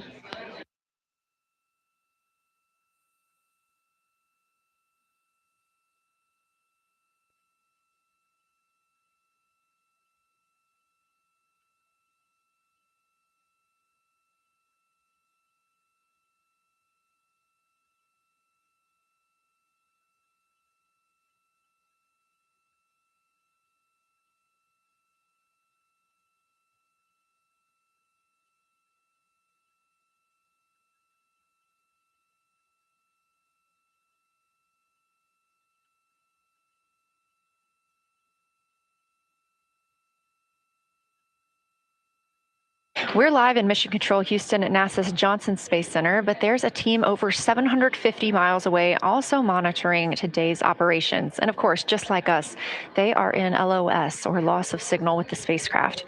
This is LUCA, the Lunar Utilization Control Area, and it's joined by LISA, the Lander Engineering Support Area, which are twin control rooms that will support missions and operations in lunar orbit or on the moon's surface in real time at NASA's Marshall Space Flight Center in Huntsville, Alabama.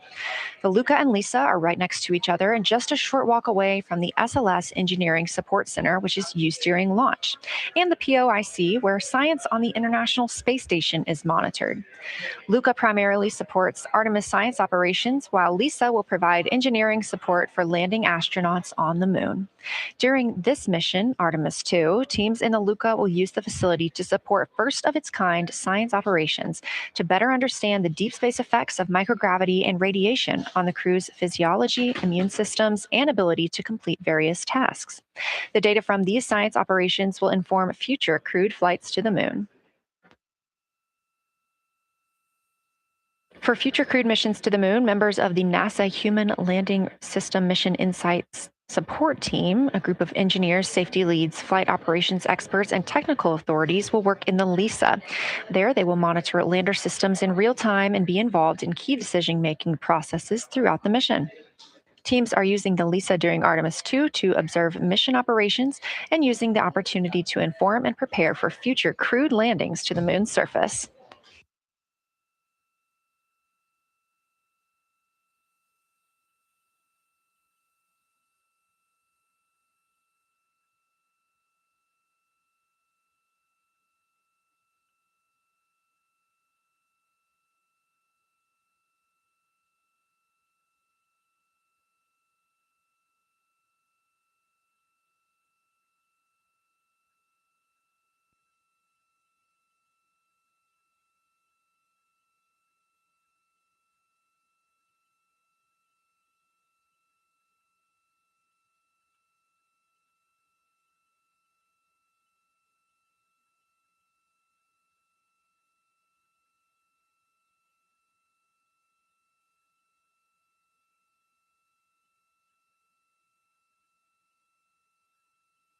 We now expect to regain communications with the astronauts aboard Orion in about 17 minutes.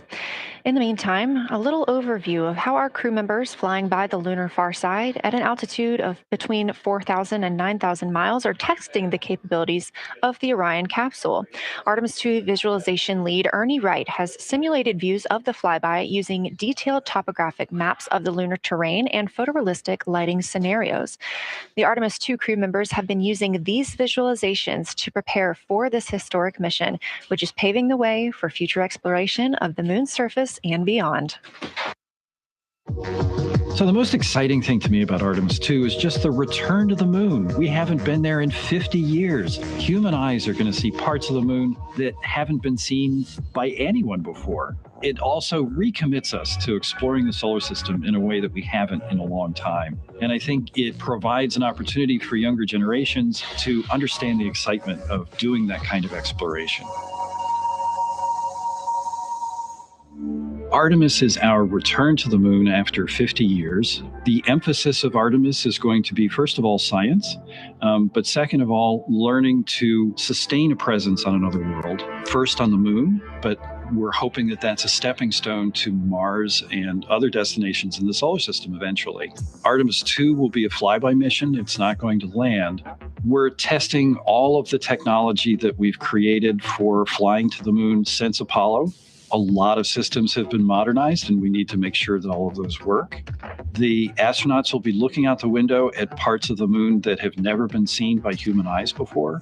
They will be flying by the moon at an altitude that's much higher than Apollo's orbits. And so they will see the entire disk of the moon, including areas that are closer to both the North and South Pole that astronauts from Apollo never saw.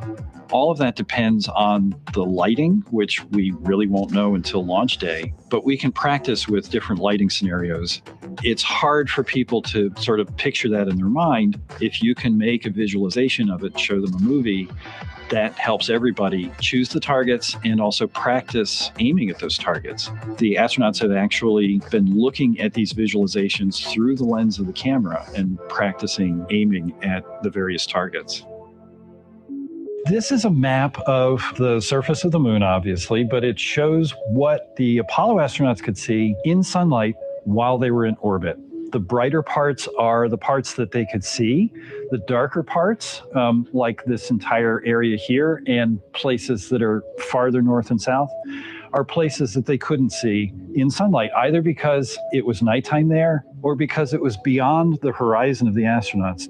All of the Apollo flights orbited the moon at a distance of about 110 kilometers. Because the astronauts were flying at such a low altitude, their horizon was actually quite close and they couldn't see the North and South poles. And this whole area over here was not in sunlight at the time. And it includes this amazing impact feature here called Oriental. Oriental is a very large impact feature. It's about 650 kilometers wide. It's got multiple rings. These are rings that form like ripples in a pond from the impact, but of course it's on a huge scale. The middle of Oriental has that sort of dark basalt lava covering it, like the dark spots that we see on the near side. It's one of the biggest ones that's more on the far side than the near. So seeing it with human eyes and sort of picking out features that maybe you don't even see in robotic cameras is an important goal for the mission.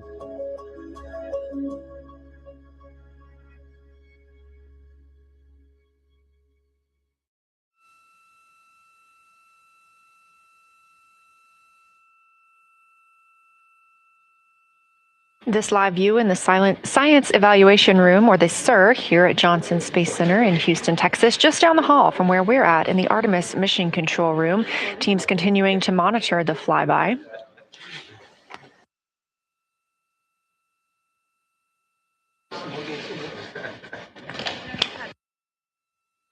The crew continues their observations of the moon, even though they are out of touch with Earth. We expect to hear from them in 12 minutes and 26 seconds. Again, this is approximately 40 minutes loss of signal while they are out of reach of the deep space network. Right now, they are imaging or attempting to image lofted lunar dust. Throughout our coverage, we've talked a lot about the science and engineering behind today's lunar flyby, but we also spoke to the crew about what the moon means to them and how they see its place in human history.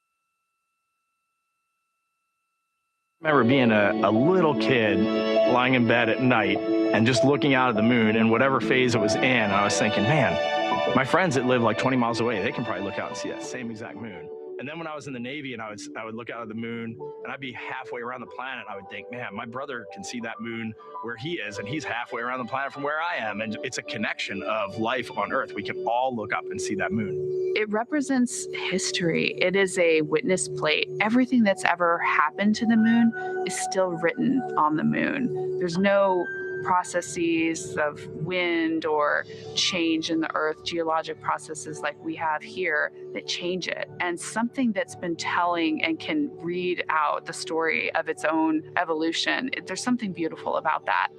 I've also learned from my indigenous mentors that they refer to the moon as Grandmother Moon. So you've probably heard of Mother Earth. They use Grandmother Moon because Grandmother Moon is responsible for the water in their community. The grandmothers, sort of protect the water source, just like the moon moves the water around the planet, affects the tides. It's something that represents something different for each individual culture around the planet.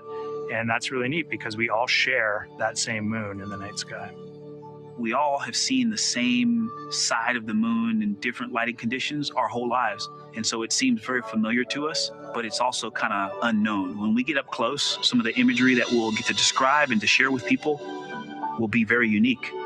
And that nature, both of those things being true about this one entity that we all know, just is really special. It's just the epitome of a symbol of both something that's in each of our hearts, but that's also represents exploration and reaching.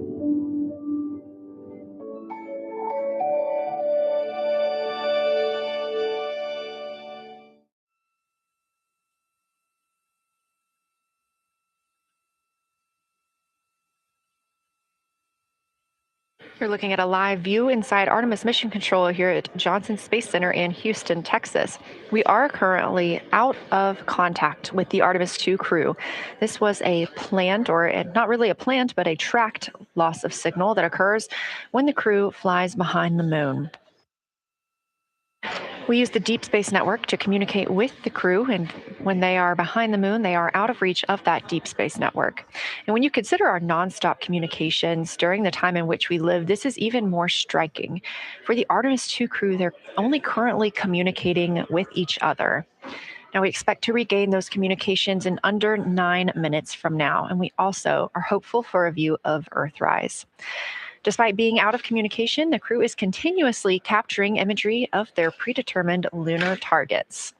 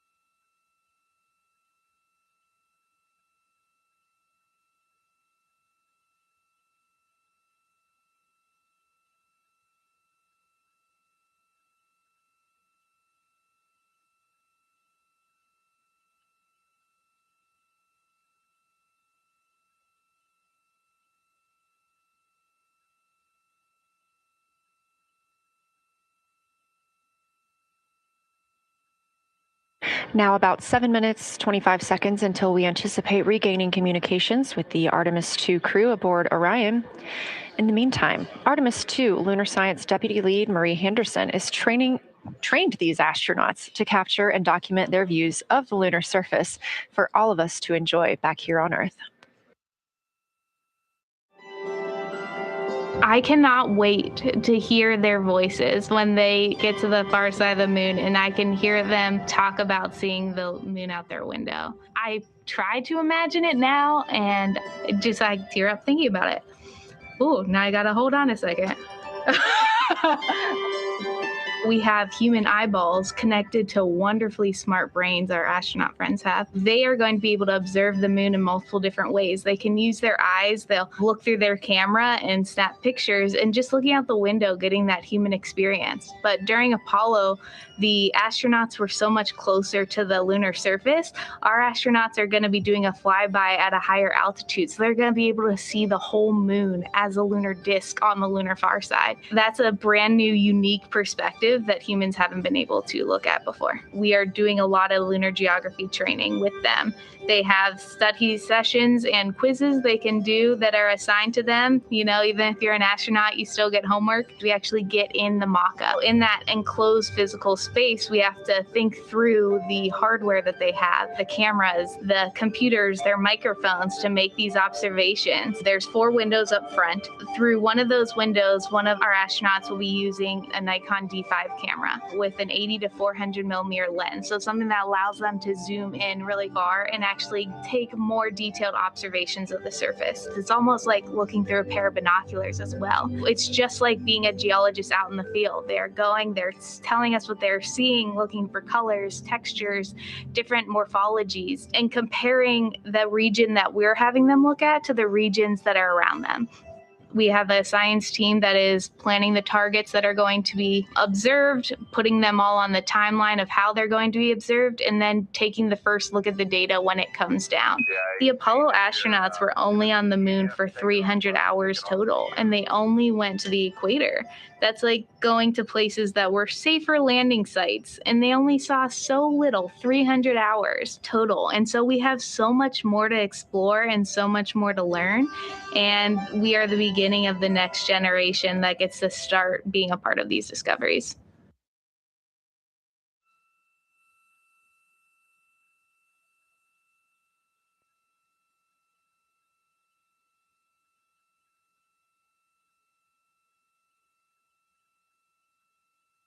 We are now 4 minutes and 28 seconds until we expect to regain communications with the astronauts flying aboard Orion on the Artemis II mission. They are now flying behind the moon. While behind the moon at an MET, or mission elapsed time, of 5 days, 25 minutes, and 34 seconds, we expect this was the point in which they made their closest approach, 4,067 statute miles above the lunar surface.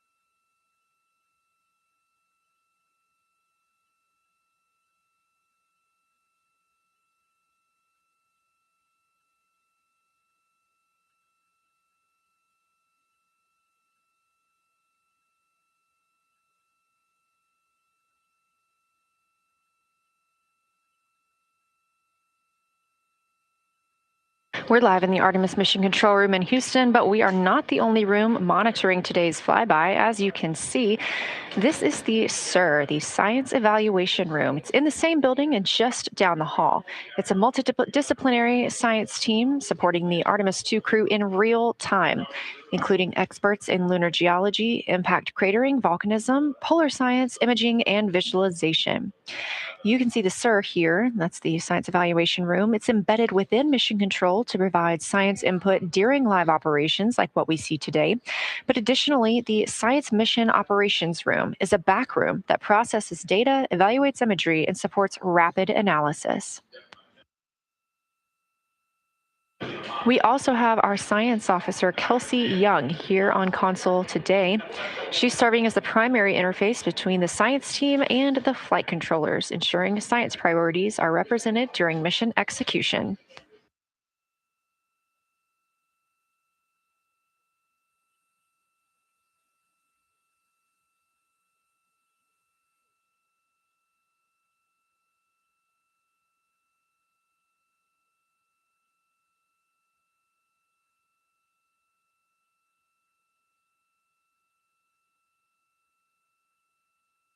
Coming up on 1 minute and 36 seconds until we contact Orion.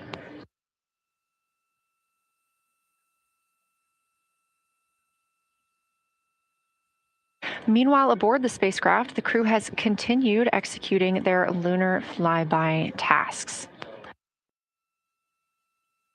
As we discussed earlier today, these activities have been precisely timelined, and this is the fourth of 5 blocks of time during which the crew will be observing the moon from Orion's windows. At this time, pilot Victor Glover and mission specialist Christina Cook are observing the moon at windows 2 and 3. One crew member is in window 2 with a blue shroud over the window, taking photos and using an 80 to 400 millimeter zoom lens, while the other astronaut is in window 3 using their portable computing device, also known as a PCD, to make annotations. And both of those crew members are making audio recordings of what they are seeing. They are wearing headsets connected to their PCDs, and those audio recordings are being sent to the science team tonight. We are not hearing those live. However, we have been hearing quite a lot of great descriptions from the crew who have been serving as the support. Right now, the support team members are Reed Wiseman and Jeremy Hansen. Those team members are providing science sit reps, situation reports, calling down a few times each hour to discuss what they're observing. And even though we're out of contact with them right now, they are still conducting those science sit reps as they'll be available once they come back around the moon. The situation reports include how the crew is positioned, any missed targets, or anything unexpected they saw. They're also including lunar target descriptions, any hardware issues, and their emotions and reactions.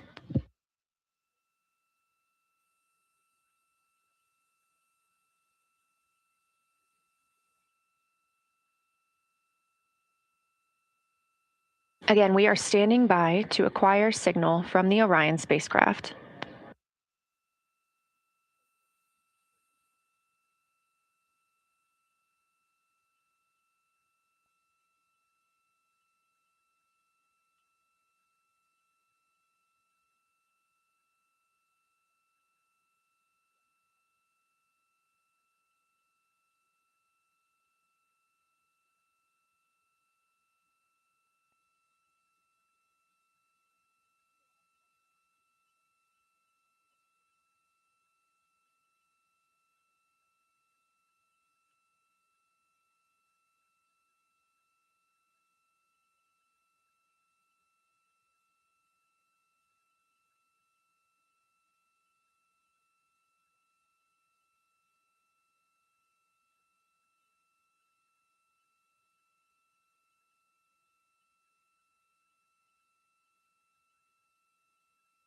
We're in the Artemis Mission Control Room at Johnson Space Center, getting our preliminary contact with Orion, that acquisition of signal coming after a 40-minute loss of signal, during which the crew was flying behind the moon, out of contact with anyone on Earth.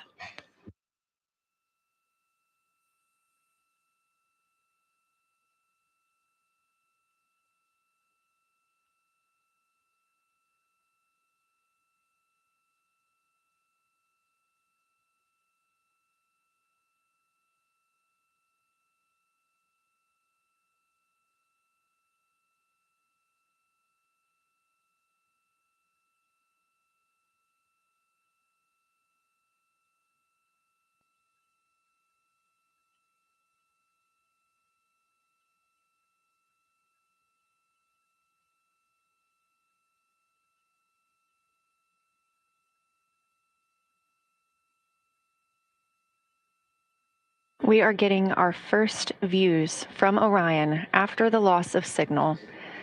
Orion has come back around the other side of the moon, and that little crescent that you see is Earth, over 252,000 miles away.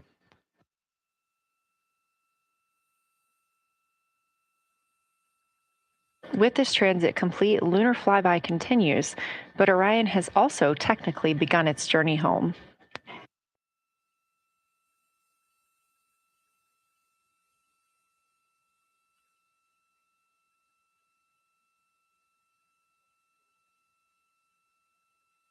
Right now, the crew are getting a few moments to enjoy and take photos of Earthrise for themselves, and we expect to contact them shortly.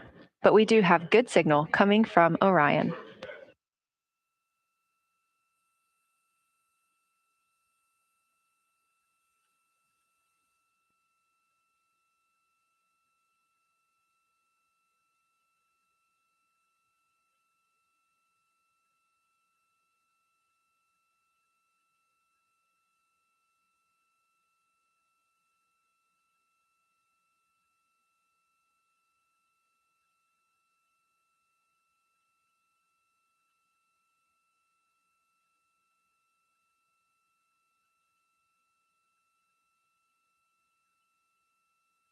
This view from inside the Orion spacecraft, all 4 astronauts now back on the other side of the moon and in contact with us on Earth.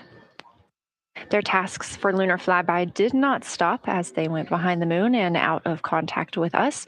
We anticipate during that time they were attempting to image some impact flashes, short-lived flashes on the lunar surface, which would be caused by impact bombardment and potentially even lofted lunar dust. Right now, of course, they are getting pictures of Earthrise.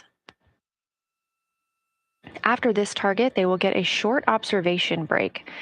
It's about an hour long, actually. Houston, integrity, comm check. Integrity, we have you loud and clear. How many?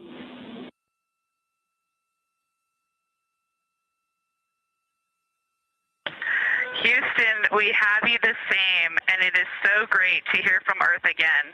To Asia, Africa, and Oceania, we are looking back at you. We hear you can look up and see the moon right now. We see you too. When we burned this burn towards the moon, I said that we do not leave Earth, but we choose it.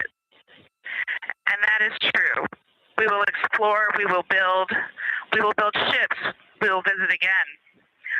We will construct science outposts, we will drive rovers, we will do radio astronomy, we will found companies, we will bolster industry, we will inspire. But ultimately, we will always choose Earth. We will always choose each other. Integrity from Earth, our single system, fragile and interconnected. We copy. Those of us that can are looking back.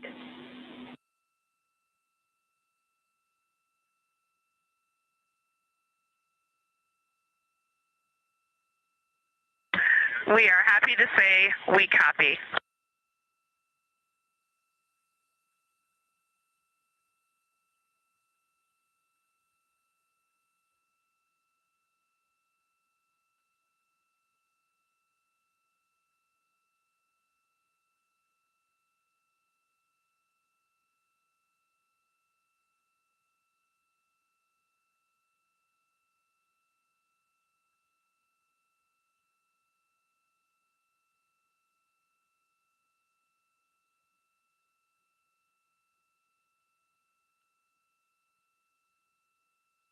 Those first communications back with the astronauts aboard Orion.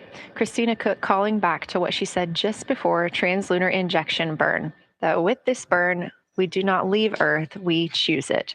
The translunar injection burn served as not only what put them on this trajectory to fly around the moon, but what also committed them to splashing down in the Pacific Ocean on flight day 10.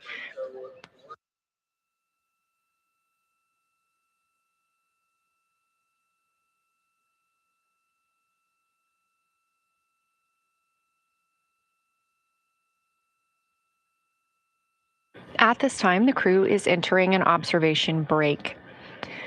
We expect this to last about an hour, and it's probably a welcomed break following their very, very busy day taking pictures, making annotations, making audio recordings, and communicating all of the wonderful things that they are seeing on the moon. This observation break is also partially due to the fact that we will be entering an eclipse later. This will be the first solar eclipse that humans have seen from the moon. The astronauts will need to wear eclipse glasses for the first 2 minutes until the sun is completely covered by the moon. And then they have additional targets that the science team is hoping that they will photograph. We will have communications with them during that eclipse timeframe. Because of that eclipse, Orion's attitude must be changed right now so that its solar arrays are in the sun. This will help it charge the batteries needed to power it through that eclipse time frame. This view on your screen is a visualization. The spacecraft now 4,224 miles away from the moon, and that number will now continue to grow, while the number of distance from Earth, 252,699 miles, will continue to shrink all the way until our crew is back home.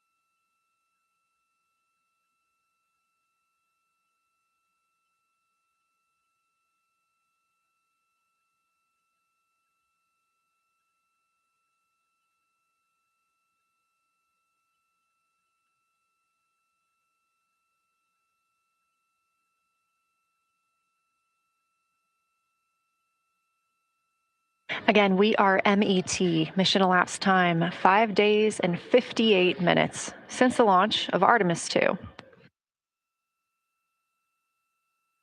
We have reestablished communications with the crew and the Orion spacecraft, now entering a little bit of a break while they are out of visibility, or the moon is out of their visibility. The spacecraft will be reoriented to view the moon ahead of an upcoming eclipse.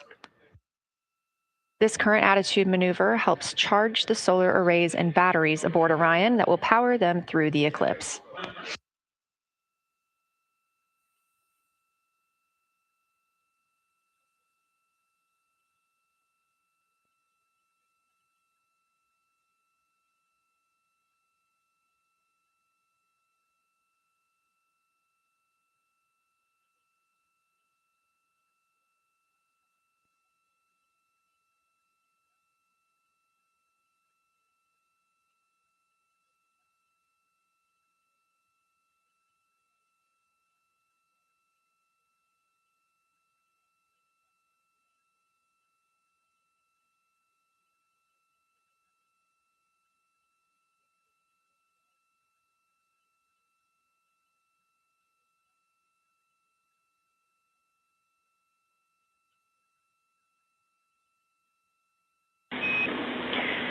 Integrity, Houston. In mission control, all of your flight controllers and your flight director have flipped their Artemis II patches around. We are earthbound and ready to bring you home.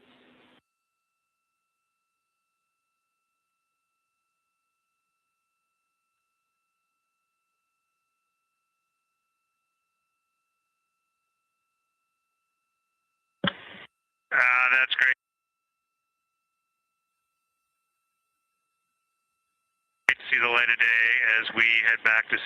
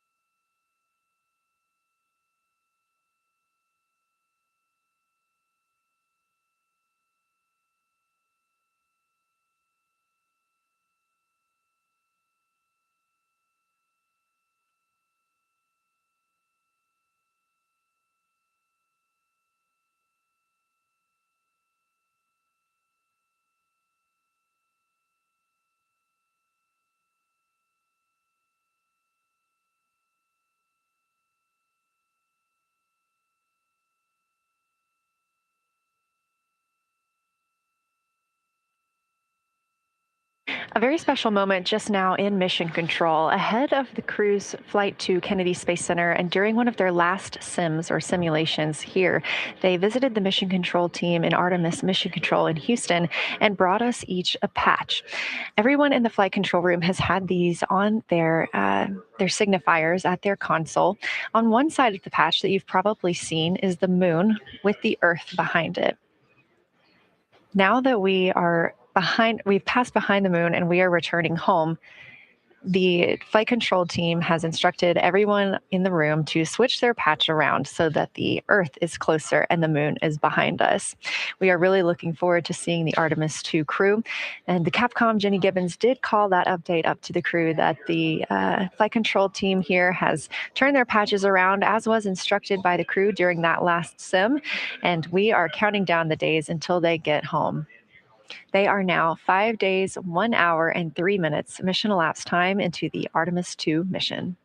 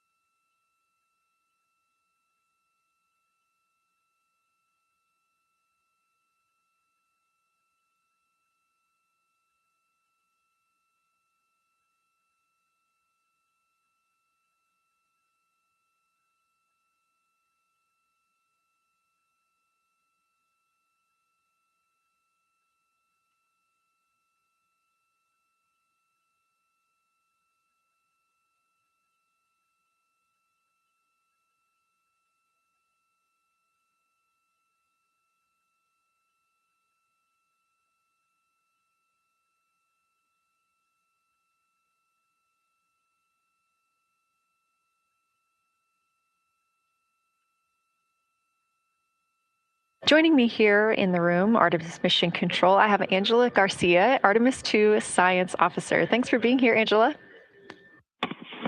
It is an honor to be here. What a day. Everyone's been buzzing. I can't contain myself. So it's been a really awesome day. So you're sitting on console at the Science Console now. Have you been in the SIR earlier today? There's a lot going on. So I went here first, and then I'm going to go there after.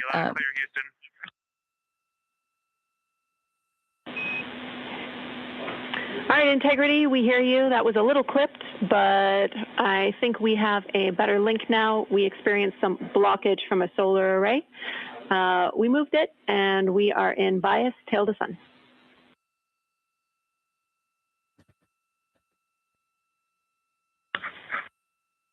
Okay, Houston, you're coming in loud and clear, and copy, we're in bias tail to sun now.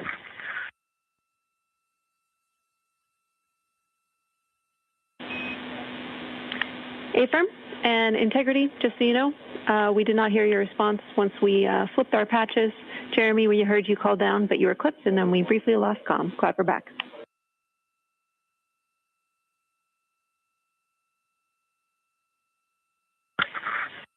Okay, copy that. We were just excited that we got to share in that you, the MER, and Mission Control flipped your patches around, and that side of the patch is getting to see the light of day. Thanks for sharing that with us. Our pleasure.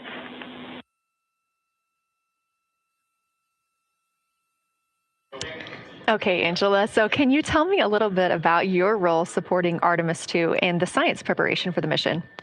Yes, so I'm one of the 3 science officers. So Kelsey's been on console all day. I'll take over kind of closer to the end of the day. And then Trevor Graff is on the planning shift. And so it's the 3 of us in this 24-hour cycle supporting the mission. And so the science officer console is a brand new console to mission control. And it's not every day that you get a new discipline incorporated into mission control. So it's been such a significant milestone for us. And it's just a testament to like the commitment that the Flight Operations Directorate and NASA have, that they're going to be integrating science and maximizing science throughout Artemis. So it's really exciting. And then the science preparation.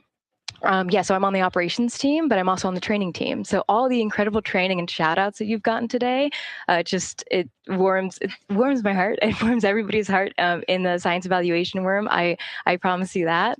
But so all the classroom training, the field training, the mission simulations, right? We were part of all of it. And, that is what we did to get the crew to be, they are a part of the science team and they are the forefront, that nice edge. And they're just been doing such a great job today. I know. I imagine that you have to be pretty proud of them. Their reports have been fantastic.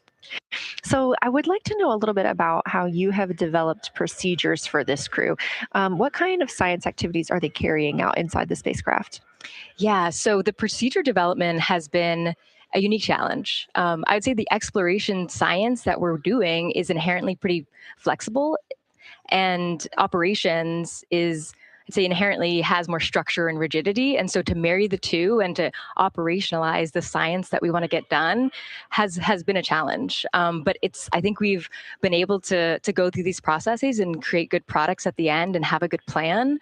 And yeah, it's been really great. What was the second part of your question? Just what kind of these science activities that they're performing, which of those have you really had a hand in? Yeah, so a lot of the procedures help organize what the crew is doing in the cabin. And I know we've talked a lot about, what they've been doing, and they've been doing a lot, and it's been a little dark, so I can re-explain what some of those things that they're doing. So the observation blocks are about an hour long, and the crew is organized, the 4 crew members are organized into 2 pairs of 2, the window team and the cabin team. And the lunar targeting package that you've been showing up and that the crew have on their handheld tablets is really the instructions for the window team. So the window team, the 2 crew members are looking out the window. One has the camera with the long lens. One has, they're just looking out the window with their unaided eye, and they're taking these detailed observations. And then halfway in that observation block, they do the window team position swap. So that's what Capcom's been calling out, and they'll switch positions. So each crew member has a chance to have that long lens. And then that's just what the window team is doing. There's also the cabin team, where they also have duties that they're doing. We're asking a lot of the crew in this time.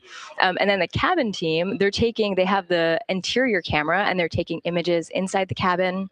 They're also supporting the window team, where, you've heard some call outs where looking out at the bright moon and then looking inside the dark cabin and looking at their LED screen is a lot. So the cabin team is also helping support, target, and guide the window team into specific targets on their plan. They're also helping call out these science situational reps. So they're looking out a different window and listening in to what the crew who are really down and in the science on the window team are doing, and they're giving us insight. And those recordings that the window team is doing are going to be uplinked or downlinked overnight, and we're going to be able to chew on that data. But yeah, they're helping. They're doing a lot.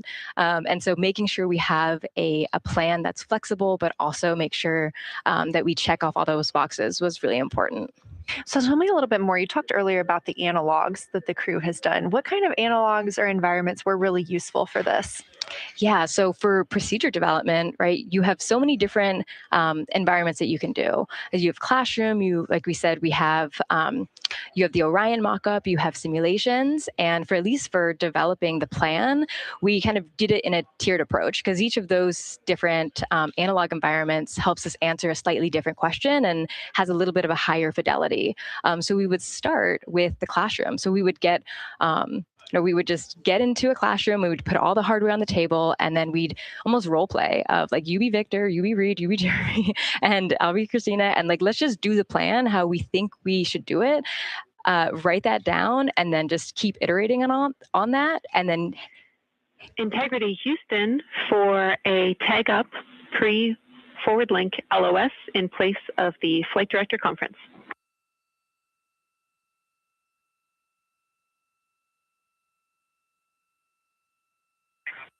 Okay, Jenny, we're ready. All right, crew, I'm going to roll through a couple of topics here. The first two are for timeline. First of all, Reed for your toilet maintenance. It is a shortened toilet maintenance where you do not have to do the oxone changeout. That portion of the procedure is canceled. Victor, you have an HHP stop activity on your timeline. We need you to perform that as scheduled for bandwidth reasons. For your next portion of the flyby, in particular the eclipse, we want to remind you that you can take off the eclipse glasses when the sun sets and you are simply looking at the corona. And then finally, for the D5 with the long or zoom lens, which is set for solar corona, we want to remind you that when you are capturing Earth shine, you will likely have to adjust the exposure. That's all I have for you. Let me know if you have anything for us.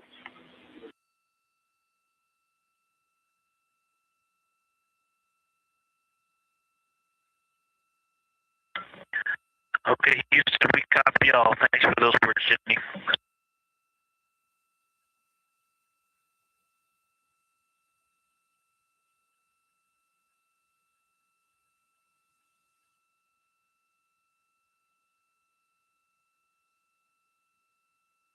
All right, just a quick call up to the crew ahead of a forward link LOS, meaning that we won't be communicating with them, but we will be receiving their communications and data during that time frame. So, Angela, we were talking about analog environments. You were telling me about the classroom and getting in there and pretending who's Victor, who's Reed. Tell me more about this. Yeah, it works pretty well. So you're going to do the plan how you expect it to be, and then once we finalize that plan, we'll give it to a completely new group of people and have them practice it, and then they'll be like, these steps don't make sense, and we'll reiterate on it over and over. Then we'll take it to a higher fidelity environment like the Orion mockup, and we'll do the same thing because that volume is smaller, the window placement, their seating, what things have we forgotten with this addition of this environment. And then once we reiterate on that, we'll take it, then we'll give it to the crew and have them execute off of it during mission simulations. That's the highest fidelity that we can do before we send it to space. So this is the first time we've had to do this because we're a brand new console, and it just sparks so many neurons of like, how are we going to do this for surface missions and integrate this in so many different ways. So excited to have kicked off this process, but there's so much more to come. Fascinating. And I think it was really well thought out too, because each crew member gets an opportunity to do each task. And so you're getting different perspectives and different insights from each crew member, maybe even about the same target, but something that one person sees could be completely different than something another person notices. So we also know that Artemis 2 has traveled. They're now on their way home, but they traveled farther from the moon than the Apollo missions did. So what makes that vantage point scientifically interesting? Yeah, observations are so fundamental in the scientific toolkit, particularly observations from different perspectives, different scales, and with different techniques. And so we really tried to make the plan to optimize those. There's pros and cons for all those things for this mission. So we really just focused the plan to have all those pros. So in terms of scale, this zoomed out scale, you can learn different things. This different perspectives. So their perspective, as Kelsey talked about, photometry around when they orbit the moon. And then also just the different things they're able to observe. So yeah, let me talk a little bit about scale, because I think observations at different scales, you can gain a lot of different information. So like, for example, if you're an astronaut on the surface looking at a rock, and you describe at this micro scale. So in training, we kind of talk about observations from micro to macro, or from outcrop to orbit. So looking at, a rock at this scale, you can describe its components, you can describe what it's made of and its colors and its minerals. And you're like, okay, and this rock came from this boulder, and it's this part of this boulder. And these are the different things that I'm observing around. It gives me context to the sample. And then you zoom out a little bit more and you're like, okay, well, I can see that this boulder came from, it rolled from this mountain ridge, or this high ridge feature. And then because I can see the trail that it came from, okay, now let me describe this ridge, and different parts in it, and maybe other boulders that I'm seeing. And then you zoom out further of the orbit scale, and you're like, this ridge is a part of this larger crater. So all of those different steps give you different information, and so that's why observations at these different scales and these different perspectives are so important. So this zoomed out kind of far view is this full lunar disk view. It's the full lunar. On Earth, we see the full lunar disk as well, but now we're able to see it on the far side, and we're able to see it, all at the same time, which enables the astronauts to compare very quickly to different parts of the surface. And the color particularly is very compelling because you can just be able to very quickly compare from 3 different regions. Is it in the same family? Is this actually a little bit different? Compare that to what they see in their orbital data that they have access to on their portable computers, and really just be able to tease out that nuance and information. Yeah, we heard them make a lot of those connections today, and especially the color. We talked with Kelsey about this a little bit, just how exciting it was to hear the browns and greens and things like that. I cannot wait to see those pictures. Yeah. So one last question. We are coming up on the last lunar flyby observation block, and this is when we are going into a solar eclipse. So can you tell me what you're interested in the crew learning during that time frame? Yeah. So the data set. So yes, there's so many things. How to pick one. So I'd say the thing that I'm most interested in seeing is some of their annotations that they're taking.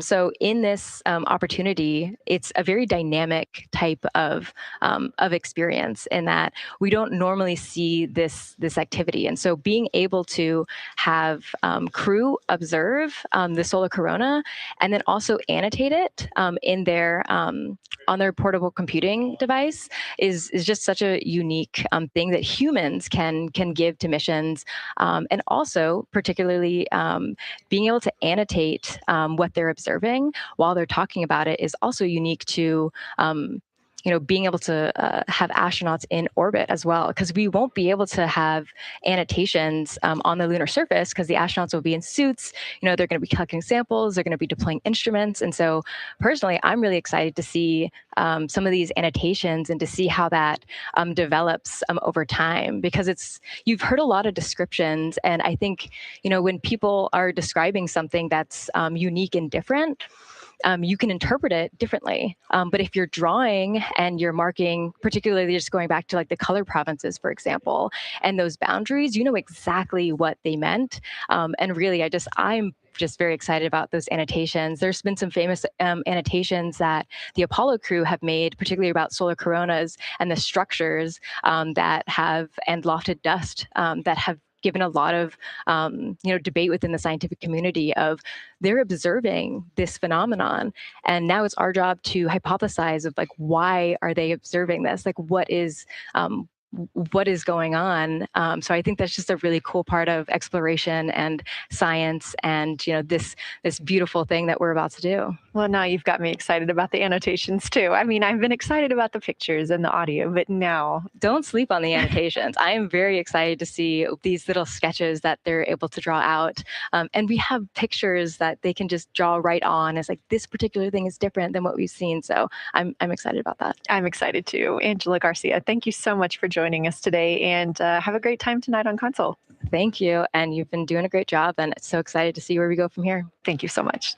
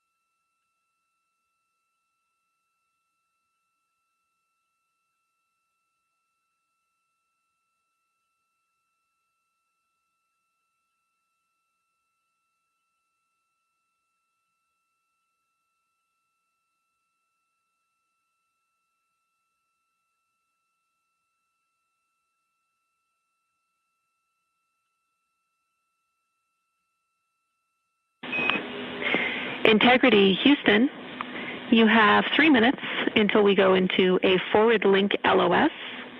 We will be back up with you in about an hour during the eclipse on Madrid.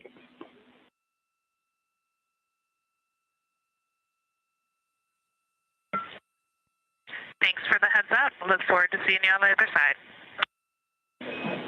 Likewise.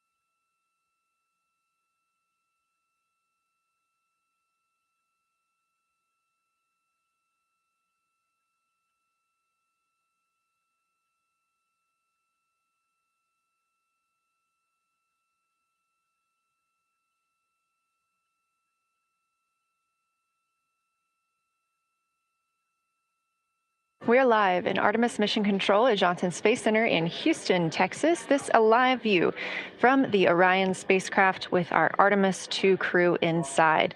That's Reed Wiseman, Victor Glover, Christina Cook, and Jeremy Hansen. We are still live for our lunar flyby coverage. The crew is in a short break while the spacecraft is pivoted away from the moon. We are going to be going into a solar eclipse. This is the first time anyone has ever seen a solar eclipse from the moon. So it's going to be a unique vantage point for our crew. But ahead of heading into that solar eclipse, we need to charge the batteries on the Orion spacecraft. Therefore, we have positioned the solar arrays into the sunlight to allow time for those batteries to charge. We will get back pointed at the moon just in time for that solar eclipse. We are also in a forward link LOS. What that means is essentially we cannot send calls or commands to the crew right now from the ground. However, we clearly get all of their data and communications. The spacecraft is now 4,632 miles away from the moon, and that number will only continue to grow as the distance from Earth shrinks, now 252,523 miles away. Our closest approach to the moon today was approximately 4,067 statute miles in altitude. Our maximum distance from the Earth is suspected to be 252,756 statute miles. Both of those moments came while Orion was flying in their loss of signal time frame behind the moon. The crew also set that new record today, beating the Apollo 13 record of distance from Earth. This is an animation or a visualization that you can track anytime, day or night, by visiting nasa.gov/track Artemis. This shows you how the spacecraft is positioned as well as their distance and velocity, now traveling 930 miles per hour.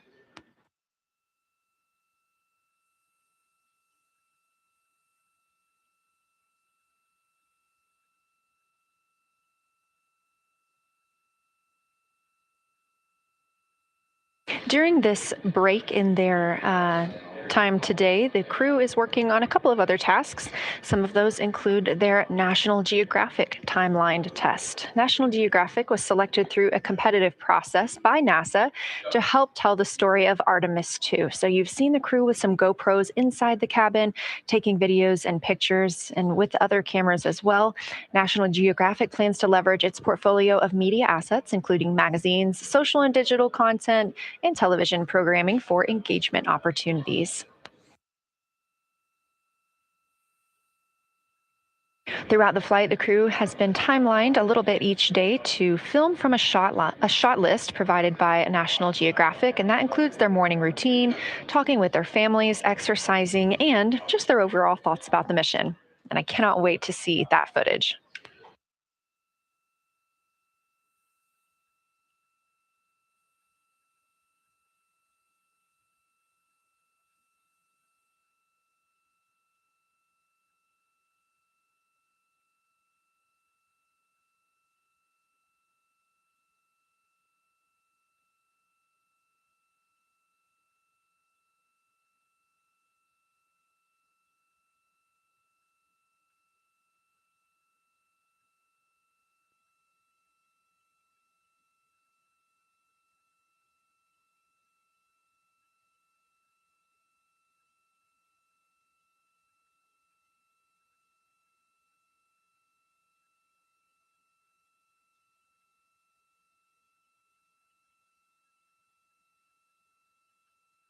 Teams on the ground reporting that the spacecraft is looking good and that the power aboard is good as well, all setting us up in a proper position before eclipse.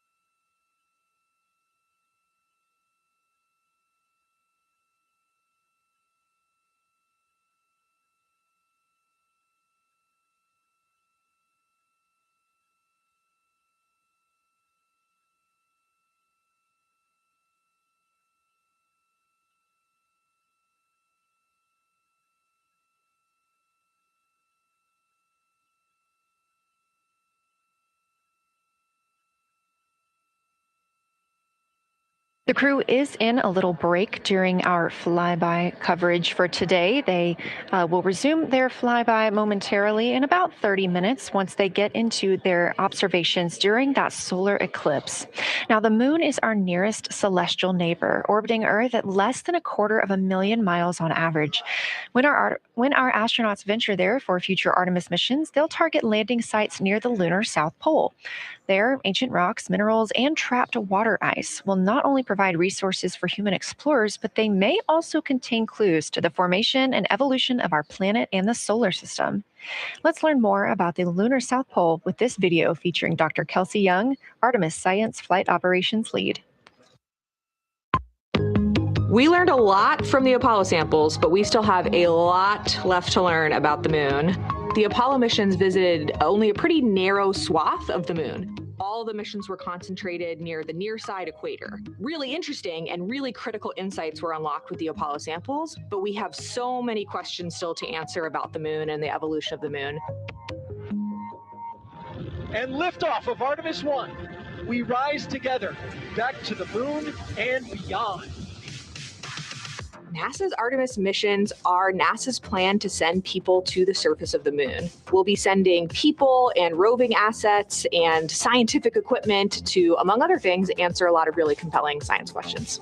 Scientists have a lot to learn about the moon. It's our nearest celestial neighbor here to Earth, so what the moon has experienced, we've experienced, except here on Earth, we have things like plate tectonics, oceans, forests, people that erase the rock record. Whereas on the moon, that whole record of our planet's history, of the moon's history, is just kind of waiting there at the surface for us to explore.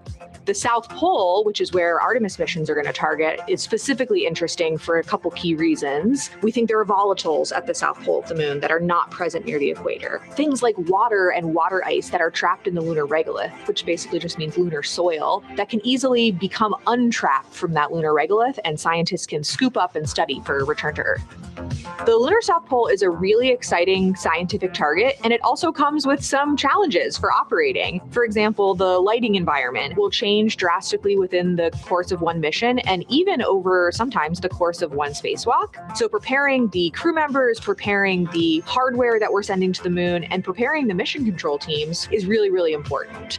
The South Pole Aitken Basin is particularly exciting. We think it's one of the oldest and largest impact basins in the solar system. And if we can get the right rock from the South Pole Aitken Basin and bring it back to our labs here on Earth, we can use that sample to constrain the entire evolution of our solar system and really understand the timing of how the moon and our planet and the entire solar system evolved.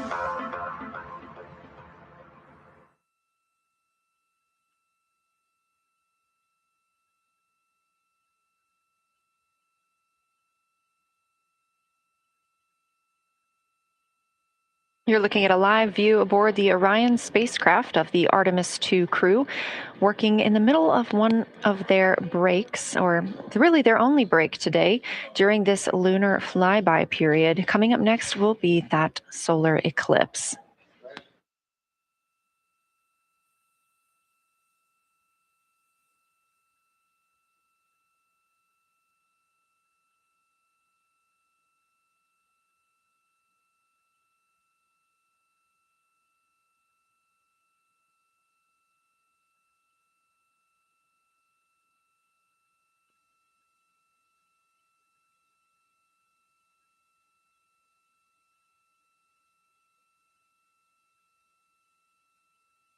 Throughout the Artemis II mission, and of course throughout today, you've likely heard the crew being called with the name Integrity.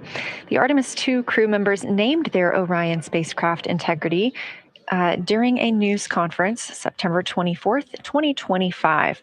The name Integrity embodies the foundation of trust, respect, candor, and humility across the crew, and the many engineers, technicians, scientists, planners, and dreamers required for mission success. They said this name is also a nod to the extensive integrated effort from the more than 300,000 spacecraft components to the thousands of people across the world that must come together to venture to the moon and back, inspire the world, and set the course for a long-term presence at the moon. The crew also said that integrity is rooted in a shared core value of NASA, the agency's astronaut office, and the CSA, the Canadian Space Agency.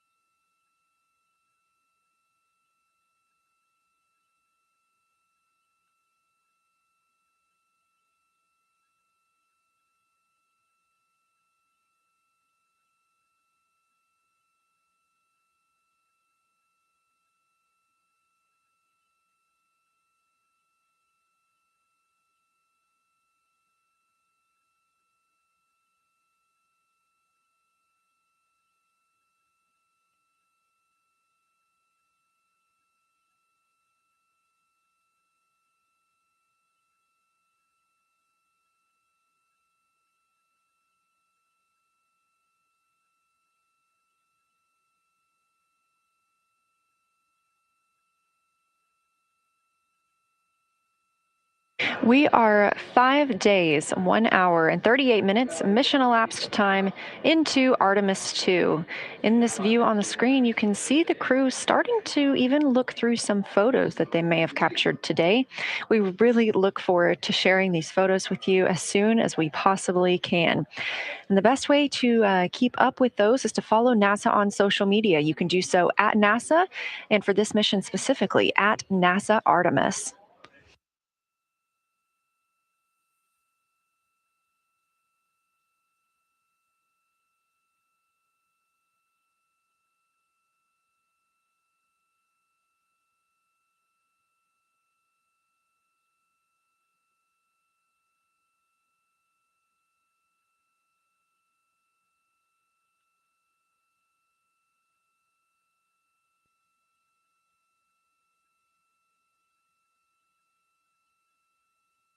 Again, we are in a forward link LOS, or forward link loss of signal with the crew, meaning that we're not able to communicate or send any commands to them right now as they were.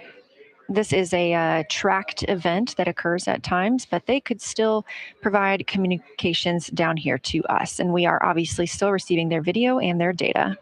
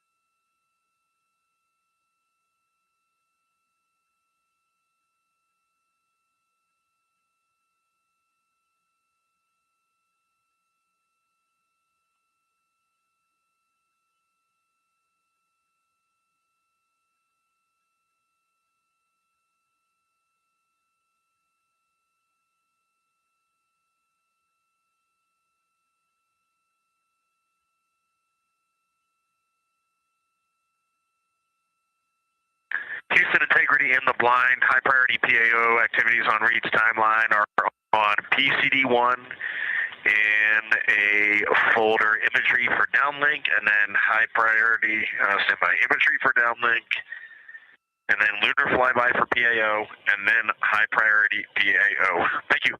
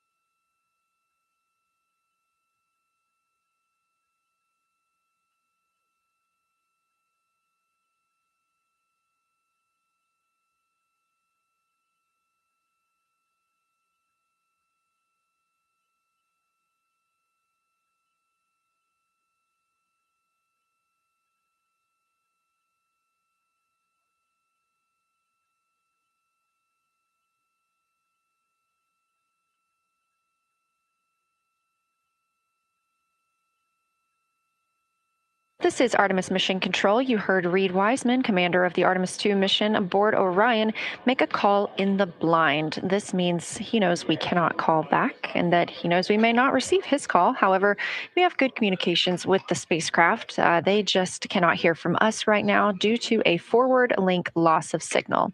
Again, we were tracking that this would occur, and we will regain that momentarily. But that call that came down from Wiseman mentioned some imagery, so we are very much looking forward to getting pictures taken from the moon today. Again, to see those images, make sure you follow NASA on our social media at NASA and at NASA Artemis.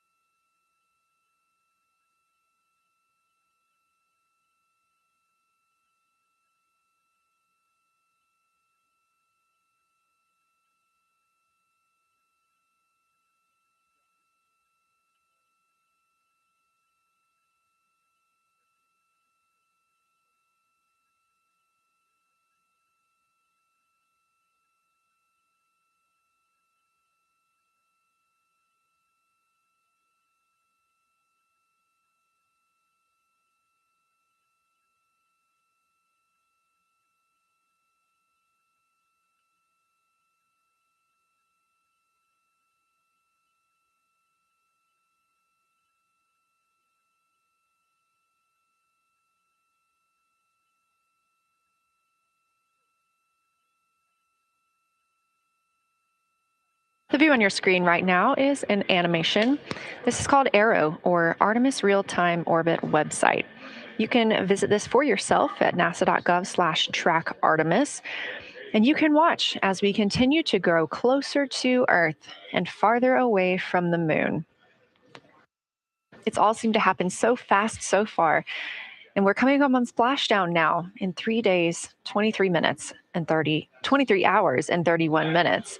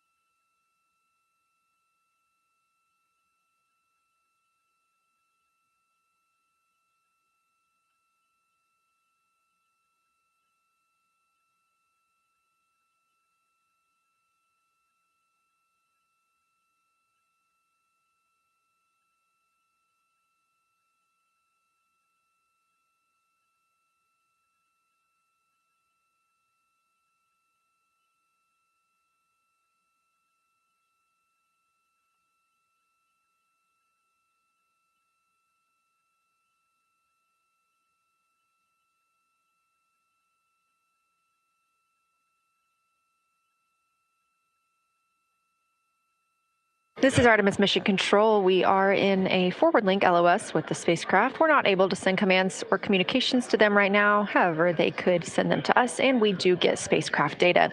This is tracked as we are on the Deep Space Network. This is the network that we use to communicate with the spacecraft now that we are so far from Earth, over 252,000 miles. We are still in our lunar flyby coverage. The crew still have a very important and very exciting flyby milestone coming up when they will see a solar eclipse from the moon, the first humans to ever do so.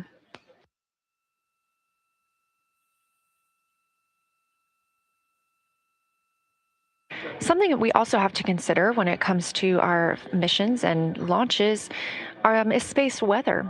So since the Apollo 16 and 17 missions, there were some solar eruptions near that time frame that could have been dangerous to our explorers.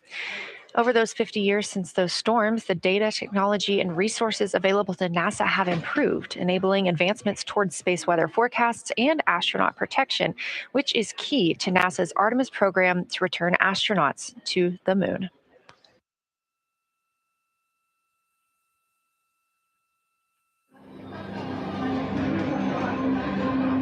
Across our planet, billions of people depend on the invisible networks that connect us to space.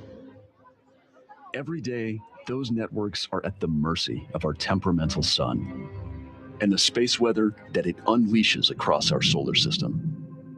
That's why NASA's Space Weather Program tracks solar storms from the moment they erupt, modeling their paths, anticipating their impacts, and leading the research that the world's industries rely on.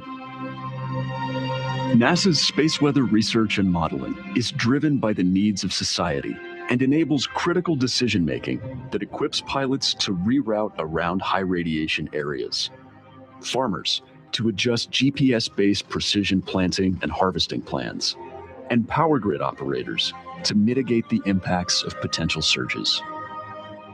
For those exploring other worlds, NASA provides 24/7 space weather monitoring for Artemis crews at the moon and future Mars astronauts who may be exposed to dangerous levels of radiation during solar storms. Whether you're a pilot or a passenger, a farmer or a consumer, a power grid operator or energy customer, a satellite controller or GPS user, space weather impacts us all.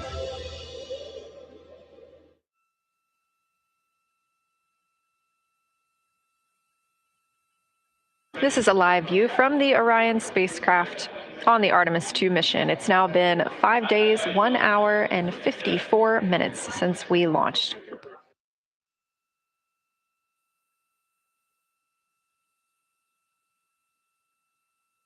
We are still in our flyby coverage, and the crew is on a short break right now as we have changed the attitude of the spacecraft to help charge the batteries aboard. We use the solar arrays to gather energy from the sun and store it in the batteries. That way, when we are not in the sunlight, we have those batteries to continue powering Orion. Now, we're doing so because the Artemis astronauts are about to experience a solar eclipse from their capsule.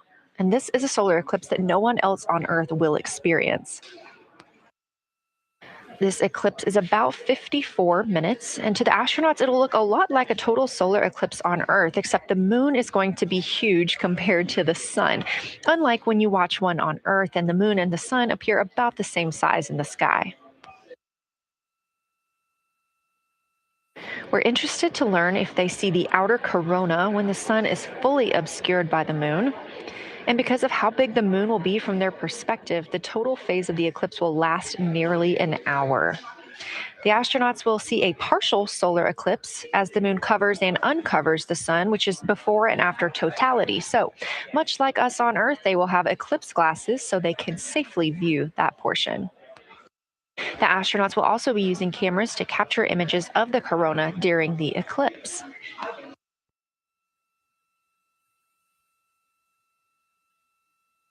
There also may be some other planets visible during the eclipse, including Venus, Saturn, Mars, and Mercury. If they can identify what part of the sky they're looking at, this can help train future Artemis astronauts on what part of the sky they're seeing. This provides useful knowledge in challenging situations when they may need to rely on that information instead of instruments for navigation and orientation.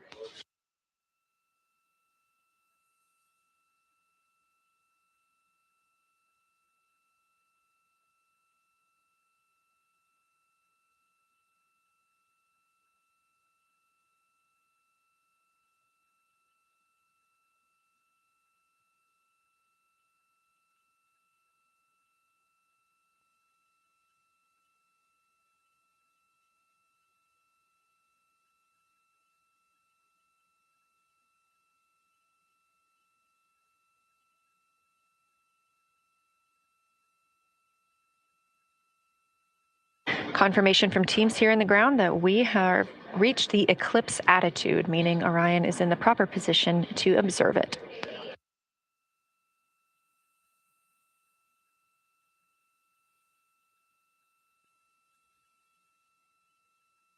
The astronauts' break during this observation period is now over, and we are resuming their lunar flyby observations. The first of these is sunset. This is the solar corona that we'll be looking for. It's the outer atmosphere of the sun. The science team is also interested in if the astronauts can see polar plumes. These are thin streamers that project from the sun's north and south poles. Additionally, they're interested in seeing if the crew can witness coronal loops. These are arcs close to the sun's surface. And something else that we've previously mentioned is lunar dust. This is dust from the moon that is lofted above the lunar surface and illuminated by the sun. It was reported visible by Apollo astronauts.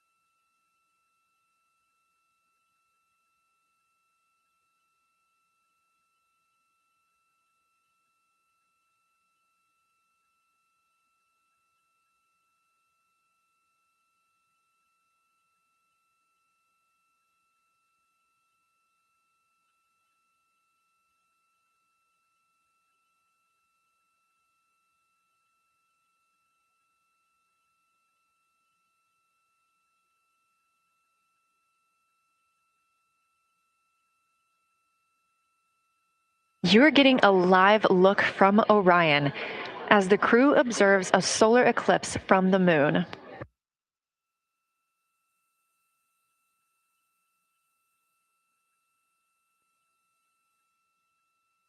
And this solar eclipse is only visible to the crew on the spacecraft. It's not visible to anybody on Earth. The science team is interested in several different targets for them during this time frame. And we're personally looking forward to getting those images as well. Again, during the beginning portion of this eclipse, the astronauts will need to use eclipse glasses, just like we do from Earth, to safely view it. Once the moon has completely covered the sun, they'll be able to take off those glasses for almost an hour. Totality on Earth during a solar eclipse lasts only a couple of minutes. So this opportunity gives them a chance to look out into deep space and to look into see if there are other planets nearby.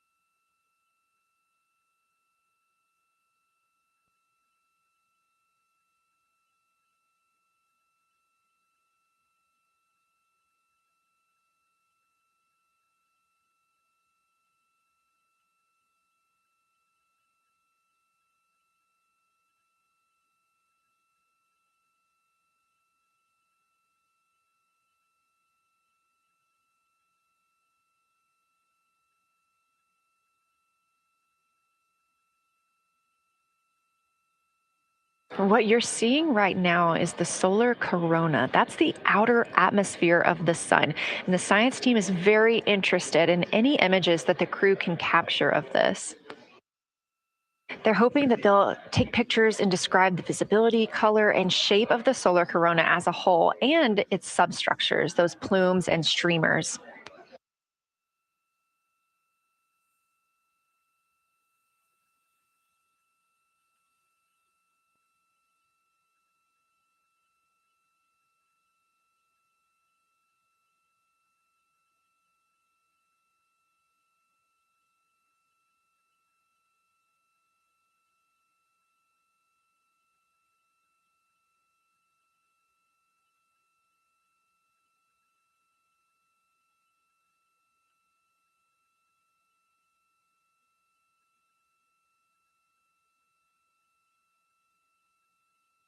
Science, integrity, and the blind. This is continues to be unreal. The sun has gone behind the moon, and the corona is still visible, and it's bright, and it creates a halo almost around the entire moon. But when you get to the Earth side, the Earth shine is already shown. I mean, almost seconds after the sun set behind the moon. You could see Earth shine. The Earth is so bright out there, and the moon is just hanging in front of us. This black orb out in front of us, in front of now, not the blackness, but the gray that blends and drifts into the blackness. We can see stars and the planets behind it. And Christina is in window 1, Reed is in window 2 with the long lens, and Jeremy is describing it in window 3, and it is quite an impressive sight. You can still see the horizon lit up brighter where the sun set on that side of the moon. It is bright, and Earthshine is very distinct, and it creates quite an impressive visual illusion. Wow, it's amazing.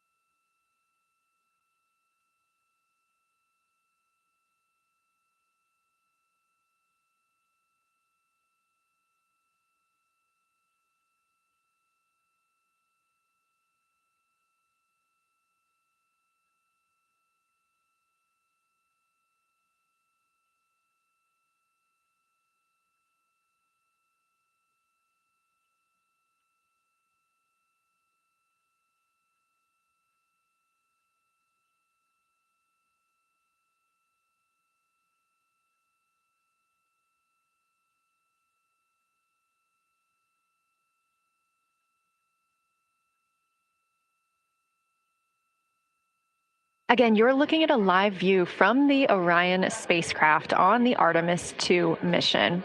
Orion is now 252,125 miles away from us all on Earth.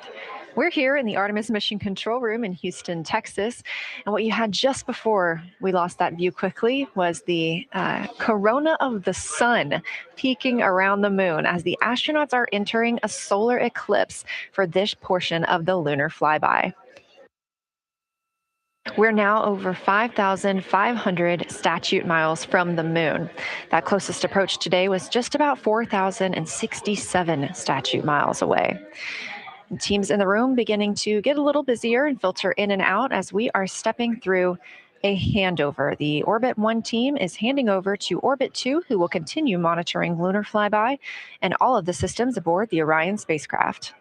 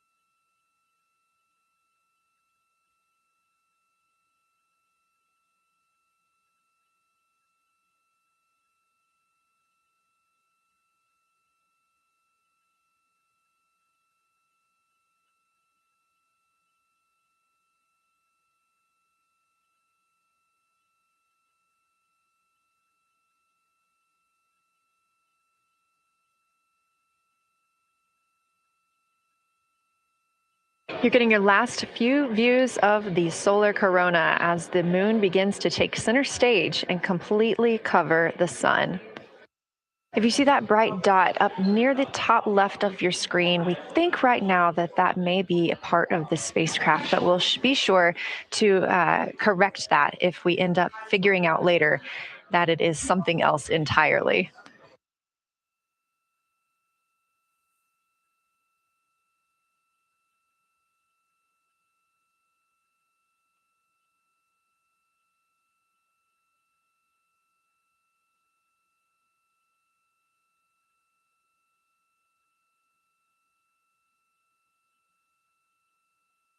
It has been an absolute honor to join you here today for the lunar flyby of Artemis 2, the first time humans have flown by the moon in over 50 years.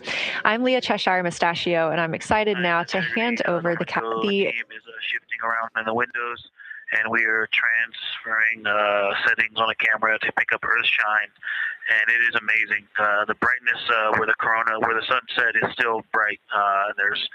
I think there may still be corona visible, but that part of the horizon is still lit brighter, and you still have a distinct Earth shine.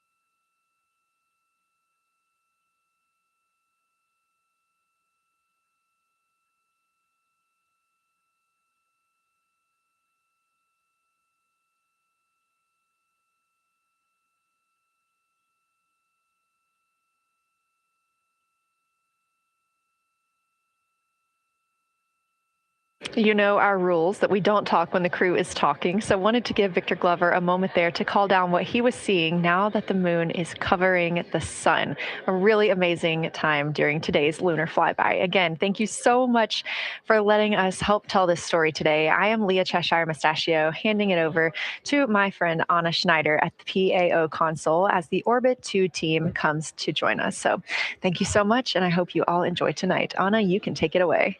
Thank you so much, Leah, and it's been a joy listening to your coverage over the last several hours. So as you mentioned, the Orbit 2 team of flight controllers is currently making their way on console and completing a shift handover with the Orbit 1 team of flight controllers. The Orbit 2 team tonight will be led by Flight Director Diane Daly, and she is currently handing over with the Orbit 1 flight director there on your screen, who was Flight Director Jeff Radigan.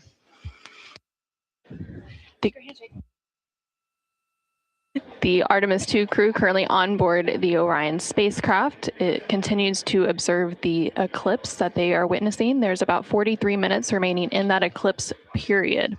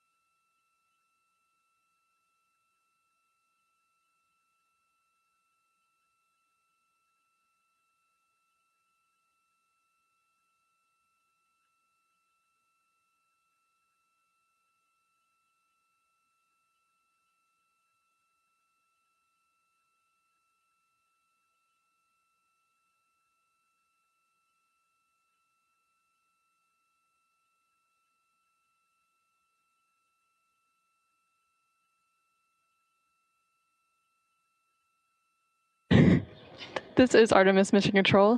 You are currently seeing a live view of the solar array wing cameras on the Orion spacecraft. We spoke with our science team, and they did determine that that dot in the distance is Venus.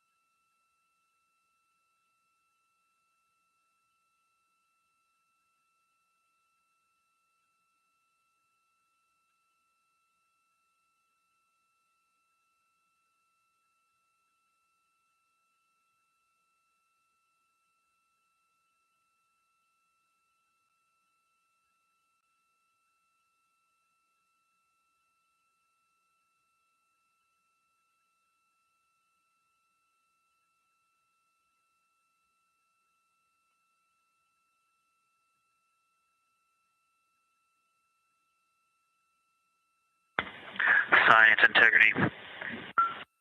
Let's see, not a huge change in here, just an update. The camera settings for Earthshine are challenging. This one's challenging to capture.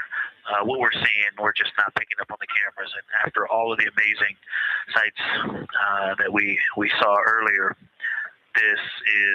we just went sci-fi. This has, it just looks unreal.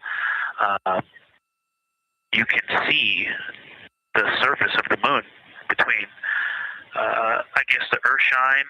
I guess Earthshine. You can actually see a majority of the moon. It is the strangest looking thing that you can see so much on the surface.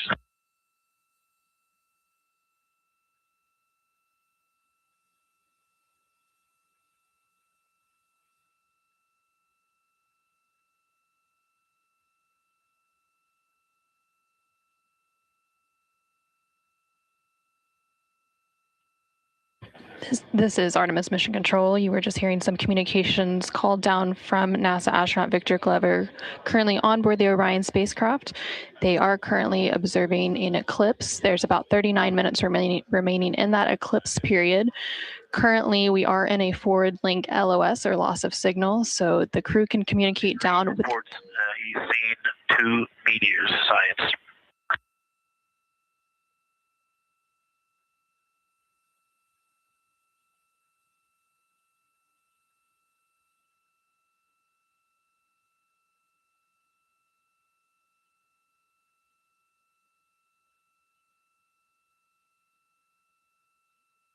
So we are in a forward link loss of signal. We do expect to regain signal in about 3 minutes. And at that point, then the ground can communicate back up to the crew on board the Orion spacecraft.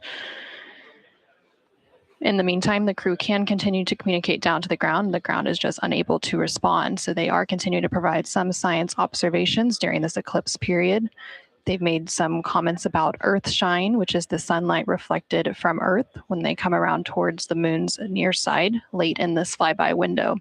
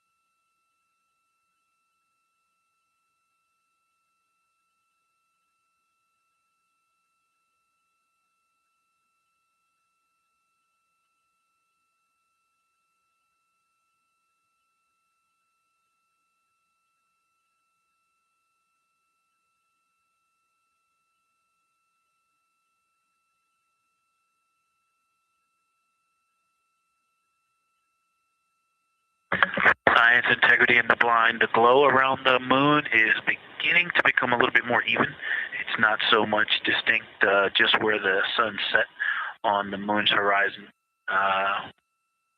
as we're flying through this trajectory, and then the sun's going to come up out of the other side. I think we're starting to see the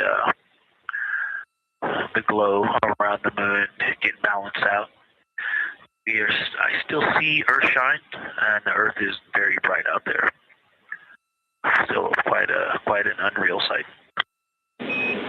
Integrity Houston, we have that sit rep loud and clear, and we are back with you. How do you hear me?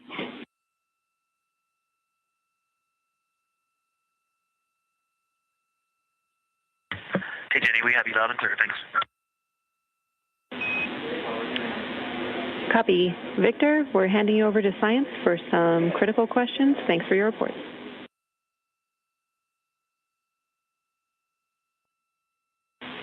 Integrity Science, we were loving your science sit reps in the blind, and it should come as no surprise that we have a number of follow-up questions.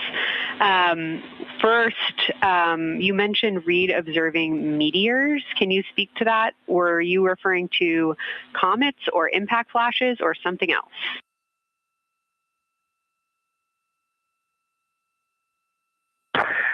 Yeah, there was a little bit of giddiness. We have seen 3 impact flashes so far. I saw 2, and Jeremy has seen 1. Undoubtedly, Jeremy saw 2, so that's 4 total. Undoubtedly, quick impact flashes. It was not sun glint off of particulate from the thrusters or the purge tanks. It was definitely impact flashes on the moon. And Jeremy just saw another one. Go ahead with your next question. Amazing news. I literally just looked over at the SIR and they were jumping up and down literally. If you could describe where on the moon you saw them, please.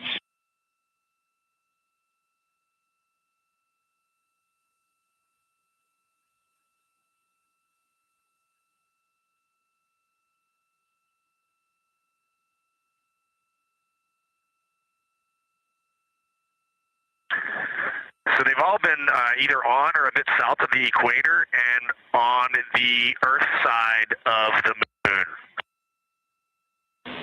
Stand by.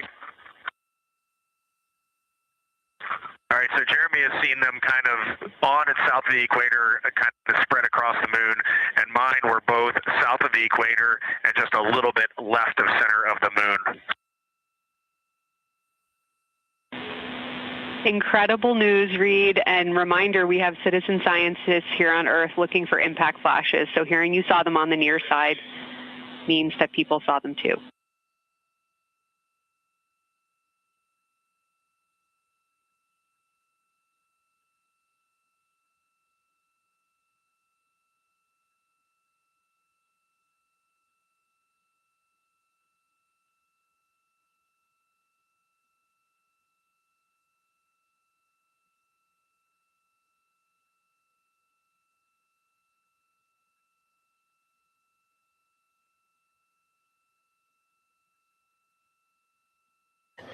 This is Artemis Mission Control. We have regained that signal, so the team here in Mission Control was able to call back up to the crew on board the Orion spacecraft as they continue their lunar flyby. Specifically, they are now in that eclipse period. So the science team here in Mission Control was able to ask some questions about some of the situational reports they were providing during that loss of signal. Specifically, they were interested in some of the meteors that they mentioned seeing and those impact flashes, and they did provide confirmation that they did see at least 4 impact flashes during that lost signal. Are you still with us, Houston, or do we lose you? Integrity, I hear you loud and clear. How do you hear me?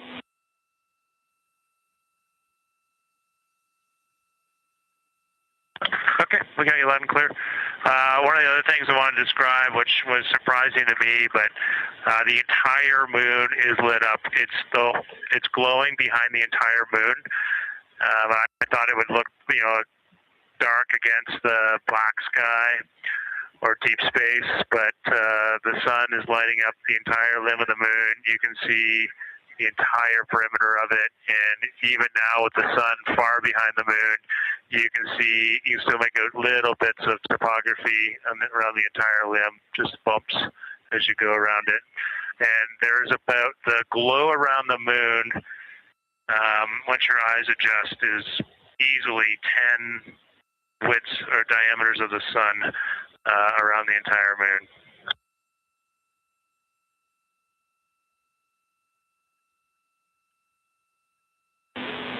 Incredible to hear, Jeremy. Were you able to actually pick out any discrete features on the lunar surface? And if so, how do they look different than when you observed them in solar illumination?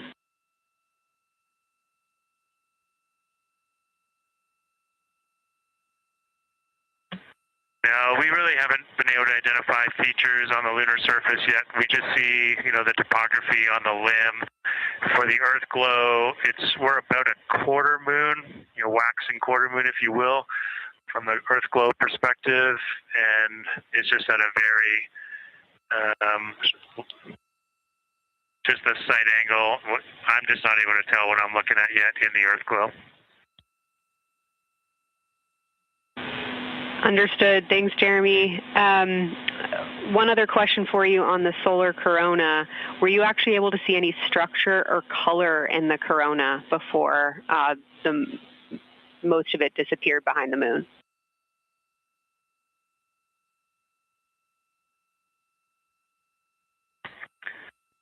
Yeah, I didn't pick out any color, but definitely structure. There were streamers, and they were not uniform at all. For me, the 5 o'clock position, there was just this constant streamer. It would change in intensity and diameter, but it was always there, and it was always at the 5 o'clock position. I only saw one plume, and it came out of basically the 3 o'clock position of the sun. That was very short-lived when I could see the plume. Exactly what we were looking for. Thanks, Jeremy. And a heads up that we, calculated here on the ground about how long you could see the corona for, and we expect it to start to appear again in the next 11 minutes. Thanks for those amazing descriptions.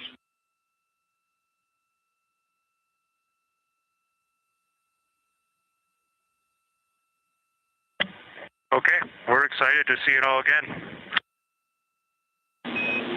Integrity Houston, we're following along as well. That was outstanding. If you haven't already, just reminding you to swap positions at the windows. And that brief LOS we had previously was due to a data rate change expected.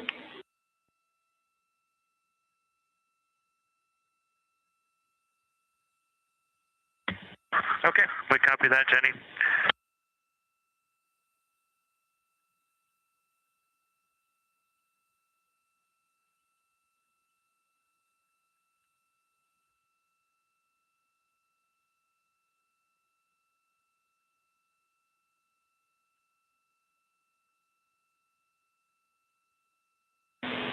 Integrity Science, one more request for you. While it's still fresh in your mind, any annotations or sketches you want to make of what you're seeing either around the corona structures you just mentioned or even on Earthshine would be so appreciated.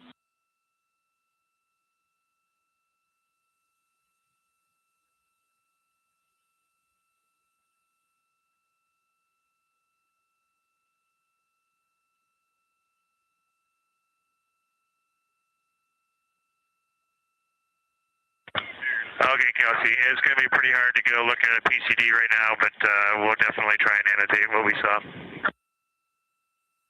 And if the annotations come in the next block where you're cleaning up your documentation, that sounds like a good plan to me.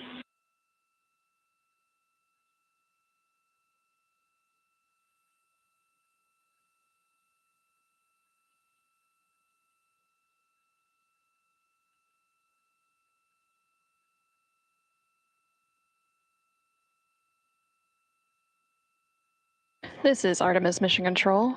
On the bottom right corner of your screen, you can see a view of the Science Officer console here in Mission Control. And we've been hearing that communication between the science officer. The Orbit 1 science officer is Kelsey Young, and she's been asking questions to the crew, specifically CSA astronaut Jeremy Hansen, based on the observations they've been making during this eclipse period. And then in the upper left-hand corner of your screen, you can see a view of the Artemis Real-Time Orbit website, which provides updates on the velocity and the distance from Earth and the Moon of the Orion spacecraft as it continues to make its way back to Earth. The distance from the Moon will continue to increase at this point. So right now, Orion and its crew are about 6,300 miles away from the Moon and about 251,000 miles away from the Earth.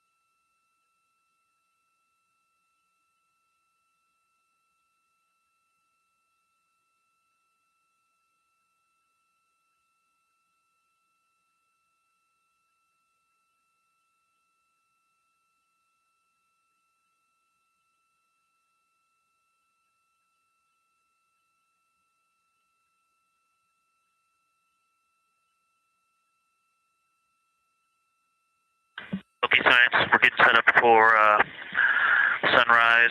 The window teams are, Christina is supporting, and also Xena 9 in window 1. Jeremy's got the long lens in window 2, and the short lens in window 2. And Reed is in window 3, and he has started recordings and is set up to see Corona.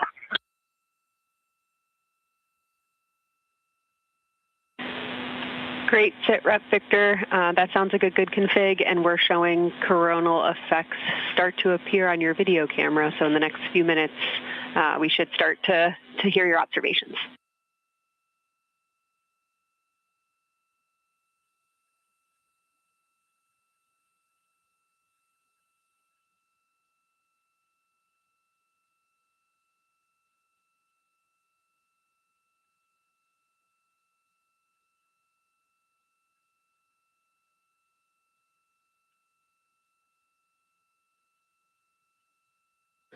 This is Artemis Mission Control. We just heard the crew call down to the team here in Houston, reporting that they have swapped out who is in the windows for the final portion of the lunar flyby. So Christina Cook is in window 1, with Jeremy Hansen in window 2 and Reed in window 3.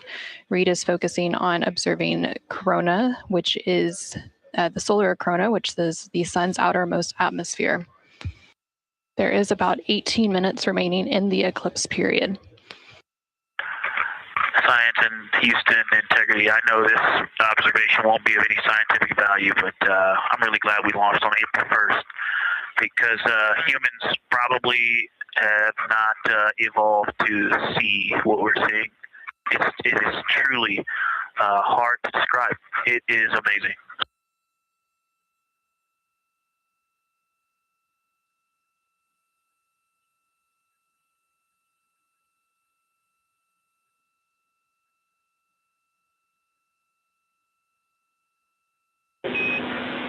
Amazing. Thank you, Victor.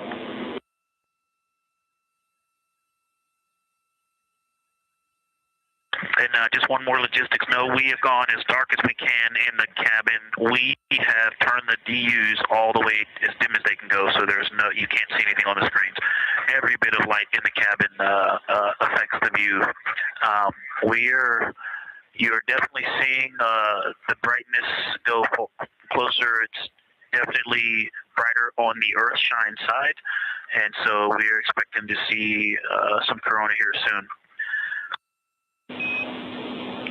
We copy all. Excited for what you see next.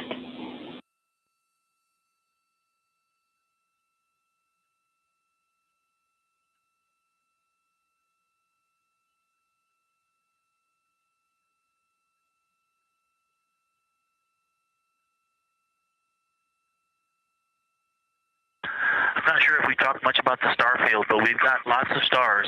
You've got the nice glow around the moon, but right off the well, we're upside down now, but from upside down 4 o'clock, right off the edge of the moon, looks like a planet. That line of planets. There's something a moon diameter to the left, and something right off the limb of the moon to the right, and then something orange. It looks orange to the right of that, about half the moon diameter. So, but anyway, there are definitely stars. I think some of those planets that you said we might see, we're seeing. And so in unreal view, yeah, the moon in the foreground is one of the darkest things we see out the window. And now it's deep space behind it is kind of dark blue like it looks from Earth, but we can also still see stars. It's quite a wicked view. Victor, Mike is doing the best job, and I'm not going to try to add on to what he's doing. It's indescribable. No matter how long we look at this, our brains are not processing this image in front of us. It is absolutely spectacular, surreal. I know there's no adjectives. I'm going to need to invent some new ones to describe what we are looking at out this window. This is just absolutely beautiful and inspiring to hear. And Victor, we suspect what you're seeing is Saturn and Mars. That reddish object is likely Mars. Good opportunity to look to the future of where we're going.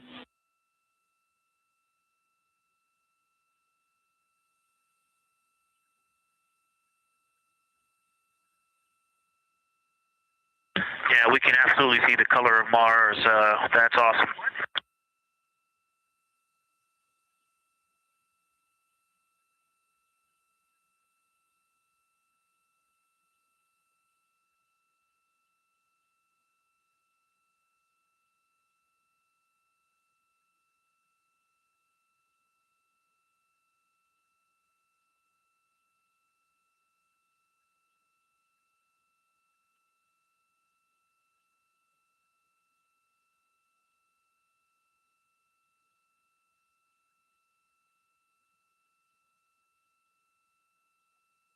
Okay, and from this vantage point, the 4 o'clock on the Earthshine side is definitely getting brighter, still no coronal structure.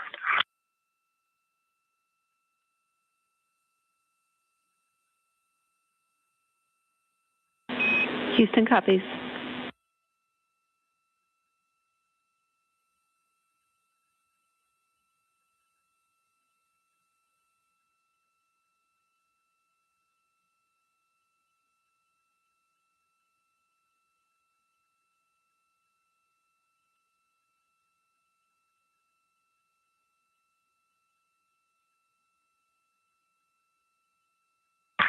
We aren't able to distinguish which Mare is, but we can clearly see Mare in the Earthshine.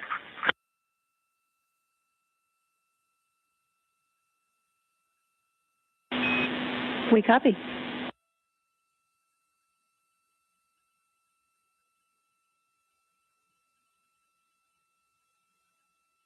This is Artemis Mission Control in Houston, Texas.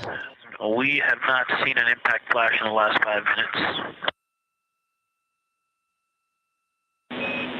Sounds unlucky, but you had a pretty strong start, so we'll take it.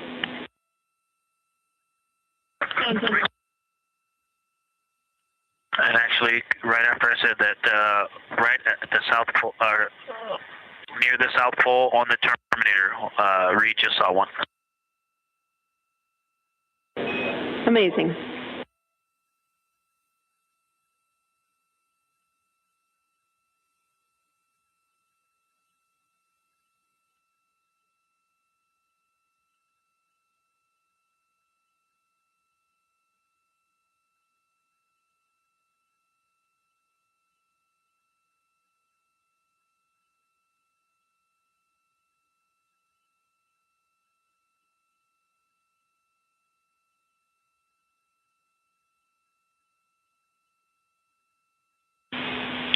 Integrity Science, and as you look around our solar system neighborhood, you should see Saturn setting behind the moon right now.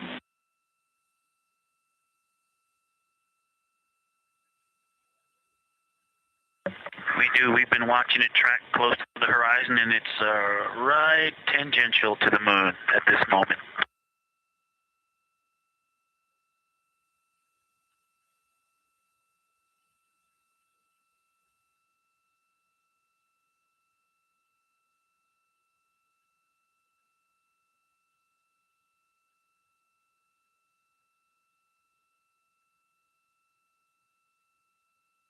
This is Artemis Mission Control in Houston, Texas. We are currently 5 days, 2 hours, and 44 minutes into the Artemis 2 mission, and we have about 11 minutes remaining in the eclipse at the latter half of the lunar flyby that the Artemis 2 crew is experiencing on board the Orion spacecraft.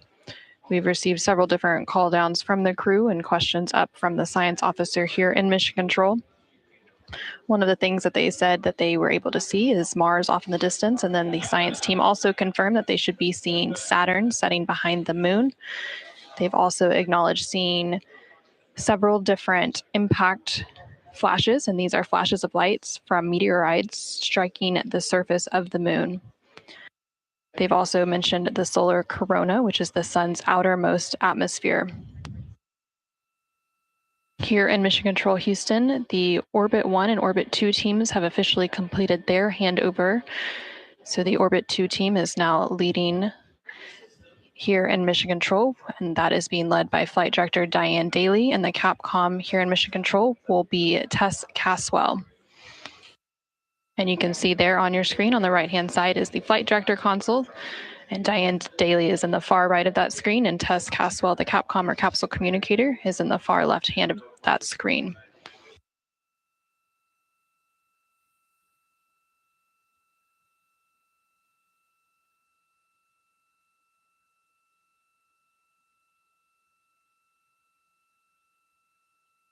Okay, the light is continuing to grow in intensity.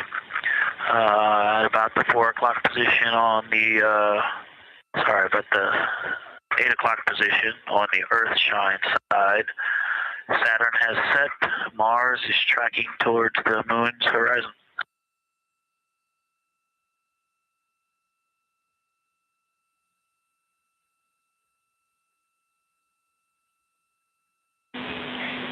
Integrity Science, we copy, and we're starting to see it on the vehicle stream.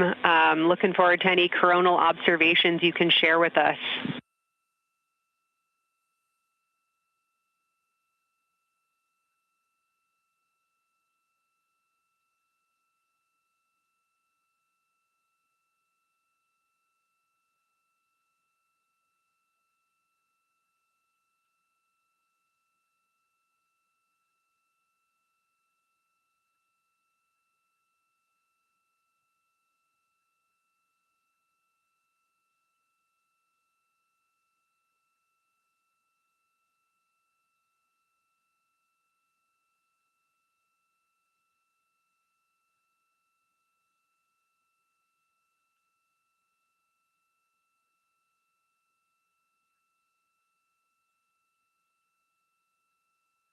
This is Artemis Mission Control. That view you're seeing on your screen is coming from the solar array wing cameras outside of the Orion spacecraft. And you can see the light starting to come into view as the solar eclipse period is starting to end. Integrity, still no coronal structure at this time, just continuing to grow in intensity.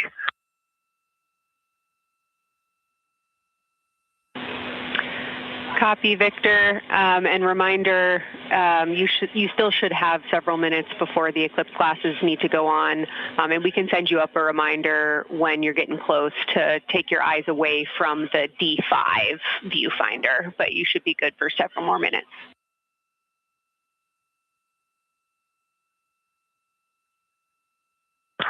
Copy, thank you, and yes, please send up the reminder. Thank you.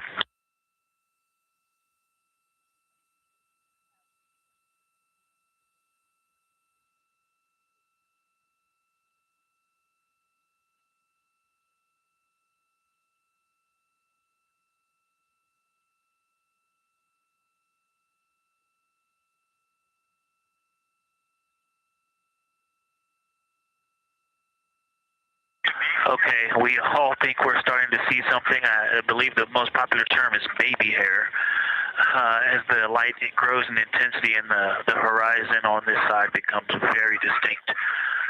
You can still see Earth shine, even though the sun's brightness is definitely growing in intensity.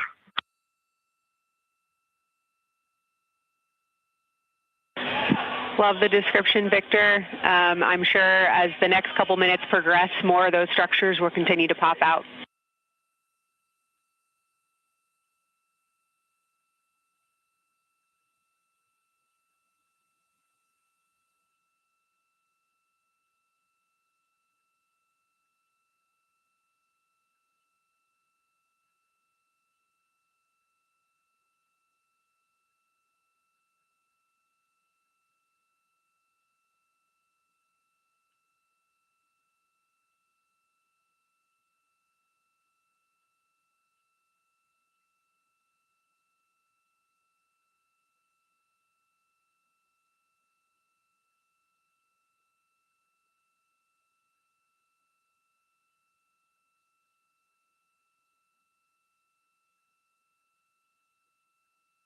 This is Artemis Mission Control in Houston, Texas. The Artemis 2 astronauts on board the Orion spacecraft are currently observing an eclipse. And to the crew on board the spacecraft, the eclipse looks much like a total solar eclipse here on Earth, except the moon is much larger compared to the sun, unlike a terrestrial solar eclipse where the moon and the sun appear the same size in the sky. We are definitely starting to see structure. That baby hair is rapidly growing out toward the 9 o'clock and the 8 o'clock.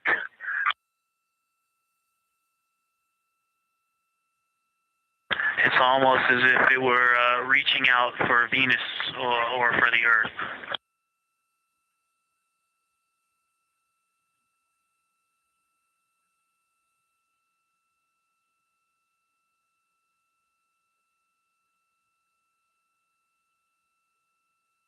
If you've ever seen the spotlight off the top of the Luxor at night in Las Vegas, this looks like what that wants to be when it grows up.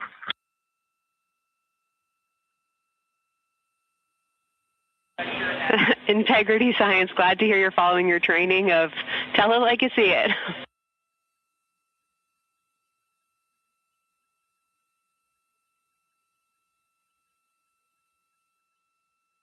So far, it's pretty symmetrical. There are 2 or 3 streamers that are growing in intensity and in magnitude, and it's slowly starting to widen, starting to spread out across the horizon. Pretty amazing view.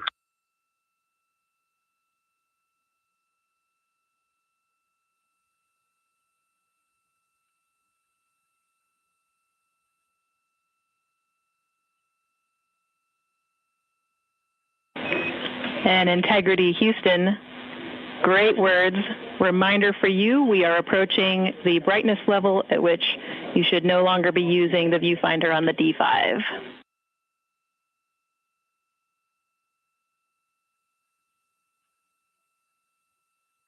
Integrity copies, and thanks for the heads up.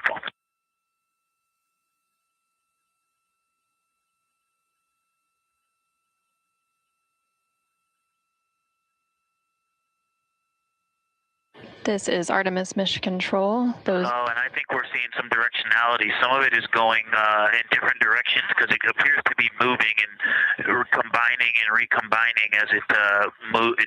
It's pointing in different directions, and some of it appears to be going like down toward the south pole of the moon, but it's and then coming back together and going out towards Venus and the Earth. And depending on how I stare at it, it looks like one large structure, but then it definitely has wisps, and you can see 3 or 4 structures inside of it. It's like watching a flame. It's like looking at a flame, and stand by.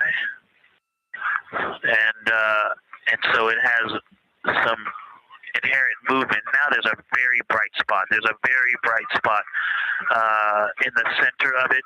There's a towering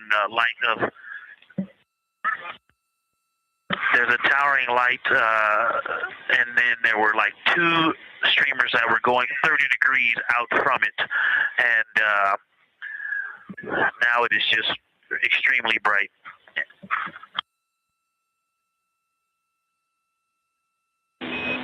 Houston, copies all. To get a little warm.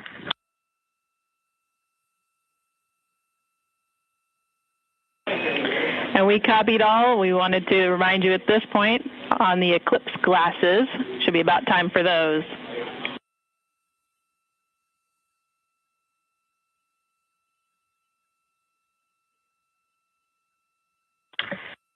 Houston, we copy all. We are in eclipse glasses. That was an absolutely spectacular, magnificent experience. Thanks for the report. We sure wish we were there with you.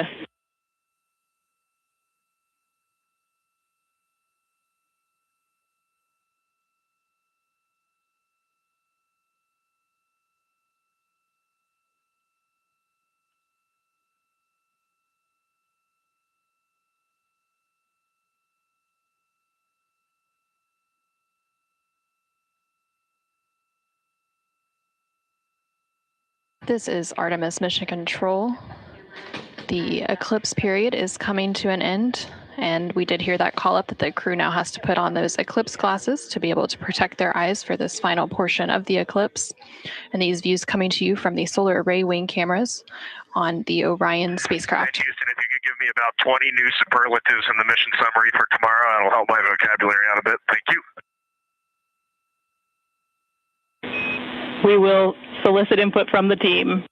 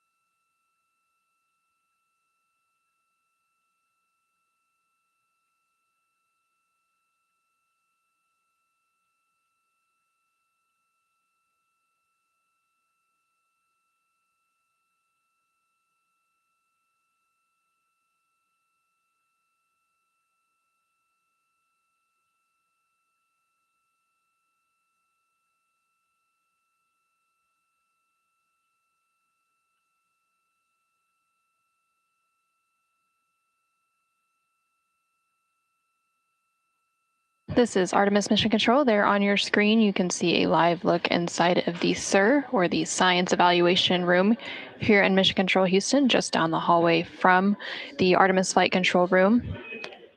Integrity Houston, back with you after a data rate change.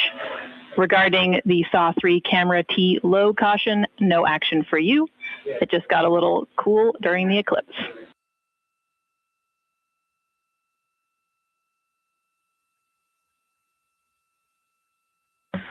Okay, we copy, and if you didn't copy my request for the mission summary to add about 20 new superlatives to help my vocabulary, I would appreciate it. We copied it fantastically.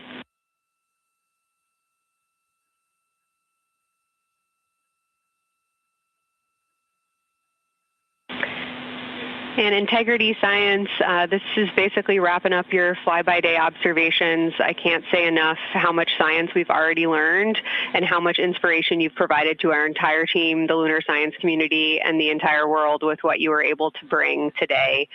You really brought the moon closer for us today, and we cannot say thank you enough. And Science signing off, and can't wait to talk to you tomorrow morning.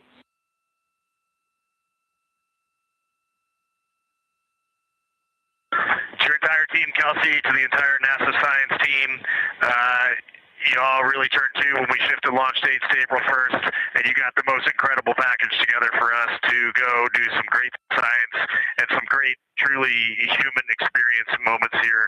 And we were well prepared, and we appreciate all of you. And this is what we do best when we all come together and work as a team. So you all knocked it out of the park. Thank you for giving us this opportunity. Beautiful words, Reed. Thanks so much.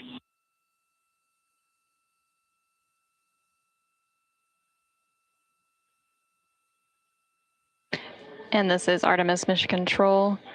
The lunar flyby observation period is starting to come to a close following that eclipse.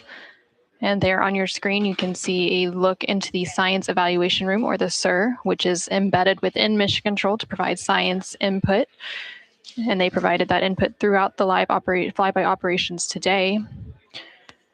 They also have a back room called the Science Mission Operations Room that processes data, evaluates imagery, and supports rapid analysis. And then, of course, we have the science officer on console here in the Artemis Flight Control Room, which you can see a view there on the bottom right-hand corner of your screen.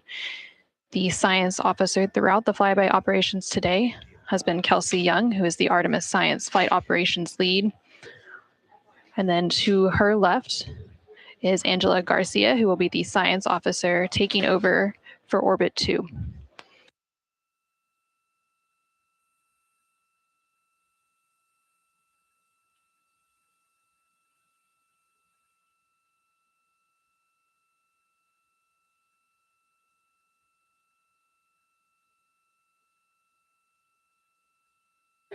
And for the past 7 hours or so, the crew has been going through their lunar flyby observation period.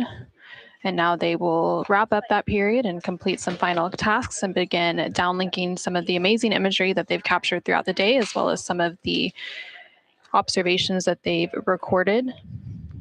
And now on your screen, you're seeing a live look from the Orion spacecraft from those solar array wing cameras. The solar eclipse period ended just a few minutes ago, and during this eclipse, towards the end of the flyby window, it lasted about an hour, and it was when the sun was hidden from view behind the opposite side of the moon from the perspective of the Orion spacecraft and its crew. And during that time, the crew saw a mostly dark moon, and they used the opportunity to analyze the solar corona, which is the sun's outermost atmosphere, while it was visible. And then once the sun was completely out of view behind the moon, the crew looked for impact flashes, which they reported seeing multiple impact flashes, and those are flashes of light from meteoroids striking the surface of the moon. They also looked for dust lofting above the limb or the edge of the moon, along with some deep space targets, including planets. And they noticed Mars off to the distance, and we also saw Venus on one of the solar array wing cameras early on in the eclipse period.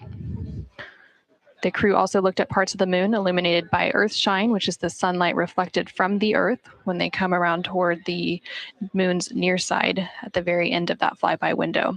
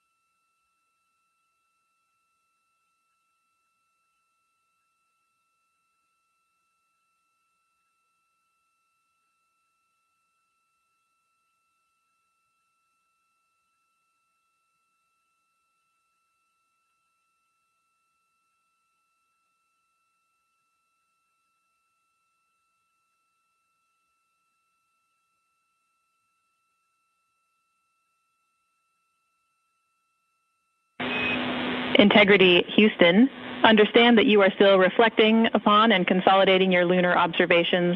At your convenience, I have 2 items related to the upcoming VIP event.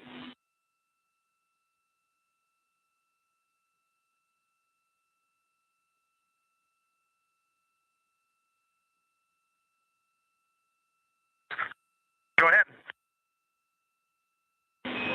All right, first we wanted to let you know that the message for that upcoming event is on board for review at your convenience. That's message 3.06.04. The second item is that we've seen a couple of video blips in previous events. So during the HDPAO setup activity, we're wondering if Jeremy could please confirm for us that the TS rate is set to 1300 when you get to step 10.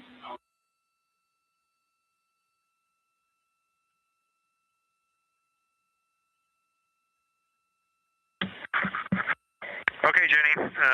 Yeah, we're pretty sure we've been in 1300 for all the PAO events. We've been tracking that when we swap between the HHP and the D5. We copy, Jeremy. Thanks. And for the record, the phenomenal Jenny has gone on to her next appointment of the day, and you've now got Tess with you.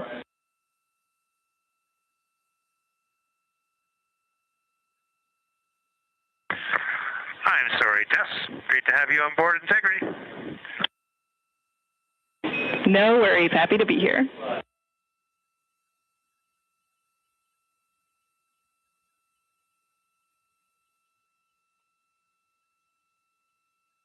This is Artemis Mission Control. We heard some communication there between the Capcom or capsule communicator here in Mission Control, which for Orbit 2 is Tess Caswell, and the CSA or Canadian Space Agency astronaut on board the Orion spacecraft, Jeremy Hansen.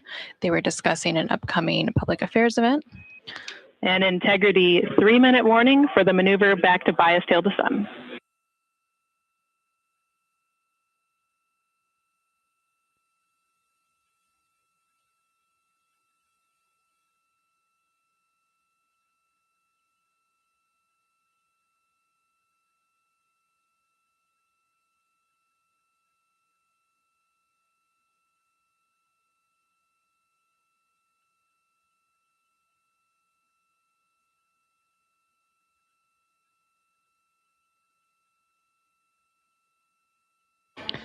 The crew on board the Orion spacecraft recently completed their lunar observation period.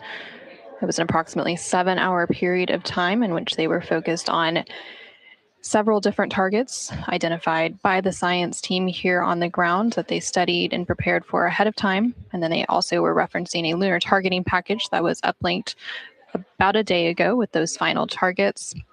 Now they are completing some post-lunar flyby activities, so they're working to clean up their observations that they've made and also working to downlink some of the photos that they've taken throughout the day. The science team here on the ground will then work to get as much data as they can overnight, and then there will be a post-flyby conference tomorrow after the crew wakes up. And that's not a debrief, but a science data collection to capture their nuanced experience while they're still in the field and the experience is still fresh. And then, of course, there will also be a public affairs downlink event later in the day. Now that once the post-lunar flyby activities are complete. And then after that, the crew will go into some of their final activities for the day. They will have a private medical conference or PMC with the medical teams here on the ground. These are regular conferences that they have at the end of every day. And then there's also a flight director conference that they will have before they go into their pre-sleep period, during which they can complete hygiene activities and they will have the chance to eat their dinner and complete any other final personal activities for the day before they head into their sleep period.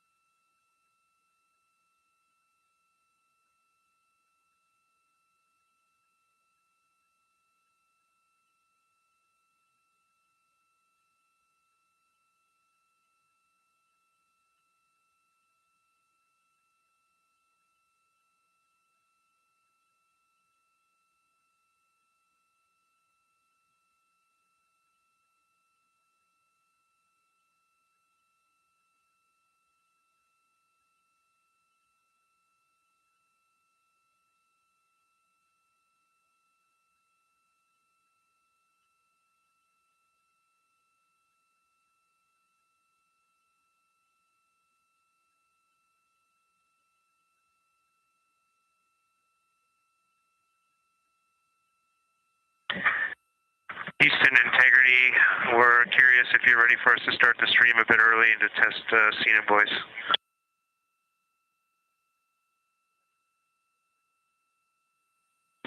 Checking.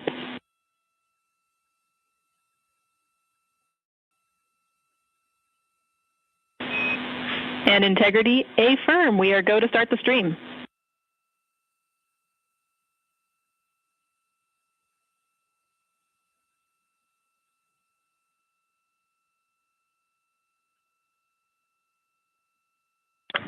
Okay, Houston, the stream has started. We checked TS rates 1300 and audio is true. So I will give you a voice check now on the mic. We copy. Good settings, and we've got a good view.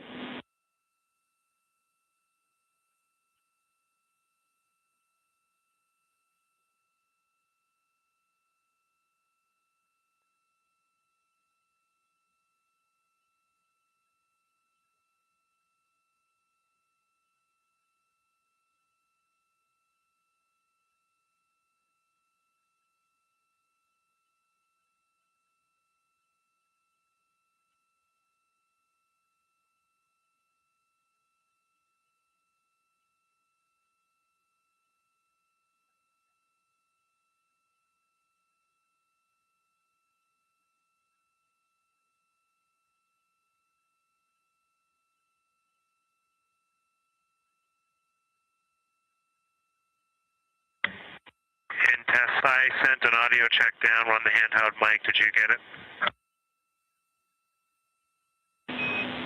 Sorry for the delay, Jeremy. We were talking that a bit, but it was a bit broken, so please repeat for us.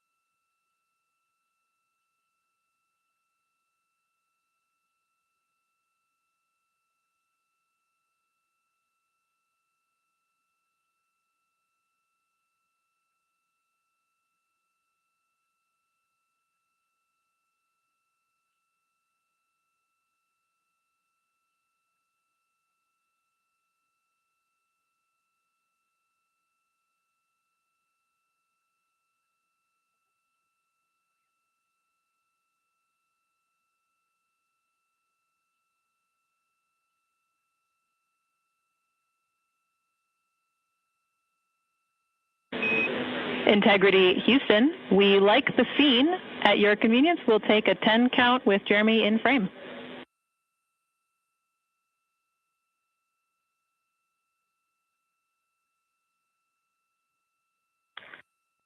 Okay, copy that. Give us 2 minutes, and or 1 minute, and we'll do that. Copy.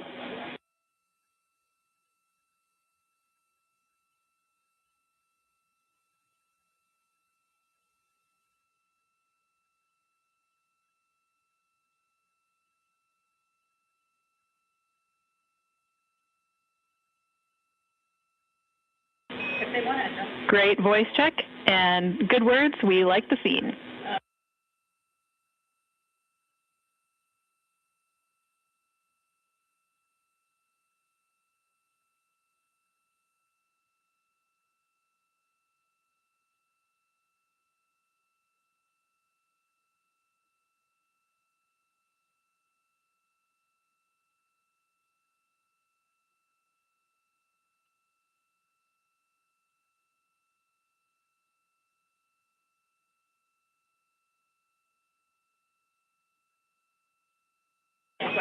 And Integrity Houston, we are seeing a black cable going right through the middle of the scene. At your convenience, if you would please move that, PAO would appreciate it.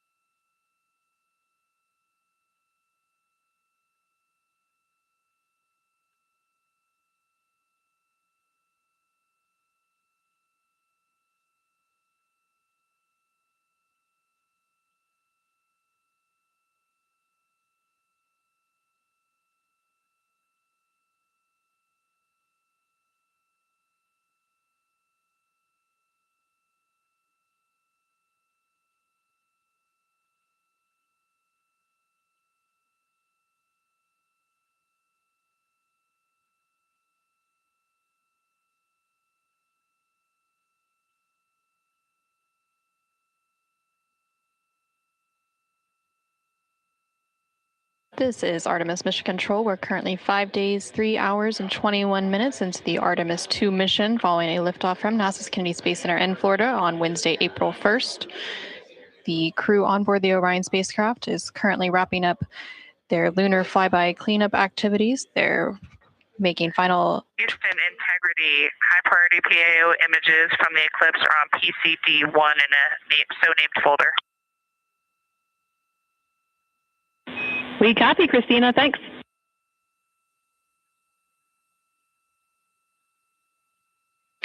And NASA astronaut Christina Cook there calling down to the ground regarding some public affairs imagery that was captured during the lunar flyby activities. She referenced a PCD, that is in reference to their portable computing devices, which are basically tablets that they're able to transfer files and also follow along on processes and procedures and their timelines for the day. No.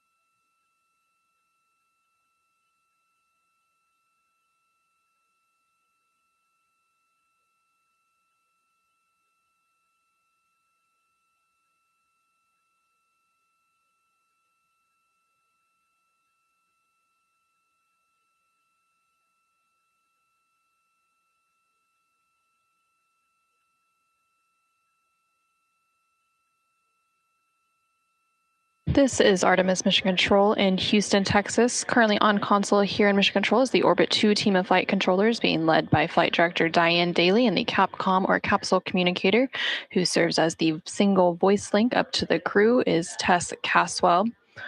The crew on board the Orion spacecraft recently wrapped up their lunar flyby observation period, and now they are completing some cleanup activities and transferring some data and files down to the ground following that lunar flyby. Many of these files will be analyzed by the science team overnight in advance of a post-lunar flyby conference tomorrow once the crew wakes up. The crew is also preparing for an upcoming public affairs downlink event. And then following that downlink, they will have a few final activities for the day, including a private medical conference with their team here on the ground. These are standard conferences that happen at the end of every day. And they'll also have a private conference with the flight director here in Mission Control to go over the vehicle status and any other questions or concerns they may have for the remainder of their flight. We are currently in flight day 6, and we have a splashdown expected on Friday, April 10th. That splashdown expected in about 3 days, 21 hours, and 49 minutes from now. During the lunar flyby, and as part of Artemis 2, it marked the first time in more than 50 years that humans were able to observe the moon directly and provided a critical opportunity to practice how lunar science will be conducted during future Artemis missions. The moon preserves a near-continuous record of solar system history that has been erased on Earth, and with no atmosphere, weather, or plate tectonics, the lunar surface retains evidence of ancient impacts, volcanism, and solar activity that scientists can study today.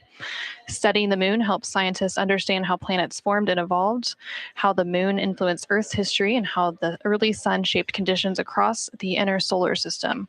The moon also serves as a unique platform for studying the broader universe.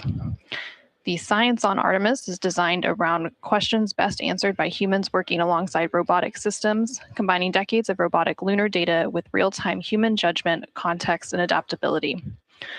Currently on your screen, you're seeing a look at the Artemis real-time orbit website. You can access this website at any time throughout the mission at nasa.gov/trackartemis. It provides updates on the velocity as well as the distance from Earth and the distance from the moon of the Orion spacecraft and its crew. The crew currently on board the Orion spacecraft includes NASA astronaut Reed Wiseman, who is the commander for the mission, NASA astronaut Victor Glover, who is the pilot, alongside the 2 mission specialists, who are Christina Cook and Jeremy Hansen of the Canadian Space Agency. Currently, the Orion spacecraft is about 250,000 miles away from the Earth, and that distance now will continue to close down ahead of that splashdown on April 10th. And they are now about 8,100 miles away from the moon, and that distance will continue to increase as they are now in the return leg of their journey.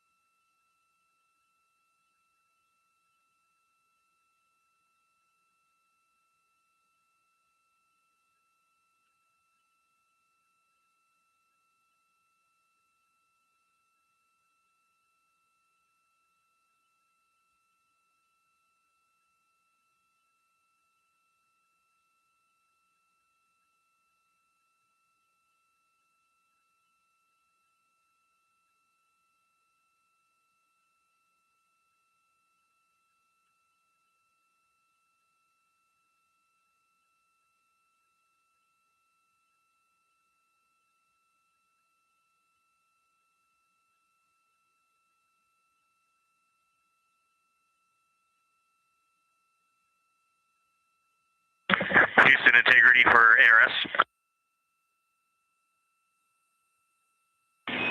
Go ahead, integrity.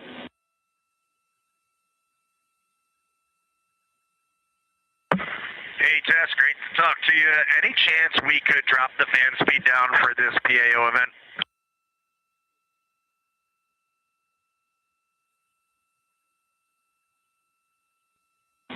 We will put that in work. Great to be talking to you too.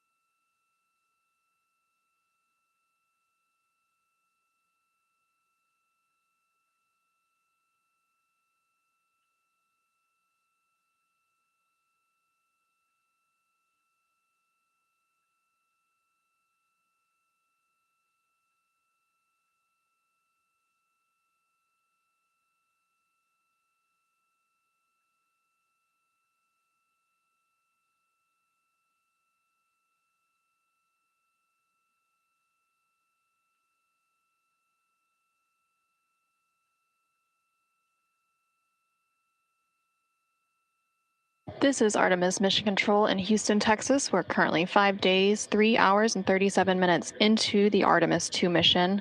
The crew on board the Orion spacecraft has recently concluded their lunar observation period during the lunar flyby.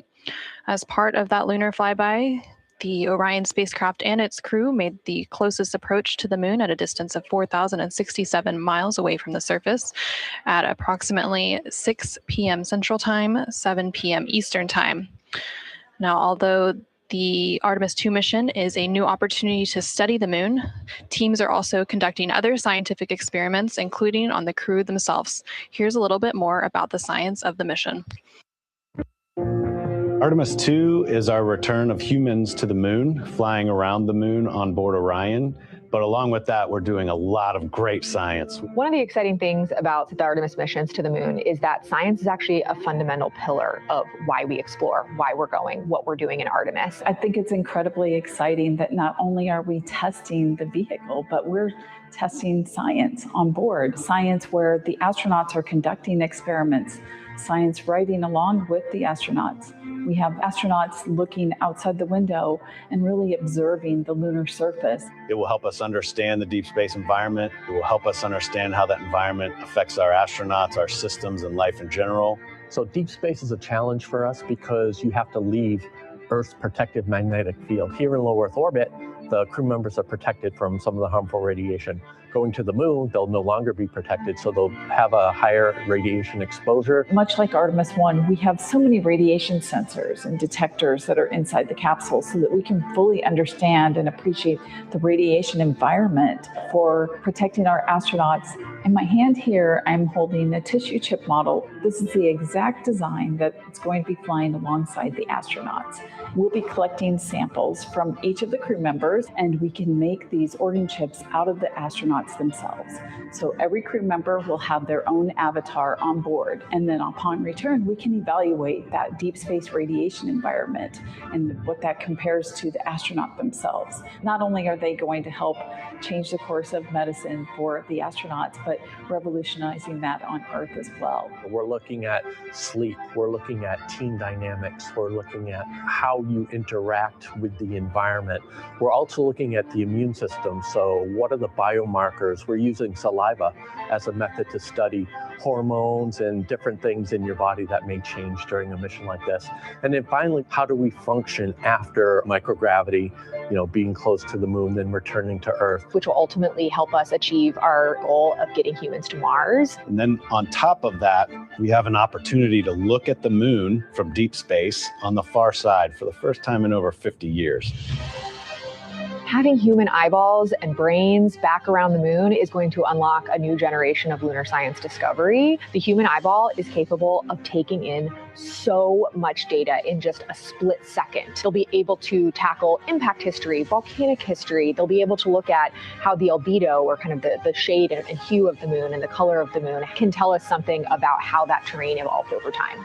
We're integrating science in ways that have never been integrated into human exploration before. We have a front room mission control flight controller position called the science officer. We have a brand new science back room where it's basically our brain trust of lunar scientists and geologists supporting the crews of the future. And Artemis 2 will allow us to really test how this works so that future missions are really set up for success. We'll also be deploying some CubeSats. They're small shoebox-sized spacecraft of their own. They're each provided by another country, one of our partners. As they conduct their research, they'll complement what we are doing at the moon with Orion. It is so incredibly exciting to be a part of this mission. It has been, really one of the privileges of a lifetime. I can see the work I'm doing benefit crew members right now and benefit the crew members in the future. So it's incredibly exciting and it's very rewarding. As this rocket launches humanity off of the Earth, we'll be setting the stage through our science to prepare humanity to leave Earth and explore the solar system.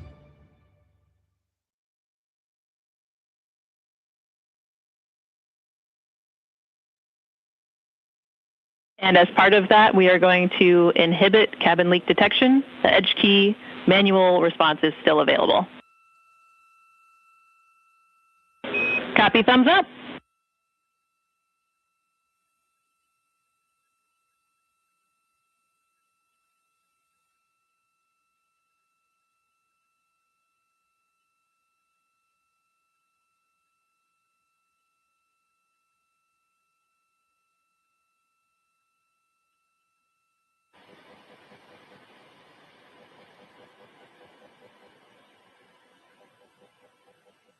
This is Artemis Mission Control. Again, we're hearing some communication between the ground here and the Artemis Flight Control Room in Houston, Texas, specifically the Capcom or Capsule Communicator, who for Orbit 2 is Tess Caswell, and the crew on board the Orion spacecraft, that spacecraft named Integrity by its crew. They are preparing for an upcoming public affairs event, so they are discussing the camera views, which we will see here shortly. There on your screen on the left-hand side, you can see the Artemis Real-Time Orbit website, or ARO.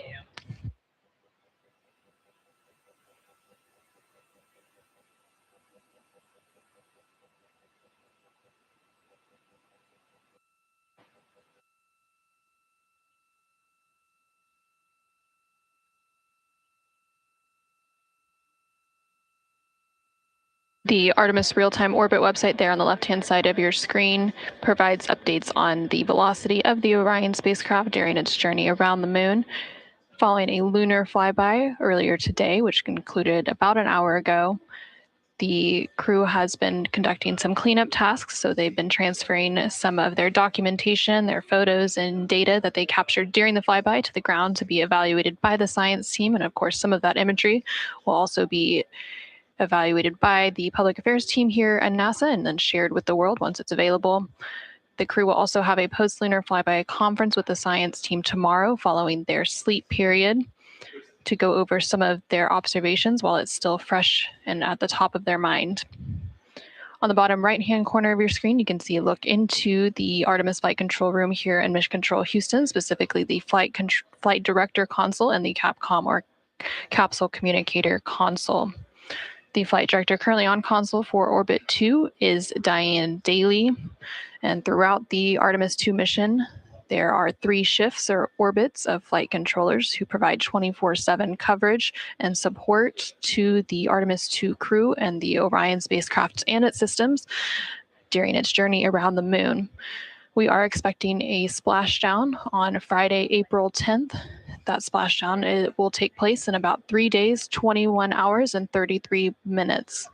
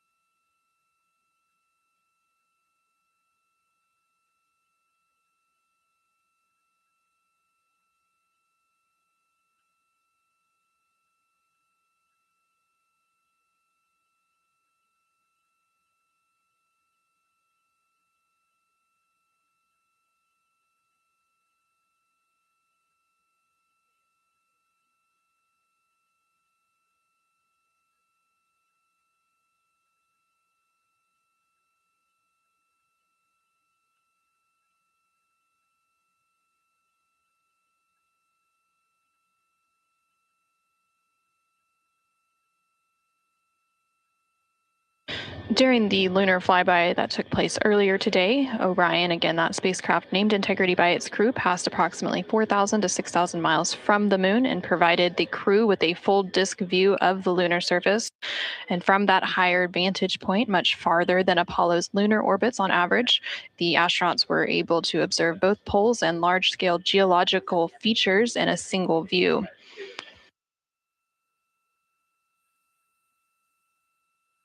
And there on your screen, you're currently seeing a live look inside the cabin of the Orion spacecraft. Integrity Houston, we are 3 minutes out from an on-time start, and we have adjusted the fan speed. We'll take a thumbs up if you're happy with it.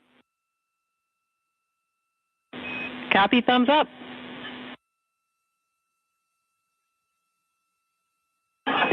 Superlative thumbs up.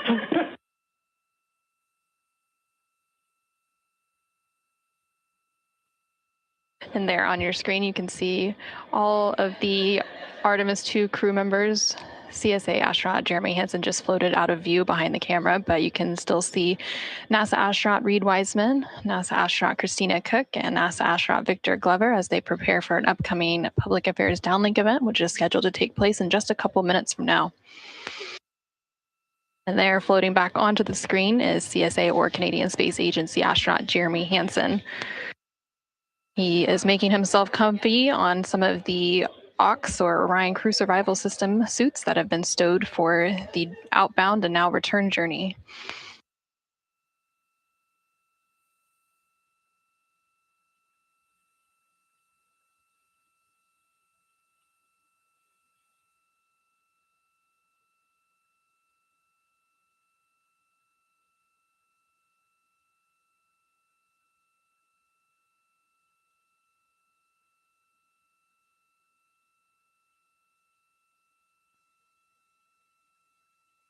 Shortly after the completion of these couple of public affairs downlink events, the crew will begin winding down for their day, and they will have the opportunity to eat dinner. Some of the items on their menu today for dinner include chicken with corn and black beans, sweet and sour pork, rice pilaf, spicy green beans, citrus fruit salad, and maple cream cookies. All of the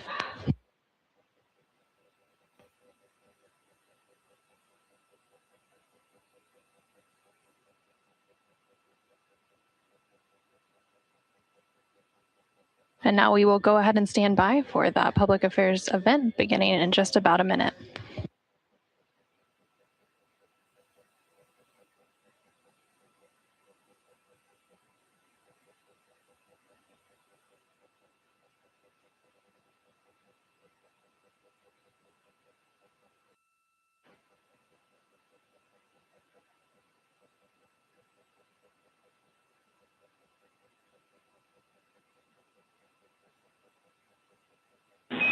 Integrity Houston, no action for the DU-1 caution. We're taking a look.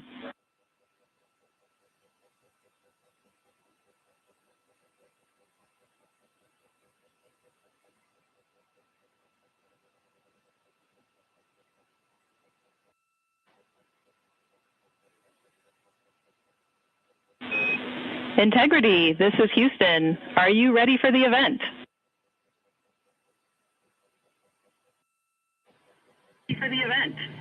Hello, Houston. Integrity is ready for the event.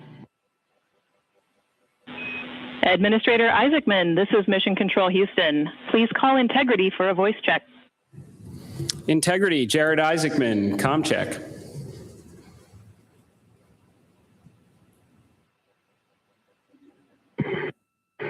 Administrator Isaacman, we've got you loud and clear, sir. How us? I've got you loud and clear. Artemis 2 crew, we have a very special guest who wanted to be the first person to greet you after your return from the far side of the moon. Reed, Victor, Christina, and Jeremy, it's my honor to introduce the President of the United States of America, President Donald J. Trump. Over to you, sir. Well, thank you very much, Jared, and you are doing a fantastic job. And hello, very special hello to Artemis 2. Today, you've made history and made all America really proud, incredibly proud. We have a lot of things to be proud of lately, but this is there's nothing like what you're doing, circling around the moon for the first time in more than a half a century. and breaking the all-time record for the farthest distance from planet Earth. Humans have really never seen anything quite like what you're doing in a manned spacecraft. It's really special. I want to personally salute and congratulate Commander Reed Weissman, Pilot Victor Glover, Mission Specialist Christina Koch, and Jeremy Hansen. And I also want to thank the entire amazing team at NASA, headed by Jared, who's a very special guy, by the way. And you all made this day possible, and you've really inspired the entire world. Really, everybody's watching. They find it incredible. I just watched you go to the back of the moon, and people haven't been there in a long time, we can say, but it's going to be more and more prevalent because we're going to be doing a lot of traveling, and then you're going to ultimately do the whole big trip to Mars, and that's going to be very exciting. So you look at, we had no astronaut has been to the moon since the days of Apollo program. The Apollo program was also very special, but that was 50 years ago. And at long last, America is back, and America is back in many ways stronger than ever before. We're the hottest country anywhere in the world. The Artemis crew flew in the most powerful rocket NASA has ever made, ever launched, traveled over 250,000 miles, broke the distance record set by the legendary Apollo 13.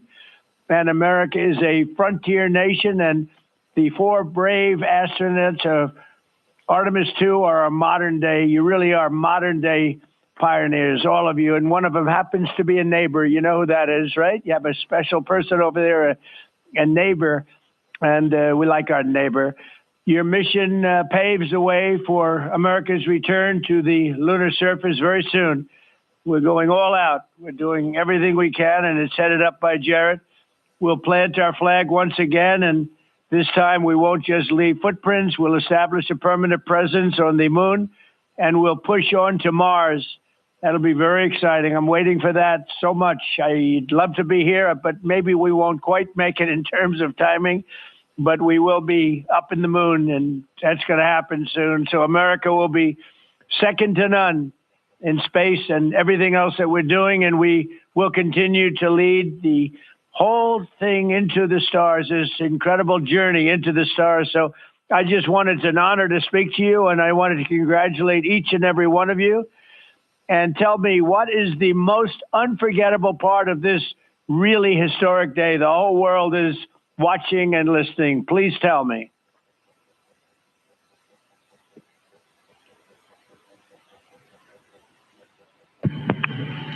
President, this call is certainly special to all of us, and we really have a lot of faith in our administrator, Jared Isaacman, who is with you. We appreciate his leadership in NASA and in the international community. We are doing great things, and we are proud to be a part of. I have to tell you, as we came around the near side of the moon, seeing all the sights that we've seen from Earth for all of our lives, but we're seeing them from a different perspective, and then we started to get a glimpse of the and we saw sites, Oriental sites that no human has ever seen before, not even in Apollo, and that was amazing for us. And then the surprise of the day, we just came out of an eclipse where the sun, moon, and the entire dark moon about that big right out the window that we were watching. We could see the corona of the sun, and then we could see the planet train line up, and we at Mars, and all of us commented how excited we are to watch this nation and this planet become a 2-planet species. That is fantastic. You know, I had a decision to make in my first term, and the decision is, what are we going to do at NASA? Are we going to have it be revived, or are we going to close it down? And I had very little hesitation, and it's really great to have somebody like Jared involved, because he really makes it much easier for me. But it was not even a question in my own mind. We've spent what we had to do, and then of course we have Space Force, and Space Force is very much related to what you're doing, and that was my baby. That was a very important one, and it'll turn out to be truly one of the most important, I believe, decisions I've ever made. So we're very proud of Space Force, and we're very proud of all of you. Does anybody else have anything to say? A lot of people listening.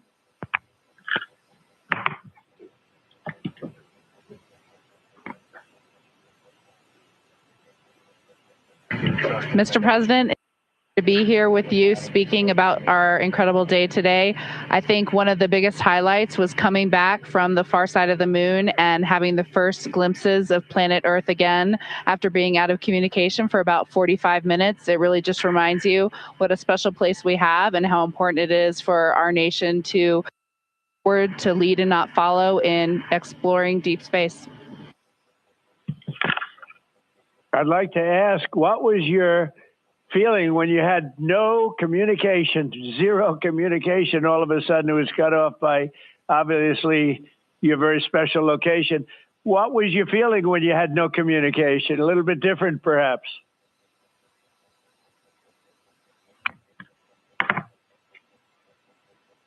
Yes, Mr. President, it was I said a little prayer, but then I had to keep rolling. I was actually recording scientific observations of the far side of the moon. You know, that is actually the time when we were the farthest and the closest to the moon. And so we were really able to make some of our most detailed observations of the far side of the moon up close. And so we were busy up here working really hard. And I must say, it was actually quite nice. Did you see a difference, a big difference between the far side of the moon and the near side of the moon? Was there a difference in feel or difference in look? What did you see?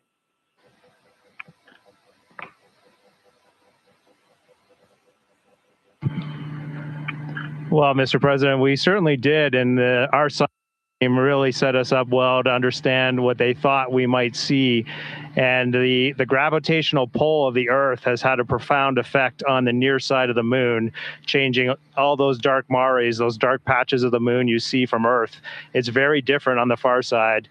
While you see some small patches of those mare in deep craters, it's very much absent on that side. So that's really neat.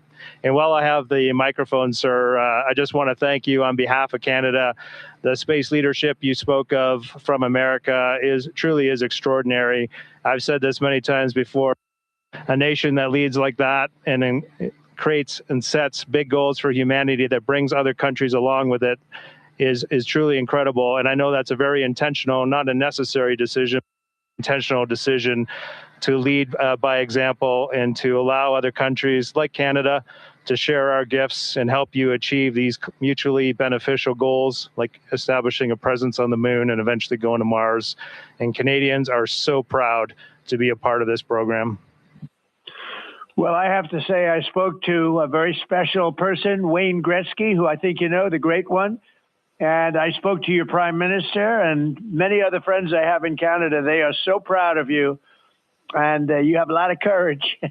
I'm not sure if they'd want to do that. I'm not even sure if the great one would want to do that, to be honest with you. But you have a lot of courage doing what you're doing, a lot of bravery and a lot of genius. But they're very, very proud of you.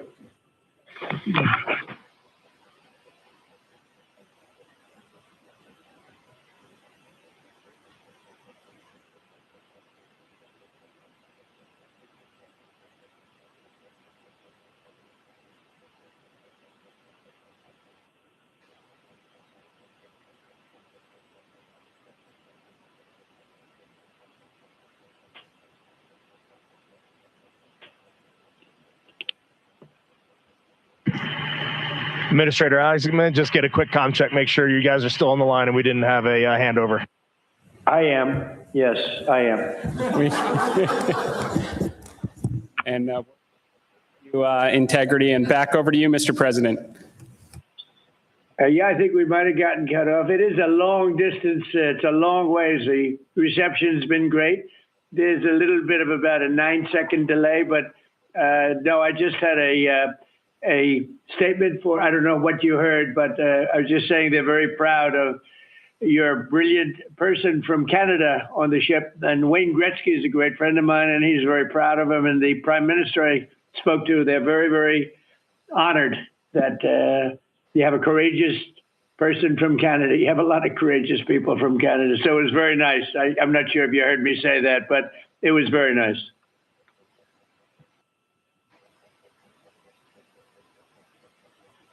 Yes, Mr. President, we heard that, and we do love our Jeremy Hansen. We love all our Canadian astronauts, Jenny Gibbons, Josh Kutrick. They're just great people, and they're such a welcome addition to our Corps. Great. Well, I really look forward to, when we can, I look forward to seeing you in the Oval Office. I'll ask Jared to bring you over, and I'll ask for your autograph, because I don't really ask for autographs much, but you deserve that. You really are something. Everybody's talking about this. And I look forward to having you in the Oval Office at the White House, and we will celebrate your incredible achievements and triumphs. This is big. This is really big stuff. The whole world is talking about it. And if you have the time, I will certainly find the time. I've been pretty busy also, as you know, but I will absolutely find the time, and we'll get together, and I'm going to be giving you a big salute on behalf of the American people and beyond that.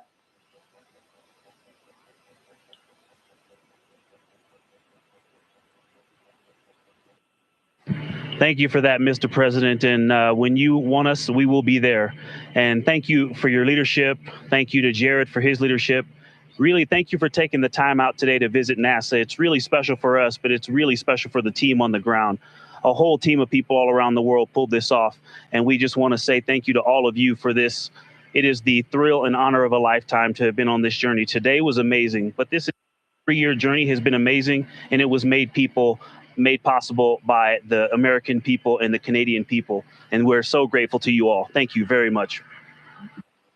Well, thank you very much. And Jared, congratulations. We'll see you soon. And I know that you have Mars very much in your mind, so we'll start thinking about that pretty soon, I think. And thank you. Congratulations to everybody. I'll see you at the Oval Office. Thank you for your time, Mr. President. It's been an honor. Thank you very much. Bye. Integrity. This is Houston ACR. That concludes the event. Thank you. Thank you to all participants. Integrity, we are now resuming operational audio communications.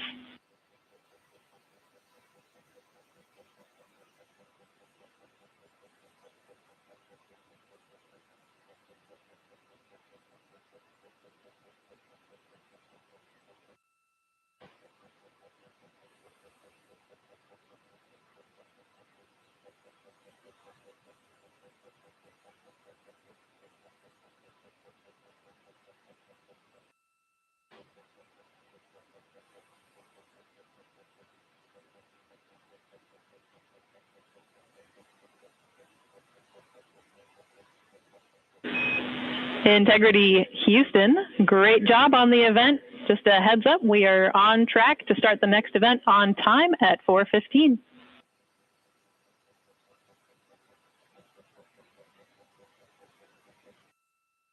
Okay, sounds great. We'll be ready.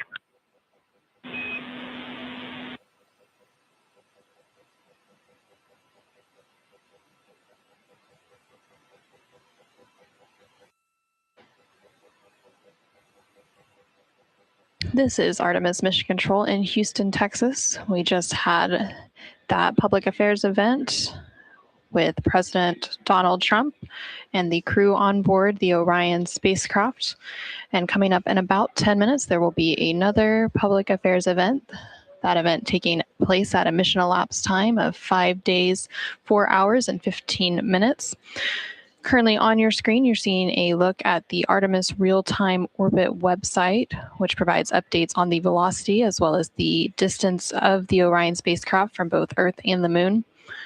The Orion spacecraft and its crew, that crew including Reed Wiseman, Victor Glover, Christina Cook, and Jeremy Hansen, are currently about 250,000 miles away from the Earth, and that distance is starting to become smaller as they are now on the return leg of their journey. And they are about 9,300 miles away from the moon. They made their close approach to the moon. Integrity Houston with a question about fan speed.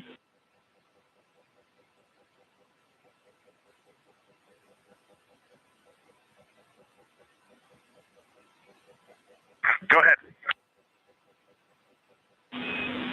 Hey, Reed, we were wondering if this adjusted fan speed is something that you would like to keep going forward, or if it was just a specific change request for the events this evening.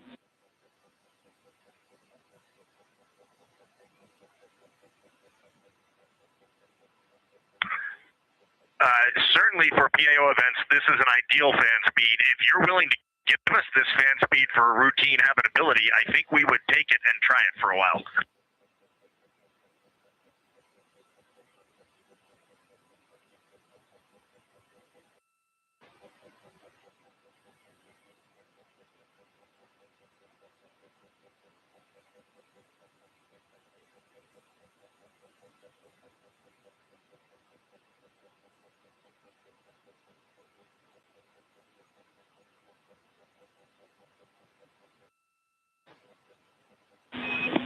And Reed, we are able to support keeping the fan speed in this config. Happy to keep it here to collect data.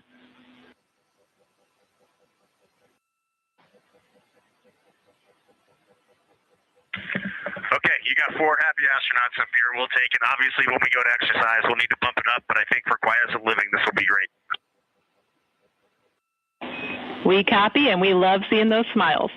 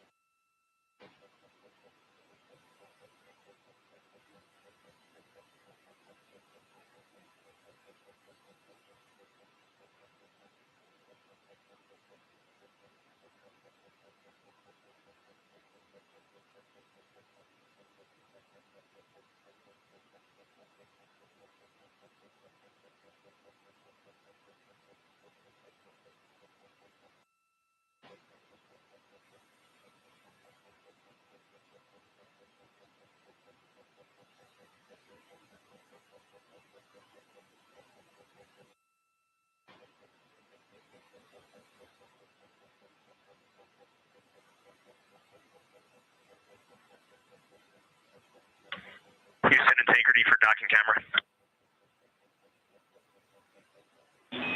Go ahead.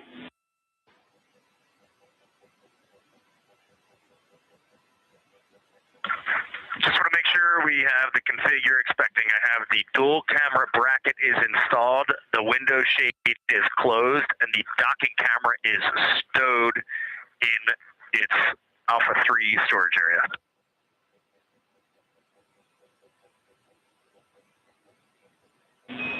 That's a good config.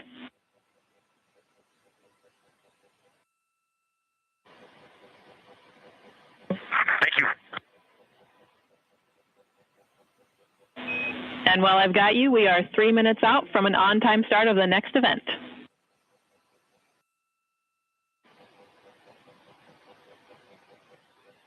This is Artemis Mission Control in Houston, Texas. You can see a live look of the Artemis 2 crew inside the Orion spacecraft cabin as they prepare for another public affairs downlink event. There on your screen is CSA astronaut Jeremy Hansen along with NASA astronaut Reed Wiseman and NASA astronaut Victor Glover popping up. Earlier today, the crew completed their lunar flyby observation period, during which the Orion spacecraft and its crew passed approximately 4,000 to 6,000 miles from the moon and provided the astronauts with a full disk view of the lunar surface. And from that higher vantage point, the astronauts were able to observe both poles and large-scale geological features in a single view. Towards the tail end of that observation period, they also were able to see an eclipse. And that eclipse period lasted about an hour and was when the sun was hidden from view behind the opposite side of the moon from the perspective of Orion. Since then, the crew has been working to clean up some of their observations and transfer some of the data and imagery down to the ground to begin processing, and the science team will take a look at that imagery as it comes down ahead of a post-lunar flyby conference tomorrow with the crew following their sleep period. Now we are standing by for a second public affairs event taking place in about a minute.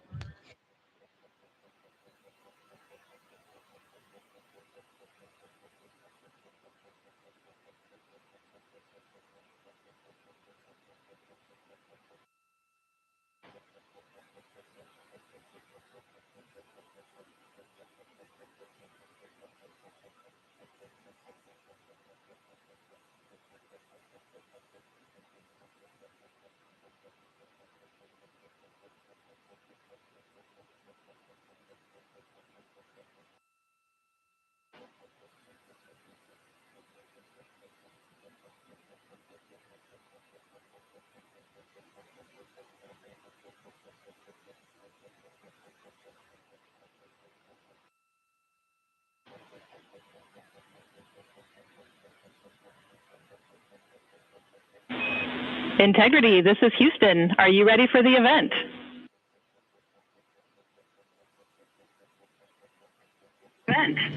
Houston, integrity is ready for the event. Administrator Isaacman, this is Mission Control Houston. Please call Integrity for a voice check. Integrity, Jared Isaacman, comm check.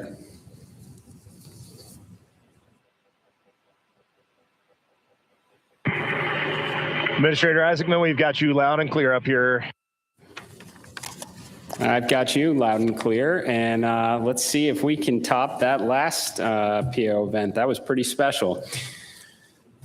So we are going to spend the next 20 minutes doing Q&A from a number of questions that have been submitted, and we are going to start with one from me.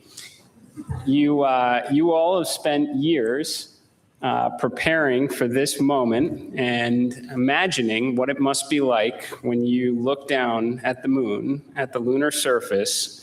What has surprised you all that you did not anticipate?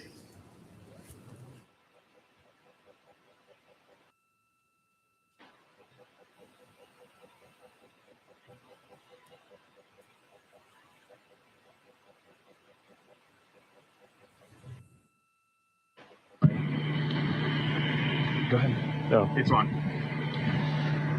Administrator, great to chat with you.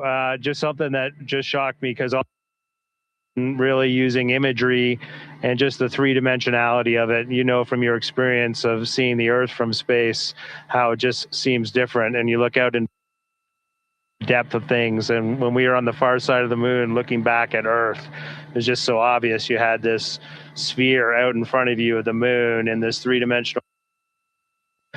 You really felt like you weren't in a capsule. You'd been transported to the far side of the moon, and it really just bent your mind. It was an extraordinary human experience. I'm so grateful for it.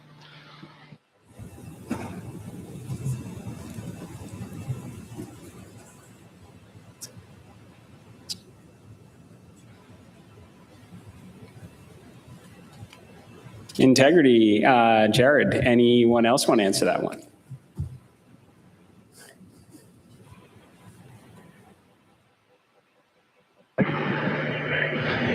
We had an amazing launch. The SLS is quite a powerful rocket, and got us into a 1,200 by, eventually a 100-mile orbit, and clearly power and speed. And then we did our translunar injection, and we were going quite fast. And so with all of that speed, though, it still took us days to get here. And so the scope of all of the things to a 321-foot tall rocket was amazing. It just puts the power required to do this in perspective.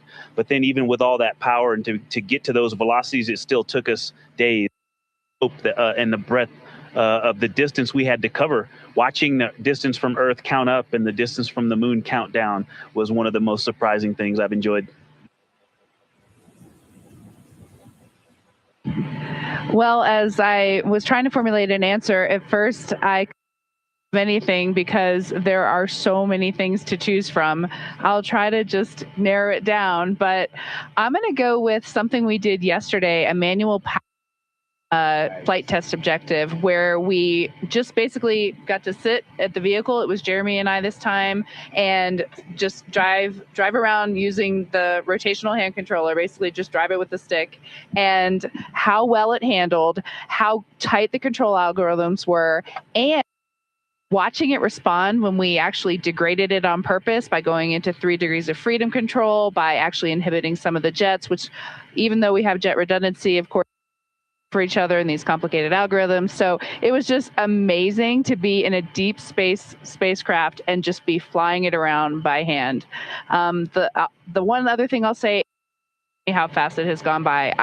I'm not ready to go home.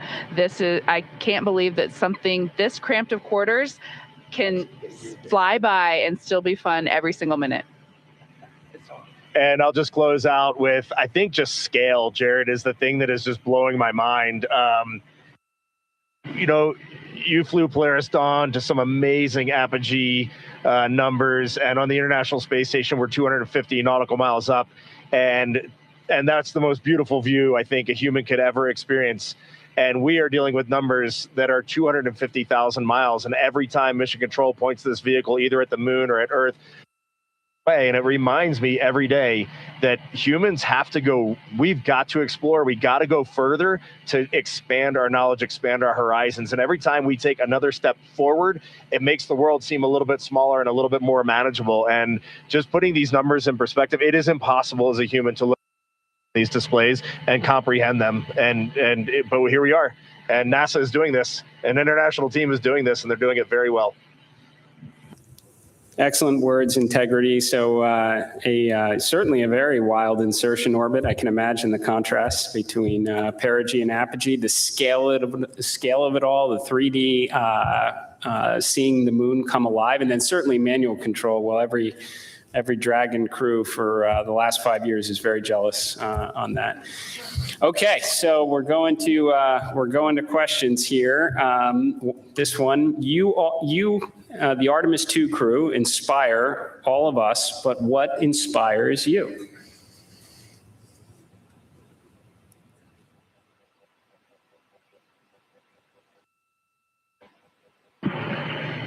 I think as you get older, your answer to that question changes a lot. Certainly when I was a young boy and a young man, just seeing an airplane flying overhead, to me, that really lit a fire in me. And then I think when you reach your middle age, it is interesting to watch leadership throughout the world kind of change the course of human. You can watch that unfold. And now now that I'm just a little bit over 50, you'll be there soon. Now that I'm just a little bit over 50, I mean, it all ties back to just family, and you understand just how much the people that you surround yourself with, and that is really every night when you go to bed, that's really what you end up thinking. At least that's what I end up thinking.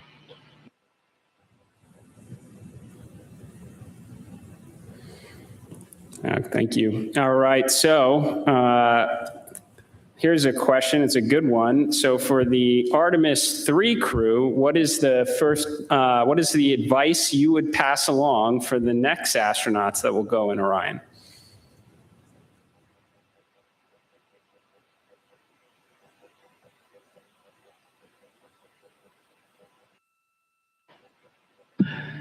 That's a great question, Jared. We've actually been thinking about the Artemis 3 crew since we were assigned as the Artemis 2 crew. It was the beginning of how we came up with how we wanted to fly this mission, how we wanted to buy down risk for the program, and values as a crew.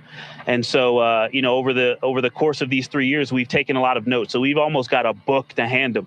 But I think a few practical things, just sitting here, we've been living for the past 6 days, how you pack is a huge impact to how you will live on the journey. And so things like food and your hygiene products, and then you know what's going on with our waste management system, the technology that we have, practicing that and being familiar with that and being prepared mentally. I used it on the space station. I used it at home in training, but I'll be honest, I wasn't really prepared to have to use it for over half the mission. And but we adapt and overcome, and so I can't wait to talk to that crew. I'm glad you said it, or else I was. We definitely have to fix some of the plumbing. Okay, this question is from Merriam-Webster. So wordy one here. So you are going to be, well, you've already surpassed more than 250,000 miles from Earth, farther than any human has gone before. So what are some words that come to mind when you try to wrap your mind around this very unique experience?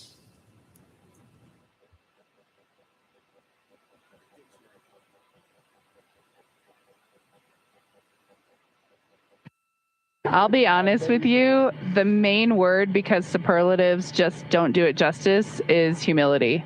We would never be here if it weren't for so many people that came before us, starting with Neil Armstrong, Katherine Johnson, Dorothy Vaughan, civil rights movement leaders, everyone who worked on this spacecraft. Before we got here in our 3 years of training, we went all over the country and even to our European and Canadian partners to see the people who have put their hands on this hardware, the millions of parts from every valve, to this entire thing, the people that put on harnesses every day to rig it up in the VAB. They all passed the record. We definitely didn't pass the record up here alone. So this is actually very similar to the question the President of the United States asked just a brief bit ago. But during the quiet moments on your journey, when you were out of contact with everyone here on Earth, what were some of the thoughts that tended to occupy your mind most?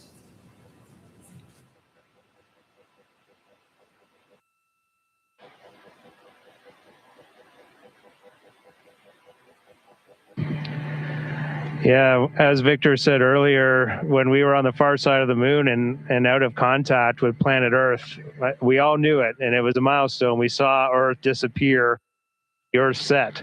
But we were so busy with the science, and we have such faith in our vehicle integrity, such faith in mission control, that we were just at complete peace and just doing our job. And just trying to do a good job to collect as much science data as we could while we were on the far side of the moon. And we were just giddy in here, like of our lives. He's being a bit humble, but as soon as we went out of comm with planet Earth, we did have maple cookies as we just gathered together for about 30 seconds. Each one of us had a maple cream cookie and then right back into the science. But we had to take a moment to honor that time going behind Earth. And it was going behind the moon and out of touch with Earth. And that was a very surreal moment for this crew.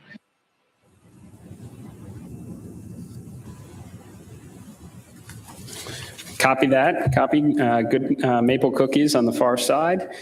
And how has this journey changed? How has this journey already changed the way you see our home planet and humanity's future among the stars?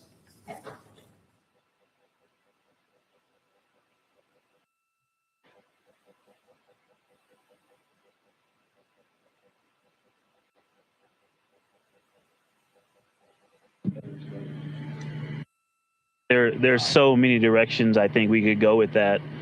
And I just, I think that there's, global, but I think real impact is local. And is to see the Earth as an entire thing and look at it, this system, and to see it all in once. But my daughters, and just the things that we can impact directly, the people that I can touch, that I can speak to, hug, and show love and gratitude toward,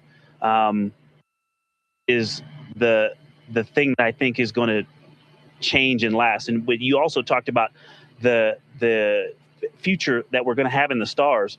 And this mission, I think we swung for the fence and launched on our first try after learning a lot earlier this year. But I think it set the stage for us to go out and continue to swing for the fence hard in our Orion SLS and ground systems programs to go and get the next one teed up so that crew can knock it off out of the park. And so I have huge expectations for what's coming next.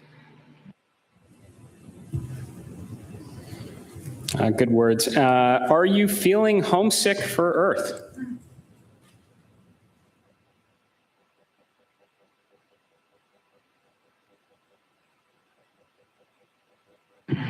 I will tell you, last of my eyes, I did start thinking about getting home. It's not homesickness at all, but the first time probably in 3 years, I let my mind get past the moon and back towards home.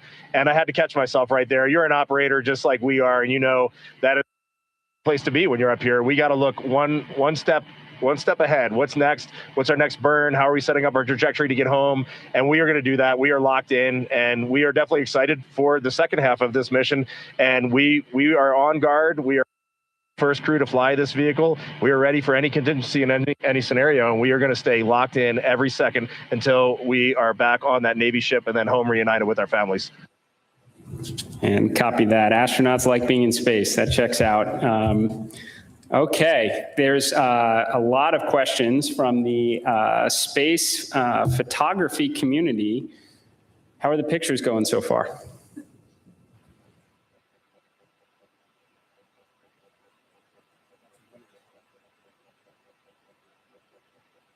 Well, we all love getting our hands on cameras and our eyes behind the lens here, because we're just trying to share the incredible things that we're seeing, and that's obviously the best way we can try to do that.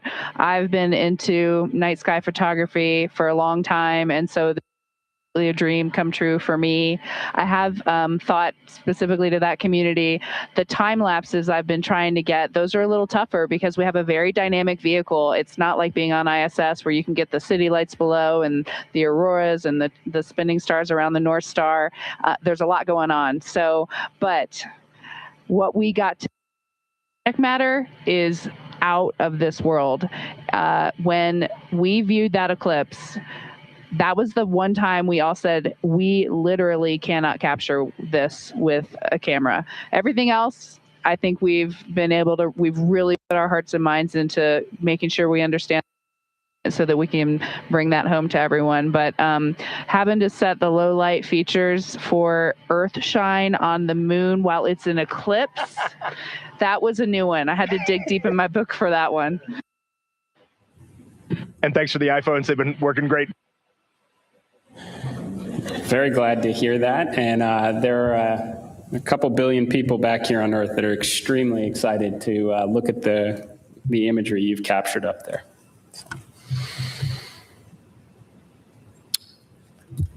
Okay, well, I want to thank you all. Integrity.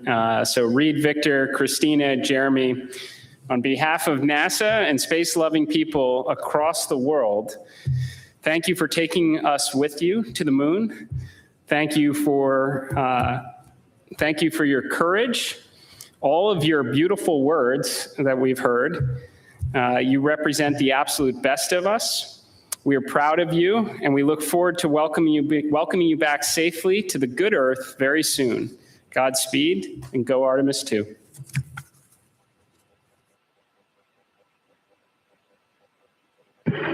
Thank you so much, Administrator. We are just proud to be a part of this team, doing our work every day, and we are supported by a huge world of humans, and we are just honored to be a part of that. Thank you. We'll see you soon. Integrity, this is Houston ACR. That concludes the event. Thank you. Thank you to all participants. Integrity, we are now resuming operational audio comm.